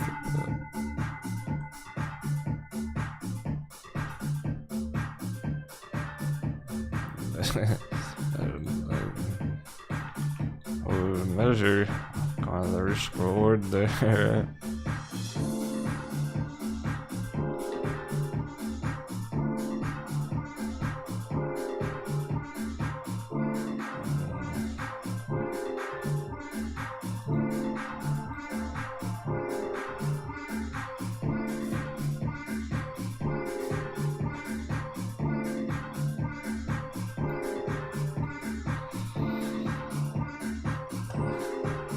say, yeah, the stop loss at the bottom there, 30 cents. It goes under 30 cents, you get stopped out to avoid that. Let's say it mega bounces, goes to that fucking $10 area. That's a 76.69 risk reward ratio.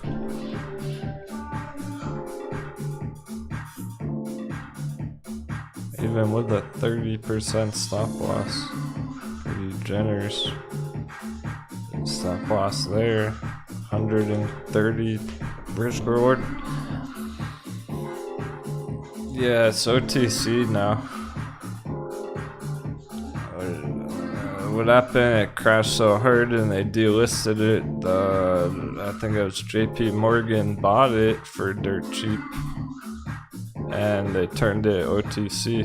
They delisted it from the NASDAQ, whatnot. So kind of like Grayscale Litecoin.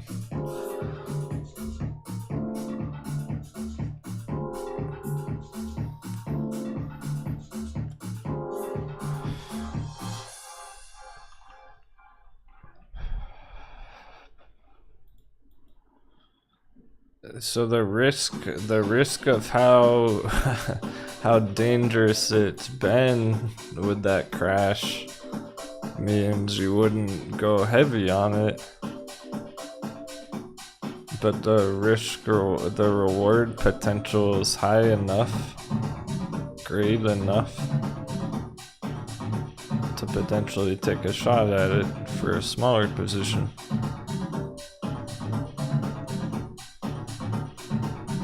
Because if the small position goes to zero, then it's like, oh, whatever, at least I didn't sell my house and go all in on it.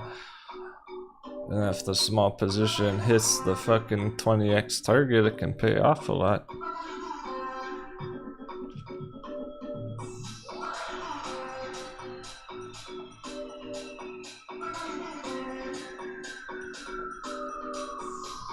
Too many people go all in on something like this and that stays flat and they get impatient and they sell it and then it recovers.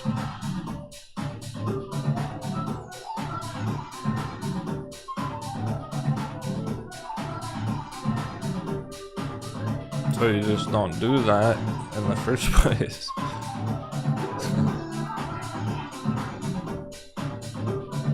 If there was anything to go all in on, it's altcoins.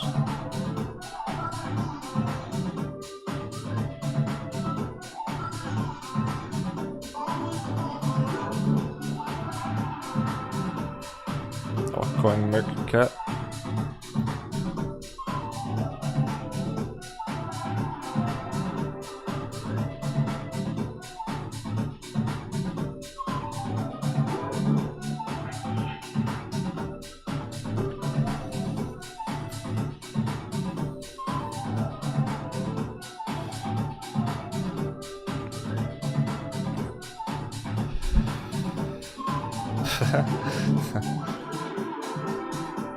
I heard somebody talking about sheep. I don't remember who it was. I have some ideas of who it was. I think I know who it was.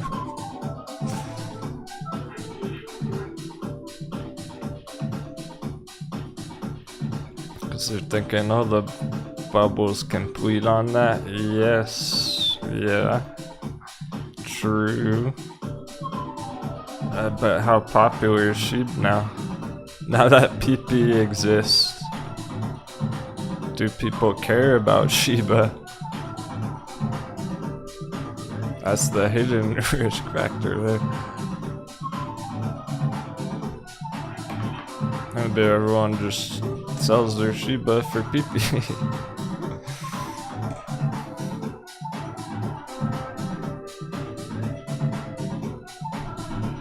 Dash shoulders wouldn't do that.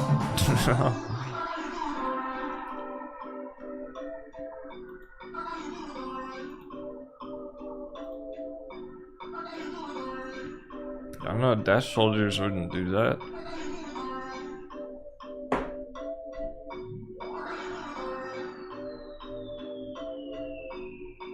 Or Litecoin holder.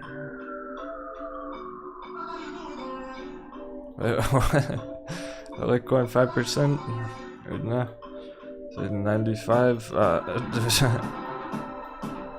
Why would nobody would sell their Litecoin for PP, right?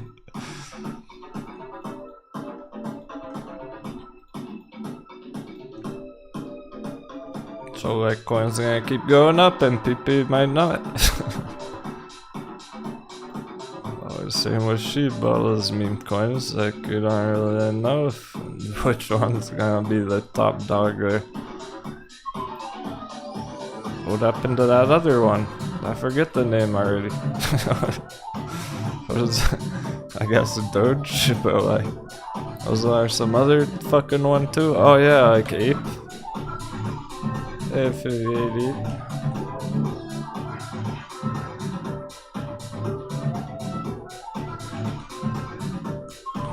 I'm talking about Ape coin, even. Know about that one? That was a meme one too. Doesn't seem very popular anymore. So even though it's the all-time low, like how much is it gonna grow if people just move on to the next meme coin? And then this one disappears next year.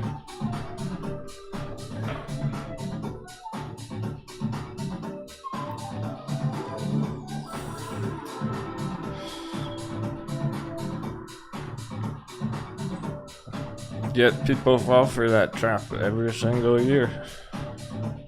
Every time a new meme coin comes out. BitConnect! God damn. Like how many BitConnects do we need to the world learns their lesson with those new altcoins like that? That's why there's a lot of Bitcoin maximalists out there.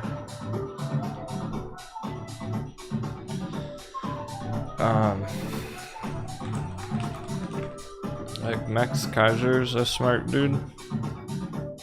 He's a Bitcoin maximalist. And he was talking about on his show to buy Bitcoin at $1 10 years ago.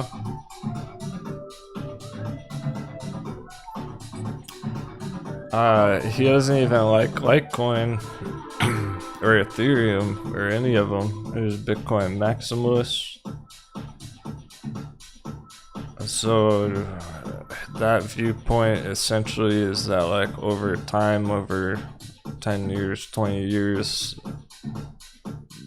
all of the bad altcoins will disappear and they get consolidated into the most popular ones, and then even those ones disappear and they just all get consolidated into the one Bitcoin. I don't agree with that. That's just what Bitcoin maximalists say. No, I think Ethereum and Litecoin will always exist too.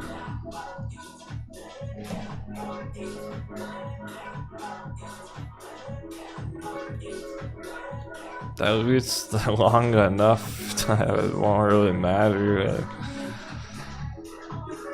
at least for 20, 30, 50 more years, Litecoin or Ethereum will exist. You know, maybe in like 100 years it'll all be in Bitcoin.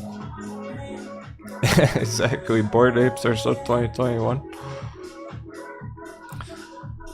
Infinity, we were talking about the Litecoin halving earlier. See, I think the conversation about it, like we're doing today on the show right now, talking about Litecoin halving,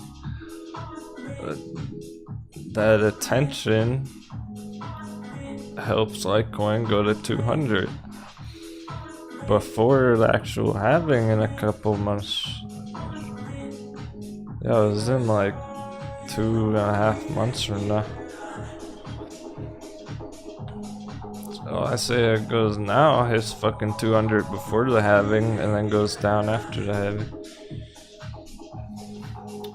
With the rest of the markets, only because the rest of the markets would be bearish, not because the halving effect or because Litecoin. So almost no real tangible effect there, except it's extra strength for it right now. This next wave.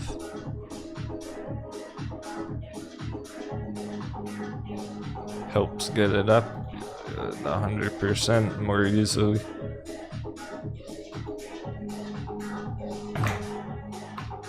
Because people go, oh my god, the halving, it must be going $1 million now, right?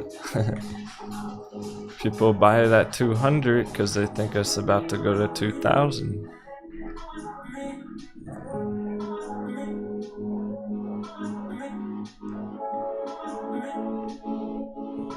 But then the market pivots. Maybe it holds this trend line eventually.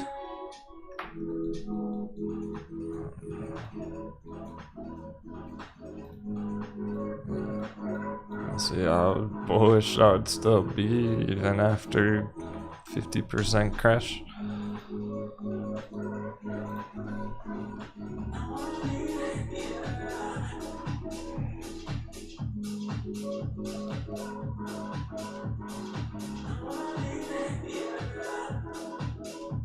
I have no doubts about it. I mean, we were expecting this 7 months ago.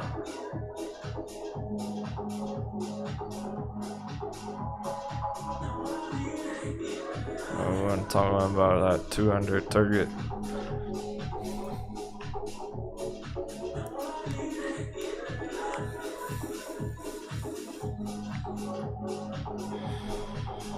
The only question mark is what's it gonna do after this 200?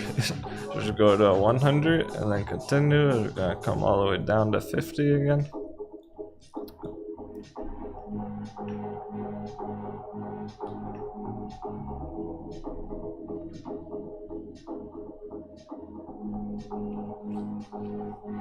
Really better to go for those more certain victories. More statistically probable success there than any of the other ones I was talking about today. Any of those other meme coin stuff or Mullen, whatever, AMC. The altcoin paired with Bitcoin looks terrible. Perhaps just from the last month. That can change real quick.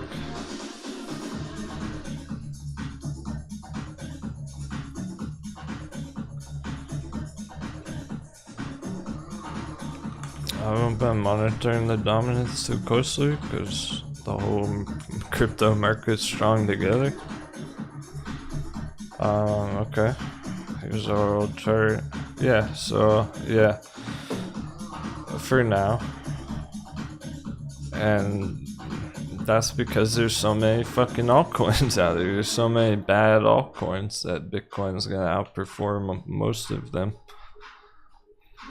And usually when there's a huge crypto rally, Bitcoin goes first, and then it trickles down to the most popular altcoins after that. So this would make sense. When Bitcoin goes up to 40-50k, the dominance would increase there a bit. And then after that, the altcoins take it over.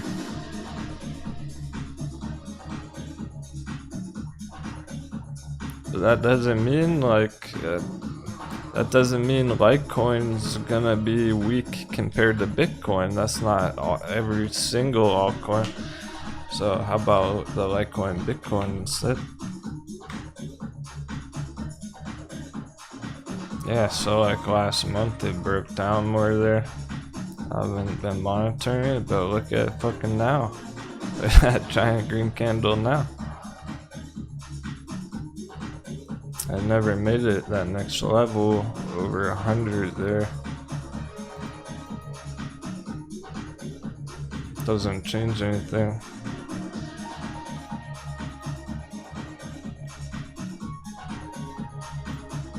So regardless of the dominance there, Litecoin still can outperform Bitcoin.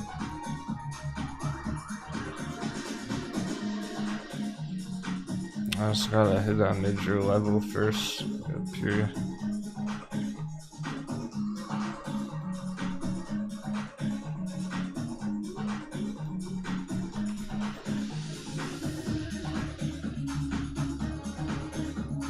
The best altcoins will outperform Bitcoin.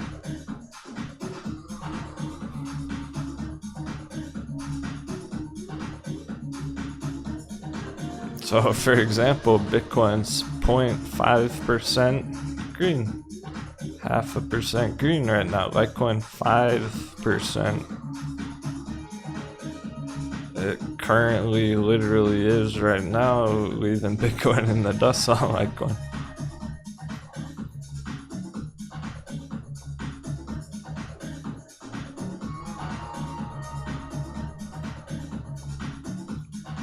So don't worry about that dominance, as long as you're in good altcoins.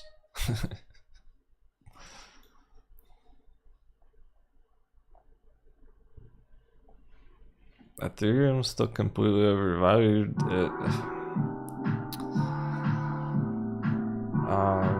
Comparatively to the other coins, so that might not outperform Bitcoin.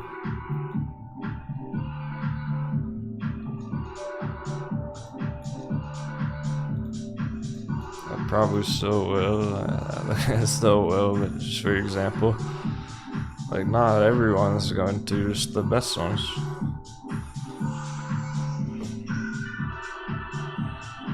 So Shiba could keep going down, and that's what the dominance is really representing there.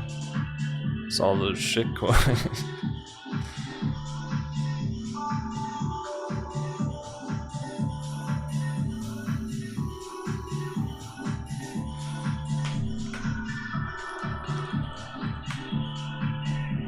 Litecoin versus Ethereum.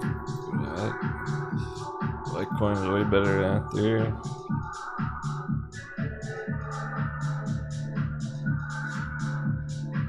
That's gonna go multiples bigger than Ethereum. Whatever Ethereum does, Litecoin's gonna do it better.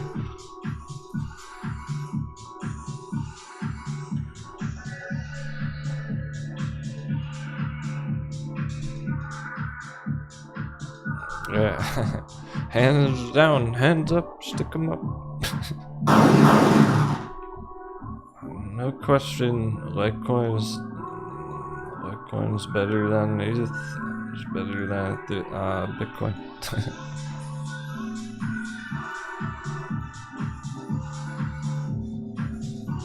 In terms of the trade.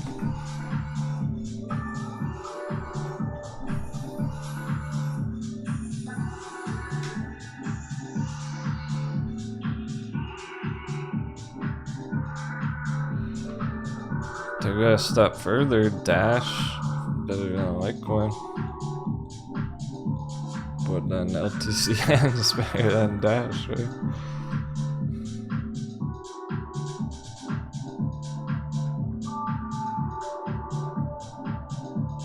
Keep picking up what I'm doing now.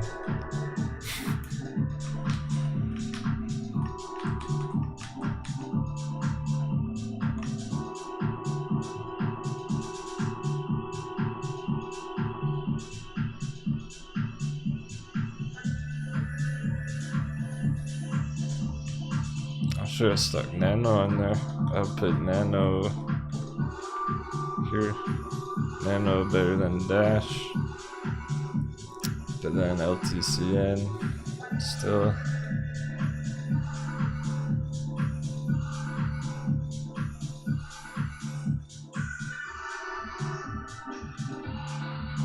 Not that anyone asked, I'm just trying to help you guys not get fucking rug pulled on PP coin. Actually go for good ones that have been around forever.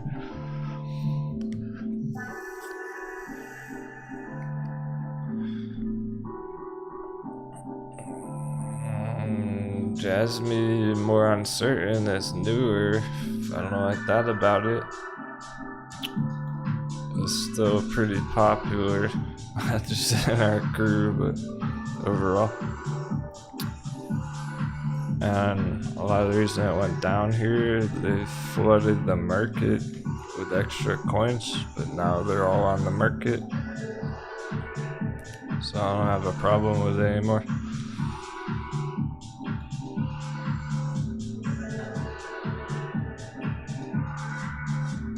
For the smaller market cap ones.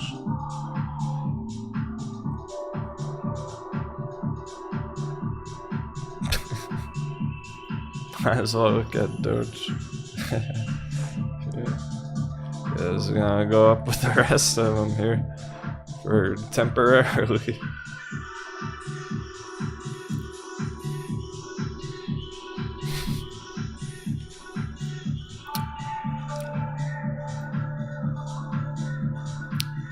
You know, Doge really, that'll always be the top meme coin when it comes to those ones. Oh, and actually has some staying power.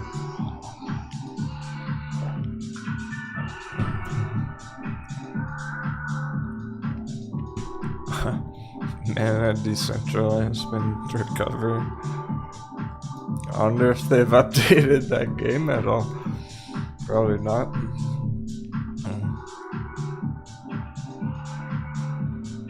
Or we actually fucking type in the chat bubbles now.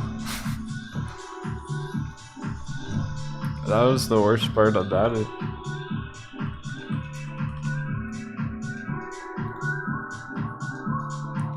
There were some cool technical aspects with Decentraland. Like you could go on the website and just log in and instantly from the web browser without downloading the game. It's pretty cool.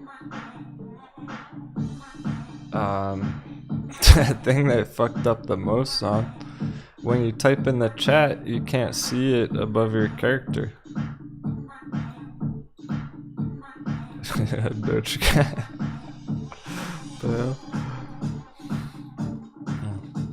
So you type in the chat and it just stays in the little chat box, but like the avatar, we have them on our characters.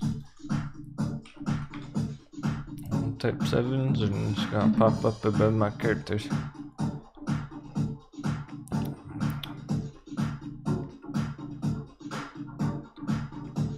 There it is. So I even have that shit on our characters. I couldn't program that into this like multi-billion-dollar game. When you're running around our character, like you want to see who's saying what, and you just get all these different chat messages from somebody like all the way across the other side of the game world. It's like, who the fuck is that? And you don't know what messages are from your friend who's standing right next to you. Yeah, they should do a voice chat on that. Yo, I'm starting to see it. Wait, I'm starting. Uh-oh.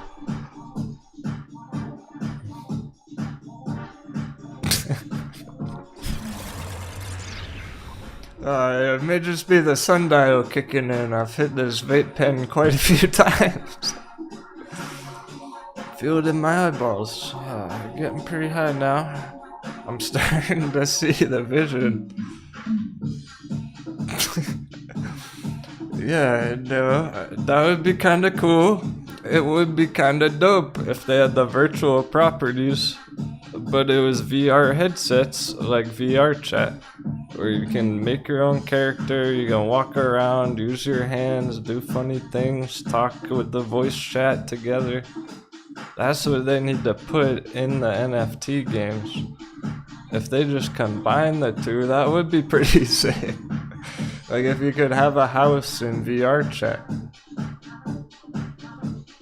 I'm pretty sure you can't do that. Like maybe you can make a world, like make a different server, but if it was one fucking mega server, I'm kind of seeing it.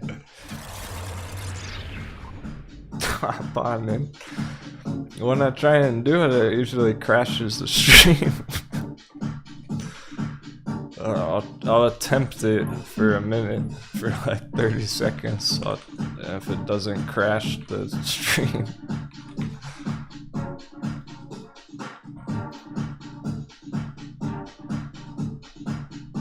Start exploring. Explore on web.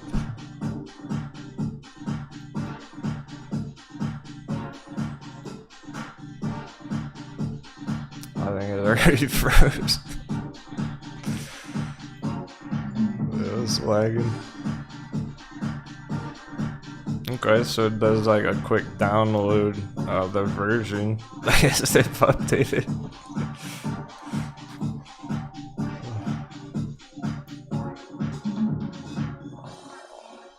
Shouldn't take long. Cause that was the the best feature, the one thing they got right about this game. Oh, getting warnings.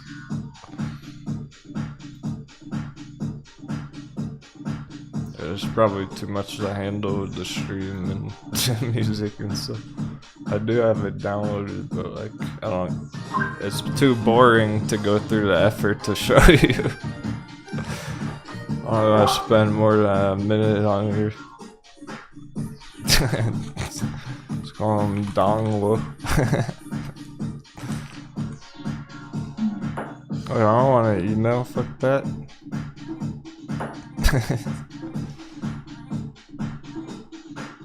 That's the whole point of it, is like you're supposed to just be able to hop in and run around the metaverse. There we go. So that's like the one thing I got right. That's a good feature that you don't really have to download the game. Apparently there's voice chat. I see it at the bottom. There's voice chat. They probably added that or something. As garbage as this game is, I'm like starting to see the vision more now. Oh, you make it do a stupid tutorial and stuff. These people aren't very good at making games, I think. This is a problem. So maybe I'll make it.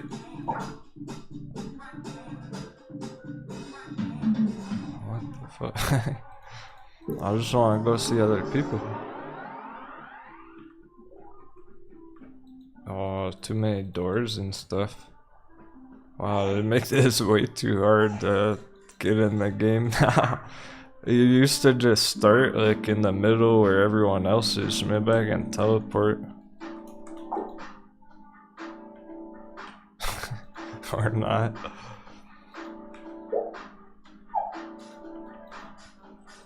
Okay, they fucked up. They ruined this game completely already. No one's gonna spend time doing that. Like me, right now, I don't want to spend 5 minutes trying to go through a stupid tutorial. Like, just put me where all the other players are at. Right?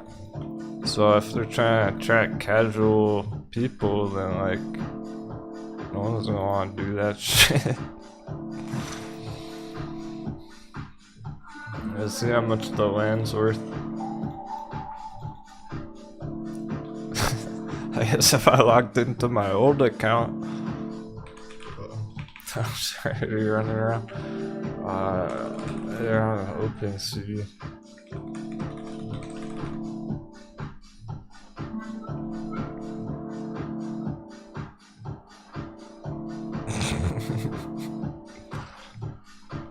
$55,000 Ethereum.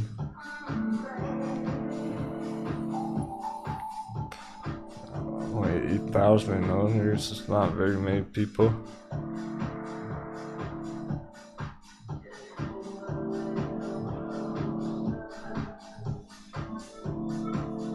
Half an ETH?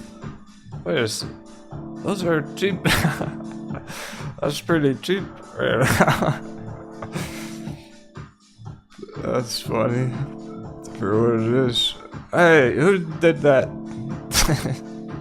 Which one of you owns a Decentraland? It had to be one of you, 777. Don't tempt me. How much is that Ethereum again right now?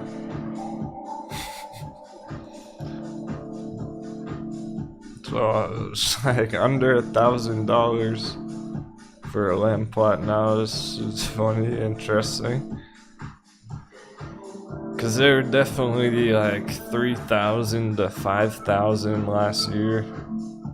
They were like 2 Ethereum last sale, 2 ETH. Maybe it was just a couple cheap ones. Somebody's desperate to sell it.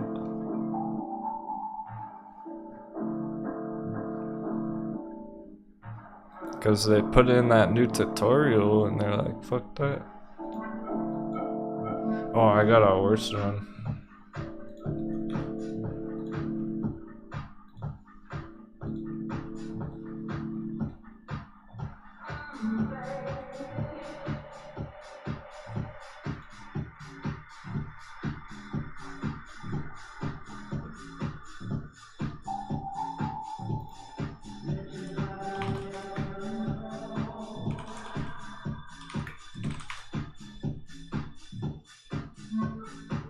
Oh, right. It's so bad you can't even find the promotional material for it. Tried to do this before. UFO crypto, and it's just all these giant videos about it. You can't even find like the real marketing material for it. Here it is. I'll bookmark this shit.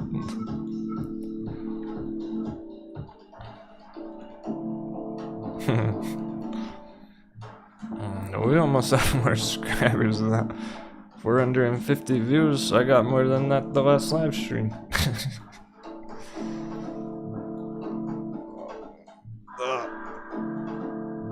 I think it's even a mobile game. Like even worse. Wow, look at that gameplay.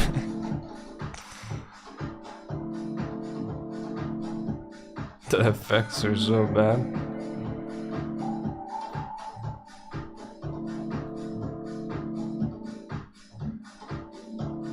It looks like a free game, but it's like shovelware.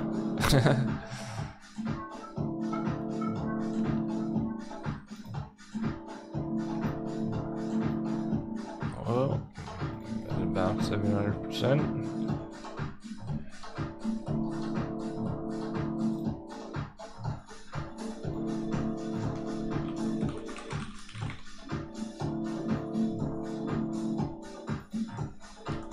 Game looks terrible, right? This is the rank 500 crypto in the world. I didn't know it was rank 500. Should be rank 5,000. What the fuck? $28 million in that still right now? This had like $1 billion market cap. At one point, that shit was worth $1 billion.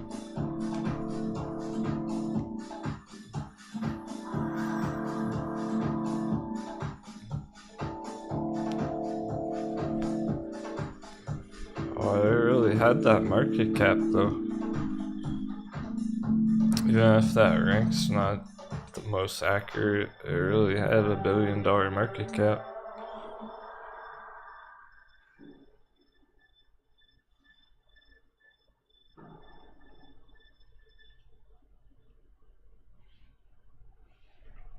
In that terrible looking game. Crazy.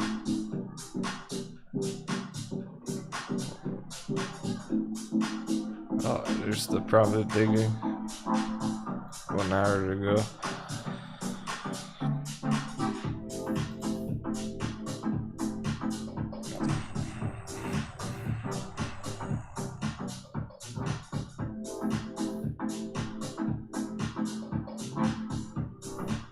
Probably gonna finish down here at this point.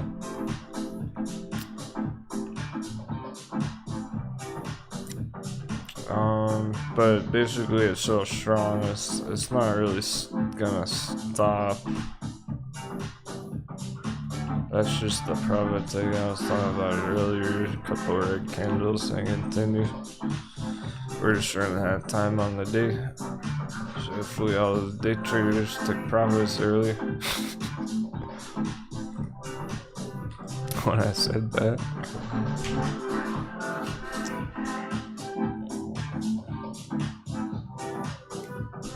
It could do either at this point. Like, it shouldn't really go down there, but there's just not much time left. Generally speaking, it's doing this. So just trying to continue.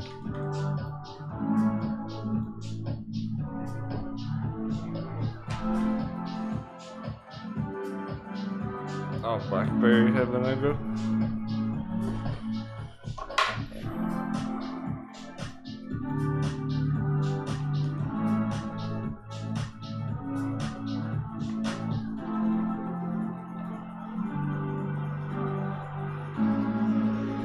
Yeah, that's hitting the highest point.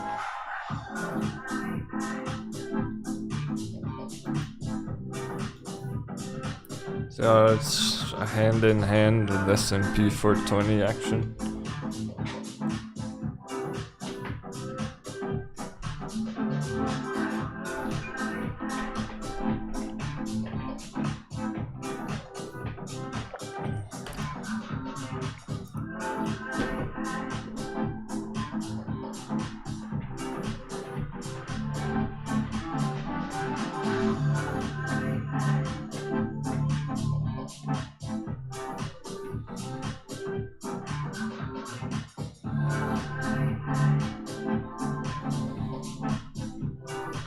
Saw another chart that looked just like this. I can't remember which one that was now.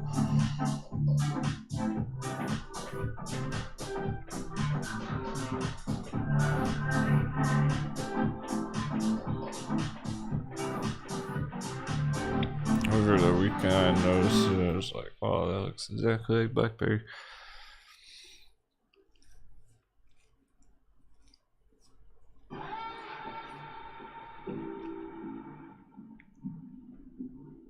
Might have been mine mid. I think it was. Might have been mine mid.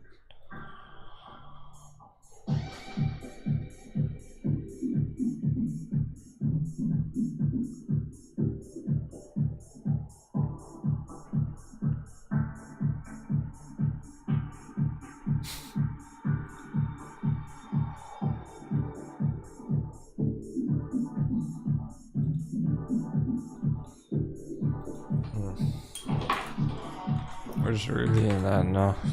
Yeah. Yeah, there's nothing that bearish right now. So it's pretty fucking strong. And basically, if they haven't bounced yet, they're trying to, or about to. Like, pretty much all their favorites. I don't think, yeah, none of our favorites look bad.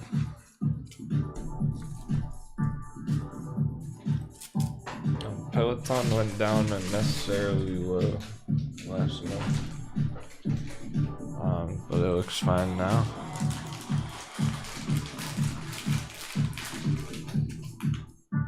There haven't been any of our favorites that I've been concerned about them actually going lower. Even like Ride, which got smacked recently, was pretty rude.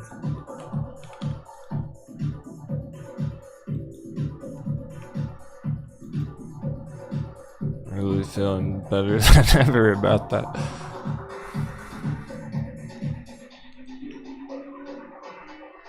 I'm not worried about that going lower or staying down here.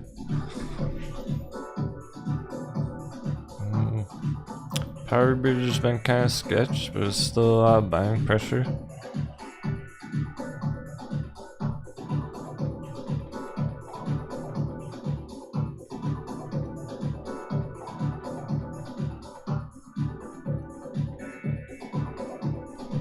Oh. It might have been Alibaba that looked like BlackBerry.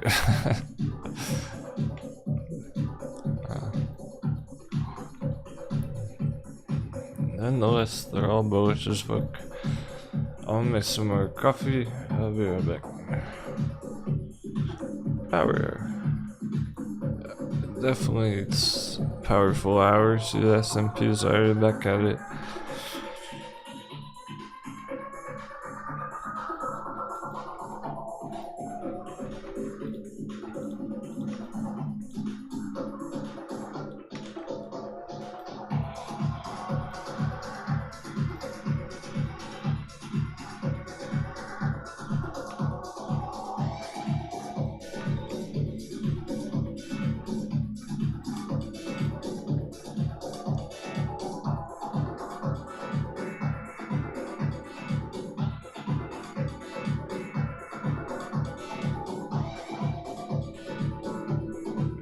Yeah, see how much better they are than the AMC or PP coin or Mullen.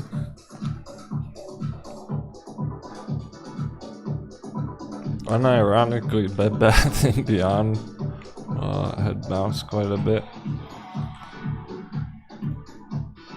And that better. Oh yeah, dang, we take a shot at that. Remember you said you got some Bed Bath and Beyond.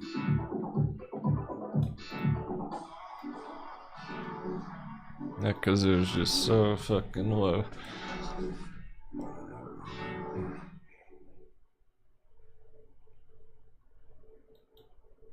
I think it's gonna go the full way. Like, that's a 10xer.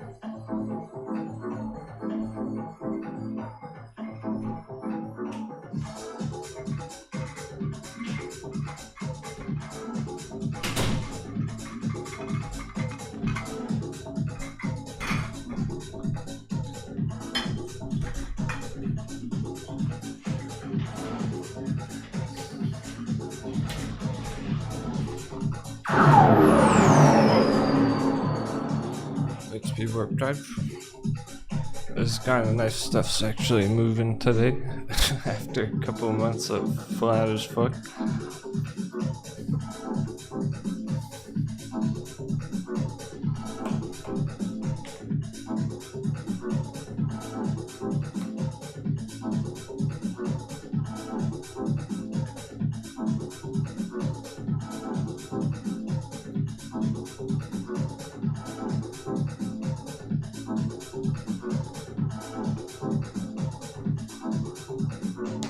Purple's not on the top of the list. That's good. We don't want a ding dong day.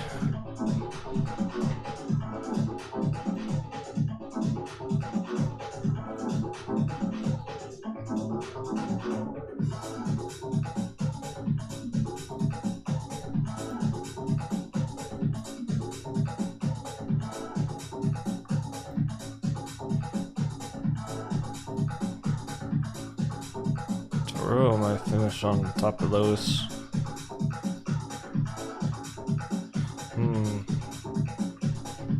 People gotta get ready to take profits on that.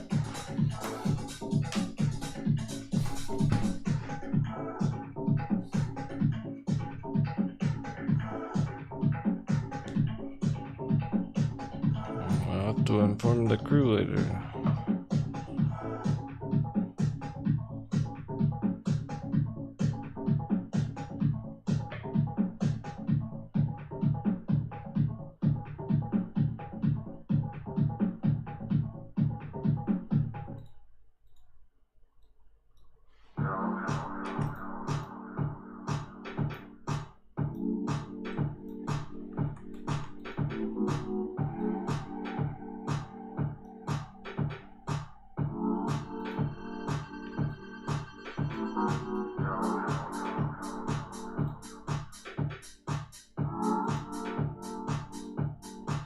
Even Tesla 5%.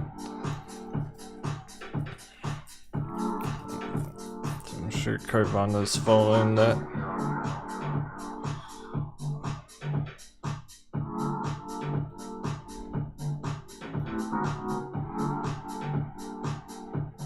Actually, even Leo's been trying to bounce.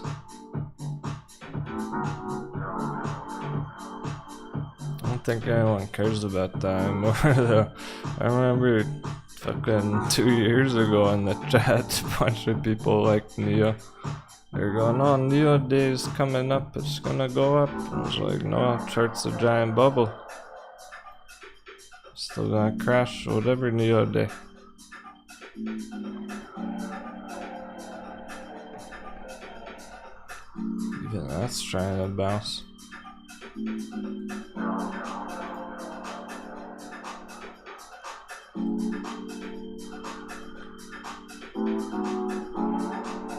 What's on the bottom of the list? More like Kaba the bear one. The fucking bear chart. And power bridge shakeout. Okay. Yeah, that's very good. And the inverse charts. Well, those are going to a new level.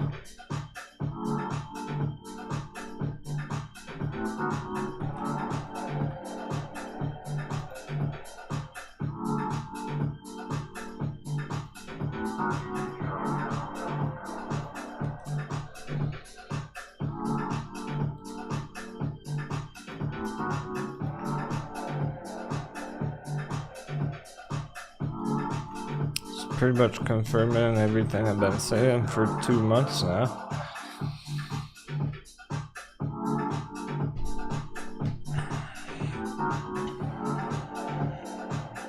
Don't foresee any problems from here. I think it's gonna go pretty smooth on crypto.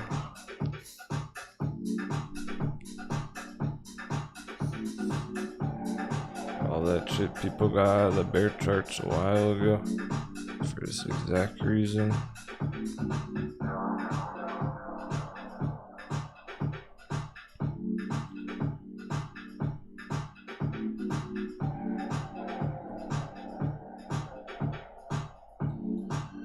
Yeah, and Bitcoin's catching up. S&P.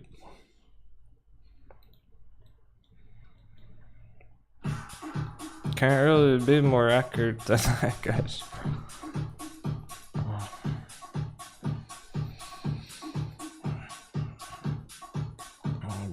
There's no such thing as more accurate than that.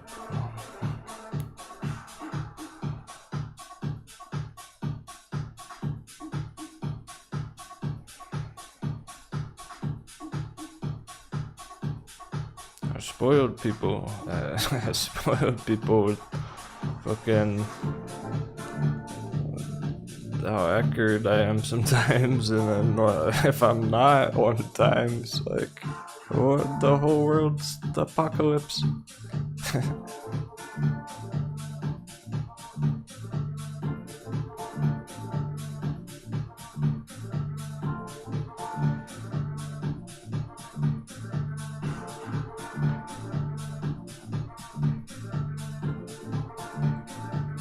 Yeah, it's right on that line.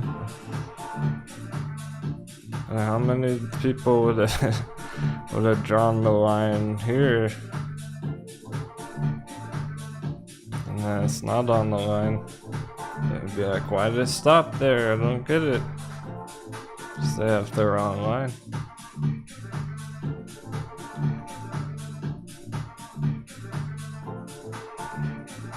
Looks like I even got the right resistance on it.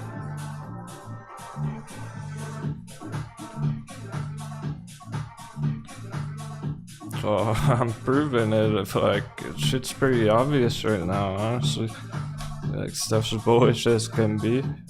There's no doubt about it.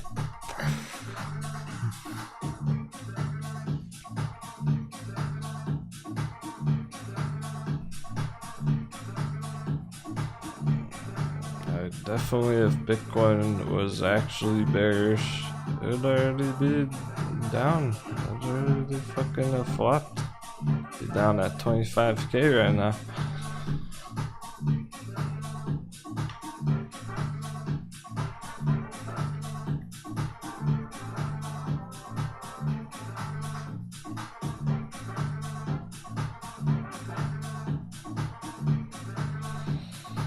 But it was fairly slow couple months there.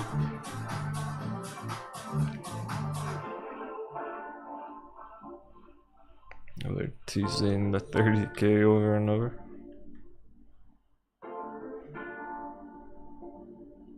It's about time we get over completely. It will.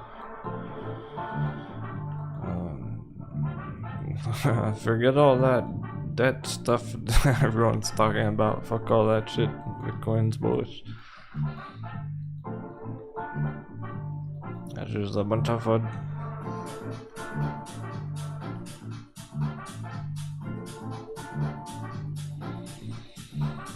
Yeah, so I'm there, like, we went through a lot of stocks today, but really, like, crypto's the winner, right?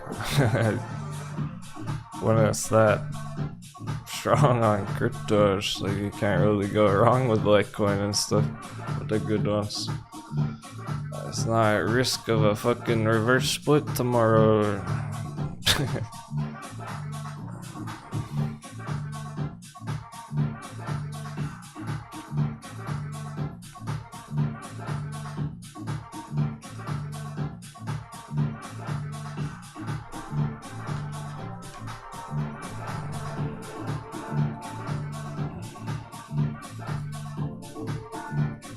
It's like halfway.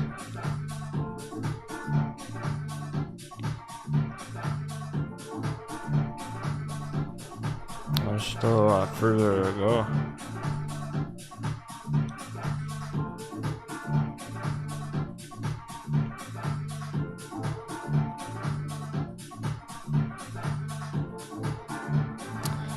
It's pretty clear the strongest stocks are now too, though, besides crypto stocks, because they've been consistently performing for months now.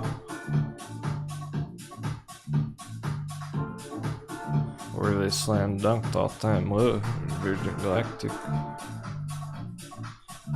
pretty obvious now it's gonna go 100%.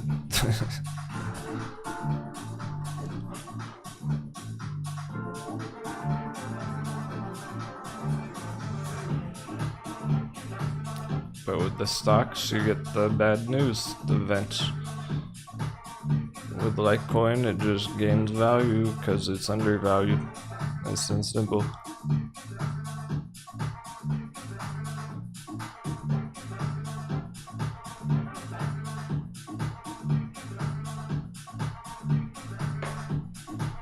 It's not that the stocks are bad, I just say the altcoins are better.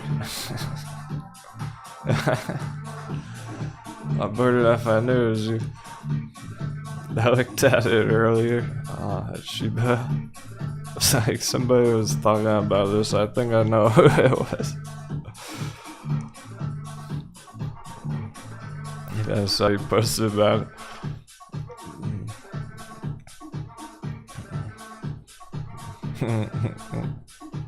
I talked a lot about the shit coins, the meme coins today.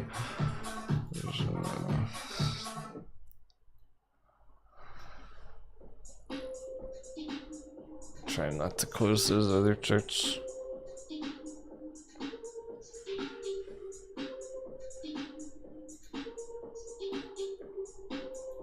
So it should go up with the rest of the markets, the rest of crypto.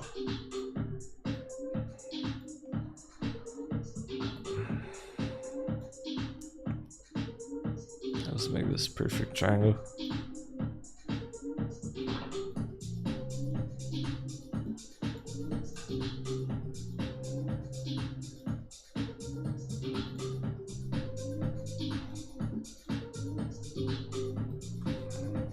This is the market cap chart too for it. That should go up with the rest of the crypto because it's still pretty popular. But I was saying, now that PP exists, how do you know people aren't just gonna sell their Shiba and hop into PP instead?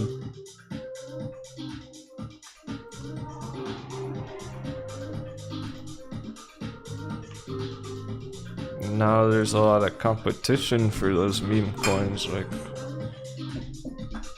which one is gonna be the most popular?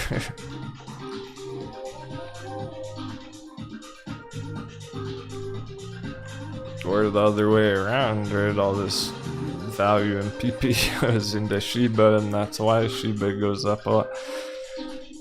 That's just something I consider nowadays. Before, like, it was just Doge. It was the one and only, and then there was Shiba, and now there's all these other ones. So I don't like that about those at all.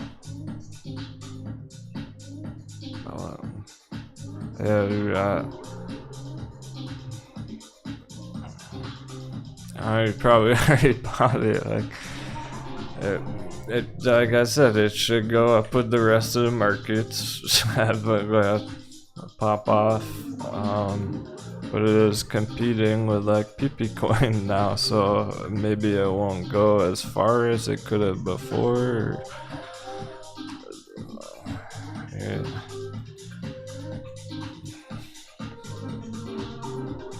It's just an added risk factor to it, and that being the case,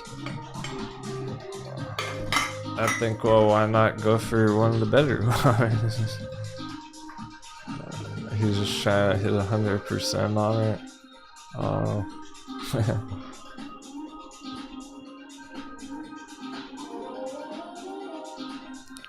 I'll probably do that first, and I'm pretty sure you're already holding a bunch of these ones too, but like ICP will do that just as well.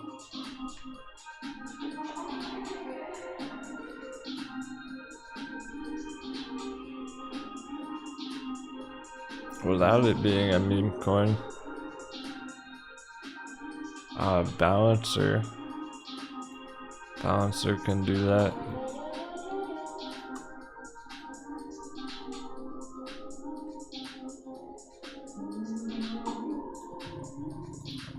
100%. Like those would do that the same time Shiba's going up.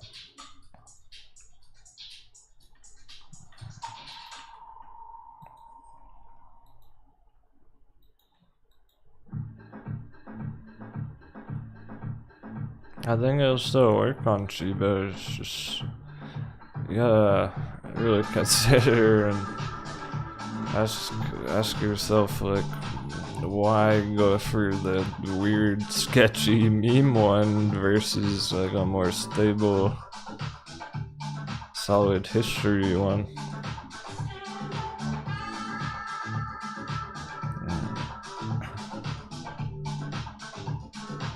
SCP's not had the best history. Dash has. Dash fucking sure has. One of the cleanest charts that exists out of anything in the world.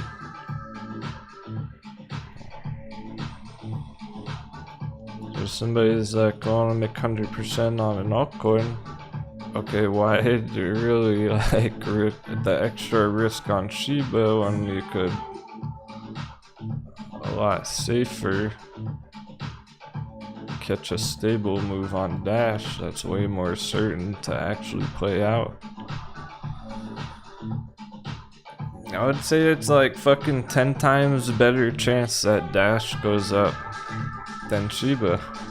Like that much. Like it's 10 times safer.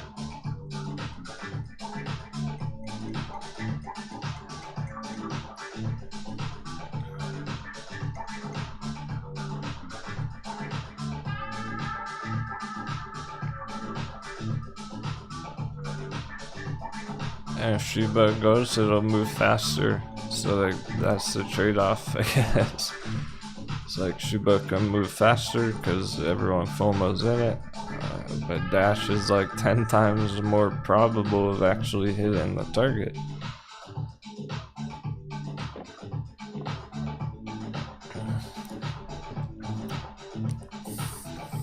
So there's a very real possibility that, like, let's say somebody goes all in Shiba instead of Dash, and then Shiba is flat or it's still going down for the next 6 months, and they're sitting there watching Dash go up to 200, going, fuck, I should have Dash instead.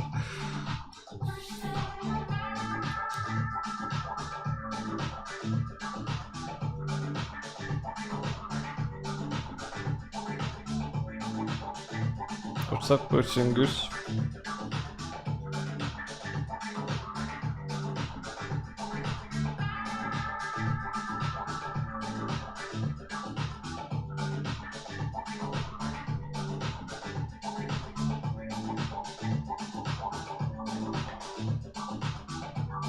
I just want to make that kind of stuff clear to everybody, because it would be nice, like, next year if people are actually have locked in green on their crypto trade successfully, rather than like holding a bunch of meme coins.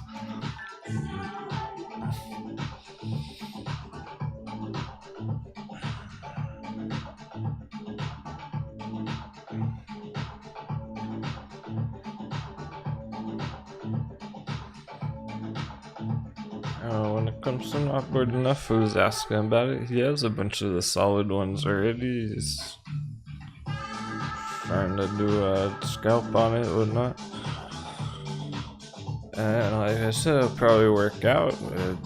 Ultimately, like, I wouldn't want the crew holding Shiba next year compared to Dash or Litecoin or Nano.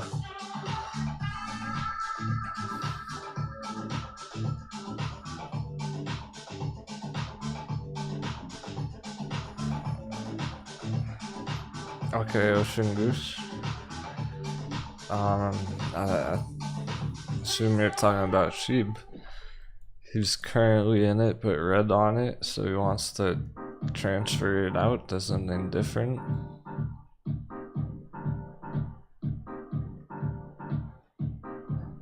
Yeah, it's an interesting situation. Well, let me take another look at it real quick, because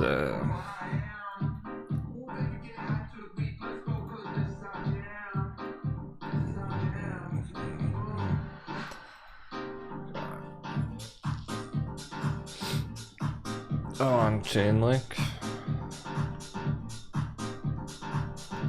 Yeah, I'm looking for signs of life on them right here. This does look like it'll just go up with the rest of them from here. The fact that it didn't break down at all.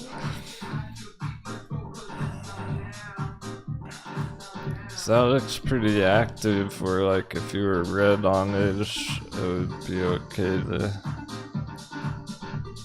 try and catch the bounce and get out. Let's see Chainlink if there's signs of life, if it's active or not right now. Yeah. Yeah, hold the line. I would say hold steady. It's this hasn't even really started yet.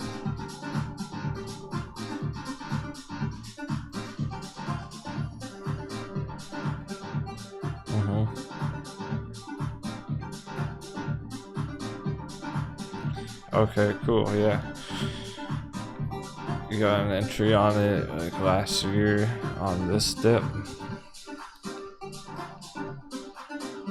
So it's currently red on it. I was thinking maybe I'll get out of it and get into something else. The Chainlink actually is one of the more ready for major upside.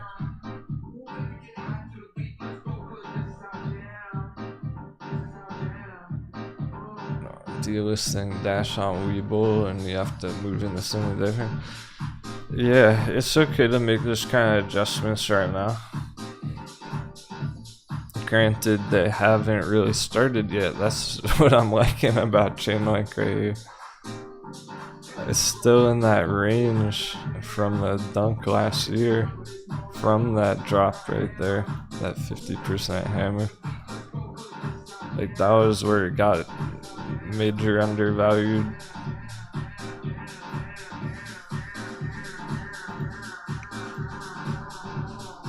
It's in and out. That put it down 90%.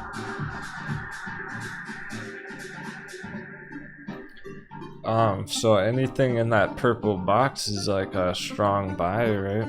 That's the solid buy box down there, and it really hasn't even started popping off yet.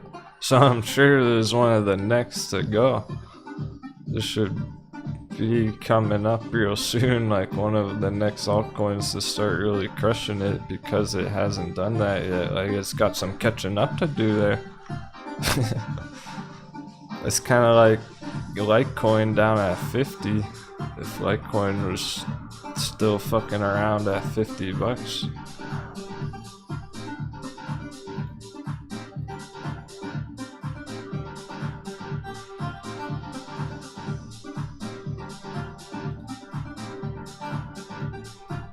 It's like Litecoin down here.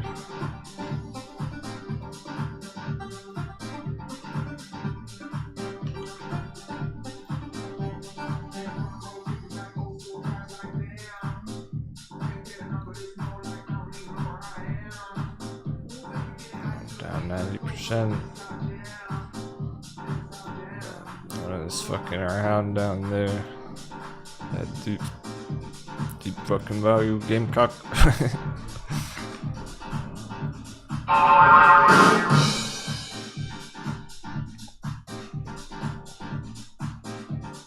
So Chainlink's basically right here.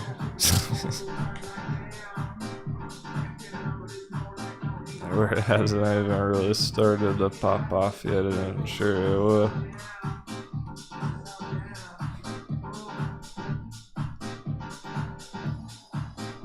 So that's actually one of the better ones to have entries in right now before it goes up 100%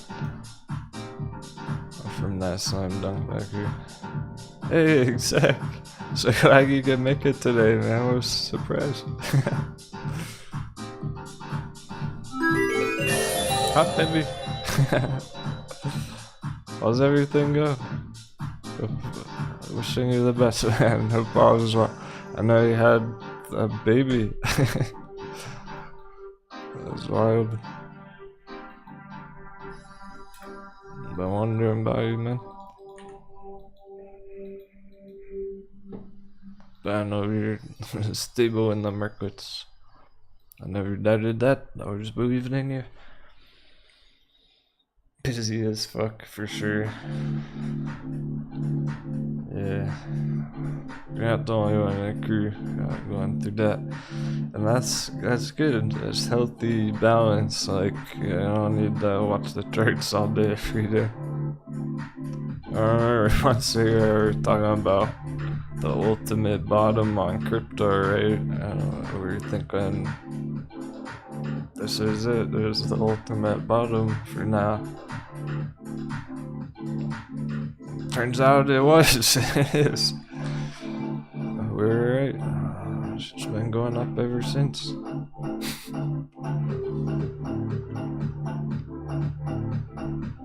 I know you liked jazz music. That's looking solid too. Not seeing much I don't like right now. If you're still holding that, a bit of a shakeout yesterday, whatever.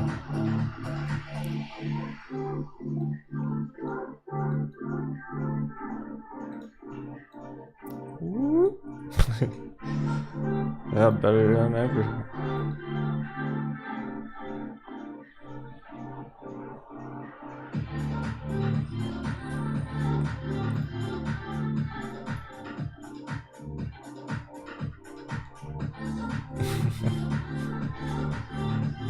I was gonna say potentially even for those leverage trades like they do once in a while. Or maybe not.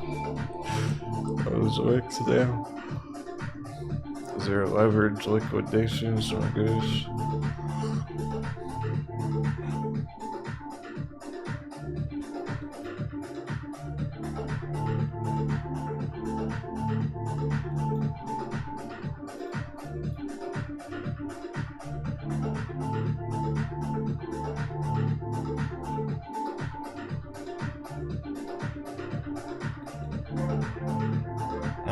Stuff like Litecoin though, see that I already had that.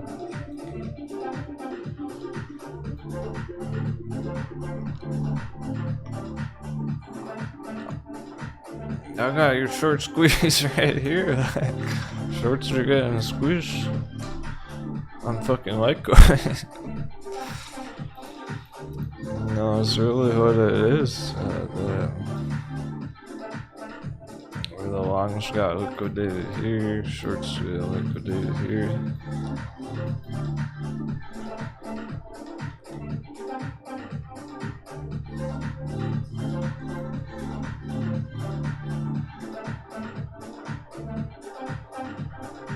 Yeah, so it does look like Doge's even going for. Just wanted it out there. That would be smoother on stuff like Dash.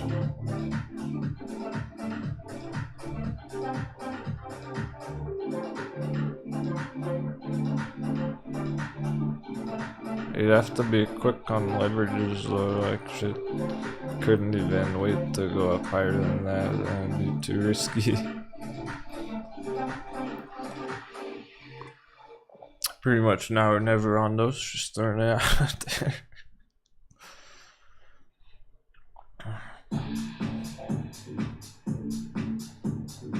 If exec maybe felt like taking his once a year to leverage YOLO on crypto.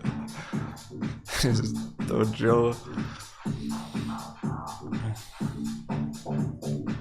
It'd be now or never right there before it goes up, because once it's even up there, like later today, I would be at risk of doing that and stopping yacht.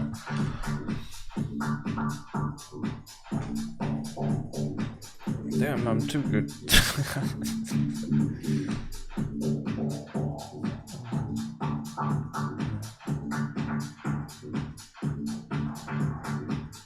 It's harder to execute, analyze it though. So we know like short squeeze action, we know it's valid for leverage entries. It's still hard to execute it and get the perfect entry where you don't get stopped out.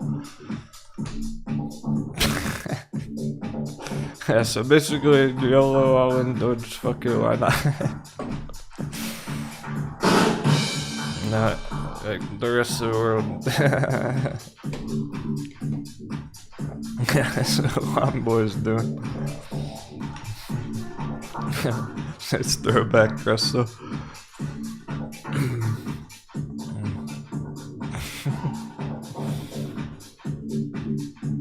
I mean, at that point, you might as well get a Decentraland property. You might as well get a virtual NFT house on Decentraland.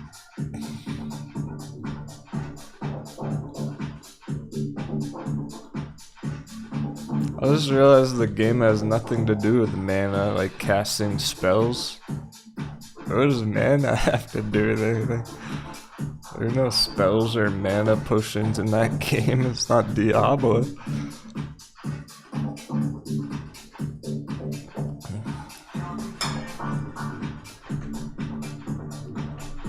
So basically, full circle, anyone who was here this morning. Those plain boring white houses. That's the fucking Dogecoin of crypto. Counterintuitively. That's cookie cutter standard. The whole world's FOMOing on Dogecoin. Might as well just get a boring plain white house while you're at it. Like the rest of America. And be an NPC like everyone else. Alright. People think it's this. People think, oh, Dogecoin's the unique, special, cool one. Not really. Everyone's already in it.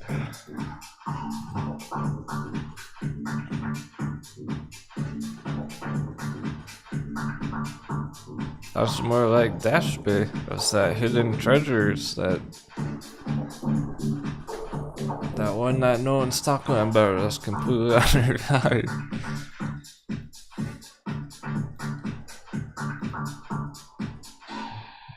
98% down from the all-time high. Dash was ranked 10 altcoins for a long time. It was top 10 for years before like Ripple popped off, before Binance got big.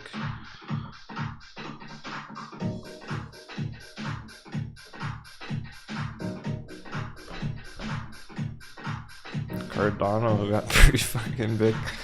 I don't know why people like that one so much, but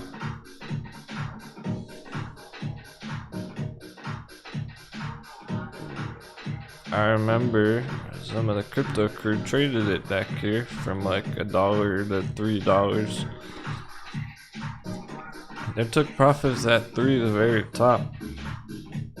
So I never really liked Cardano. But from 3 down at 30 cents, that's not bad. That's not a bad dunk.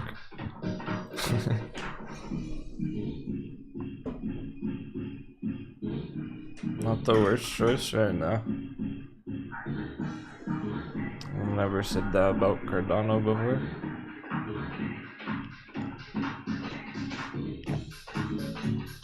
Yeah, Swabi did. Well, I don't think I was keeping up with the show anymore, so he took Cardano profits at $3. But what the fuck's he doing now? He doesn't know it's time to get back in at 30 cents and make 10x again.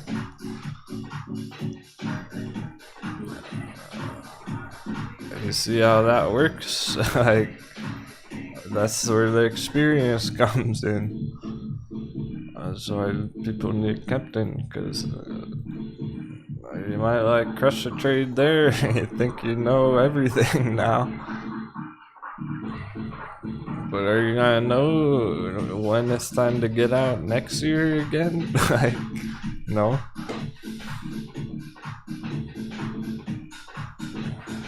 Stock Wizard is one of the best traders in our audience. She really is.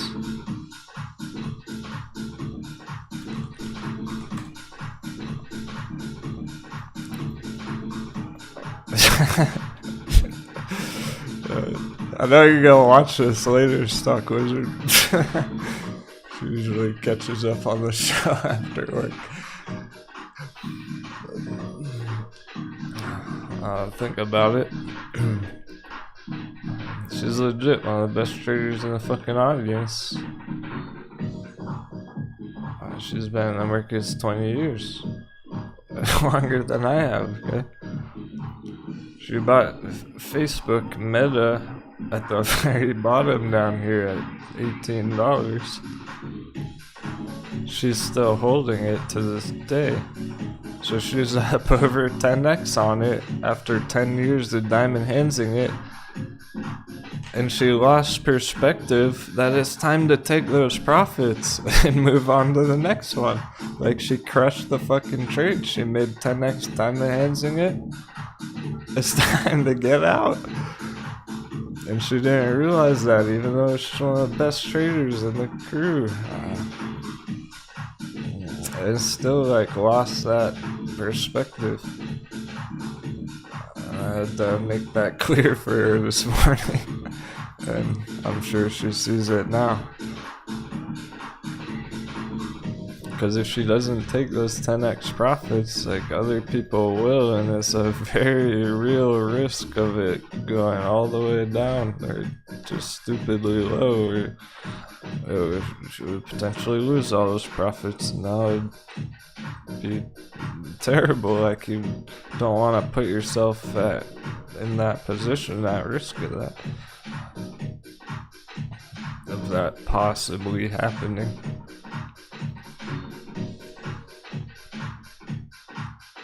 So she's actually open to admit that that's one of the things she needs the most help with. Strategizing that bigger picture.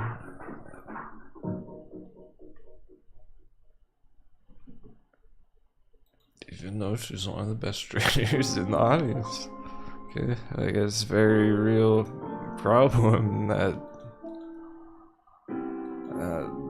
I solved with my trading style. I'm teaching you. You can get around that, but like, when it comes to something like Metin, or anything like this, Bath and Beyond, whatever the fuck. And if you got some of it back there, like, you have to be entering the trade ready to hold for 2 years. First of all, and then second of all, being ready to double down, triple down, accumulate, and stick to the plan if it does go way lower, and not fucking give up on it down there.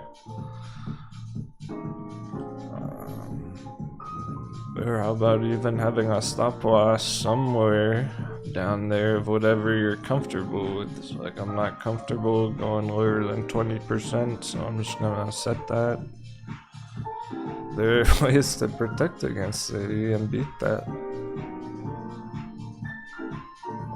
Like, diamond handsing does not have to mean just entering something last year and then holding it red and now what? Like, you can get better at that. People just didn't really know any better when they were brand new to markets 2 years ago.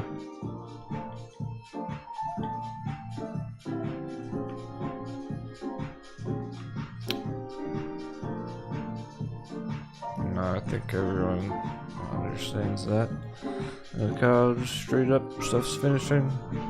All good.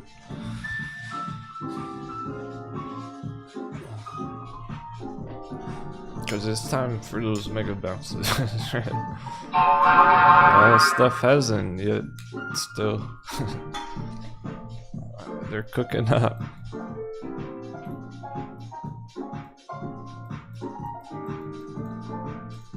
enough of them have, or it's clear this is the market climate right now. So it really should go pretty smooth till S&P gets to like 440.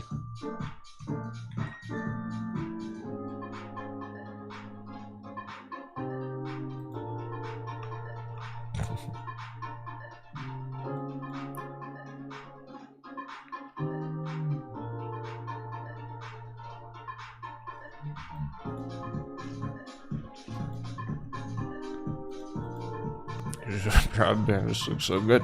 It's always 40%. It's not stopping.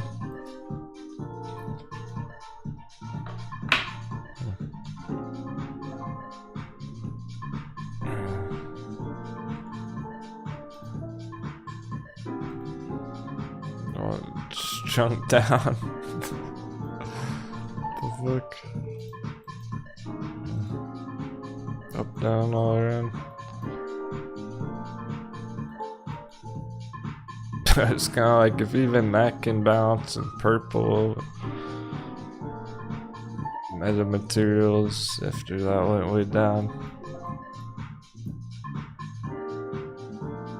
If even those ones can bounce right now, like pretty much anything fucking can. It should be all good. Fusion Galactic, all that stuff. Like those real solid ones that are bouncing. Anyways, I'm gonna go smooth there on them all. Blackberry, of course. Oh, that's finishing highest point.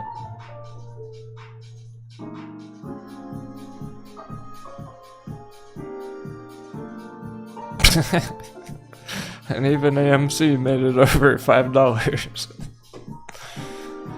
509.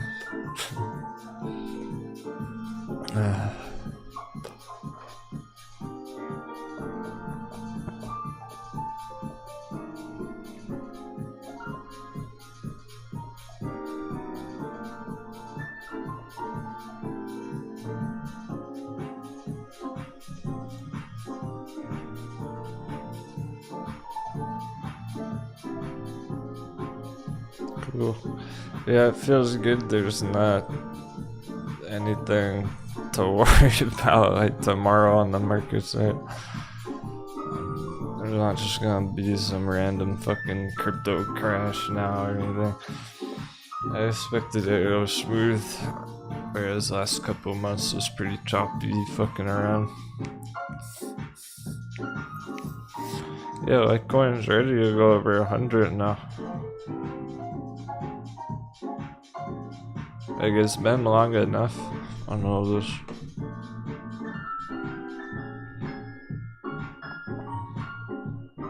I'll show you after the bell, and then we're gonna wrap it up.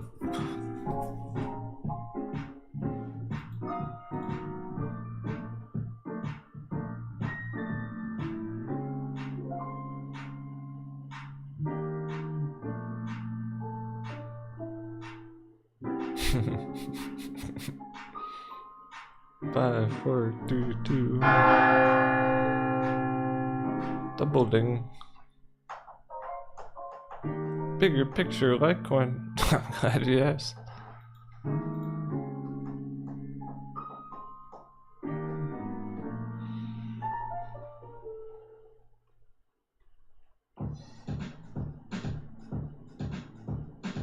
We're talking about the voice chat party for the weekend.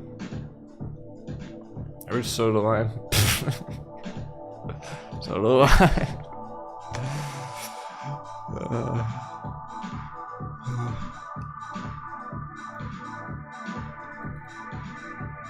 Like paper handed his NFT.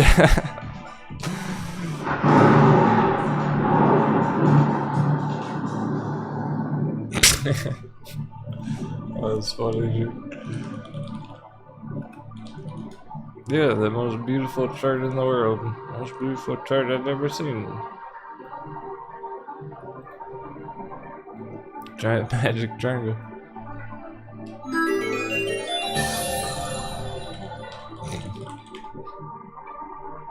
That's why I made an NFT of it. So, Look how it's the same right now. It's like the same spot. He's the proud owner of the Litecoin Giant Magic Triangle 1 and only NFT. And he lost his private keys.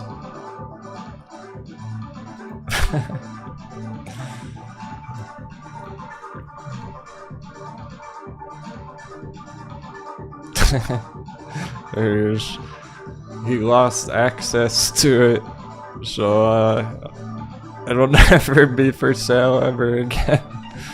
He can't even sell it if he wanted to, now he's forced to diamond hands it. Yeah, see, that shit was valid a year ago.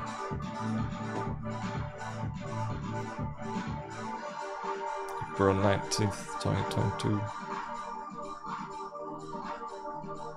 Yeah, so now that whole collection's gonna moon in value, he's not gonna be able to catch out.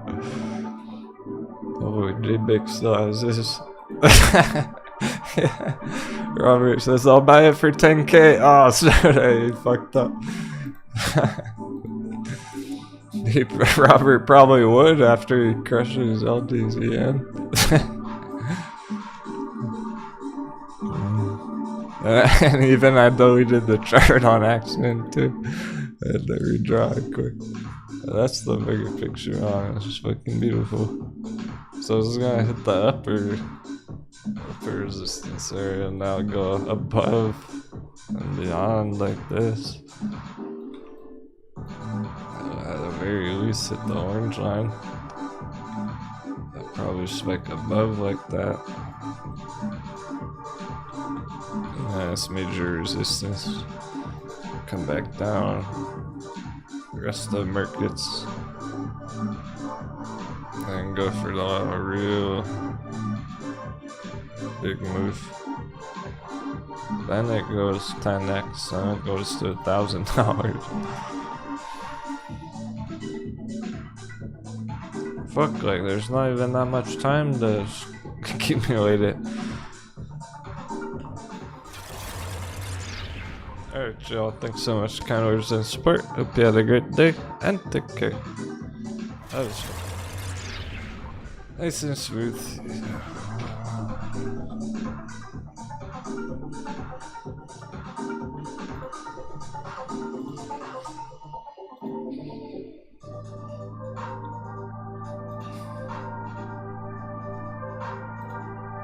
Take on Mucha.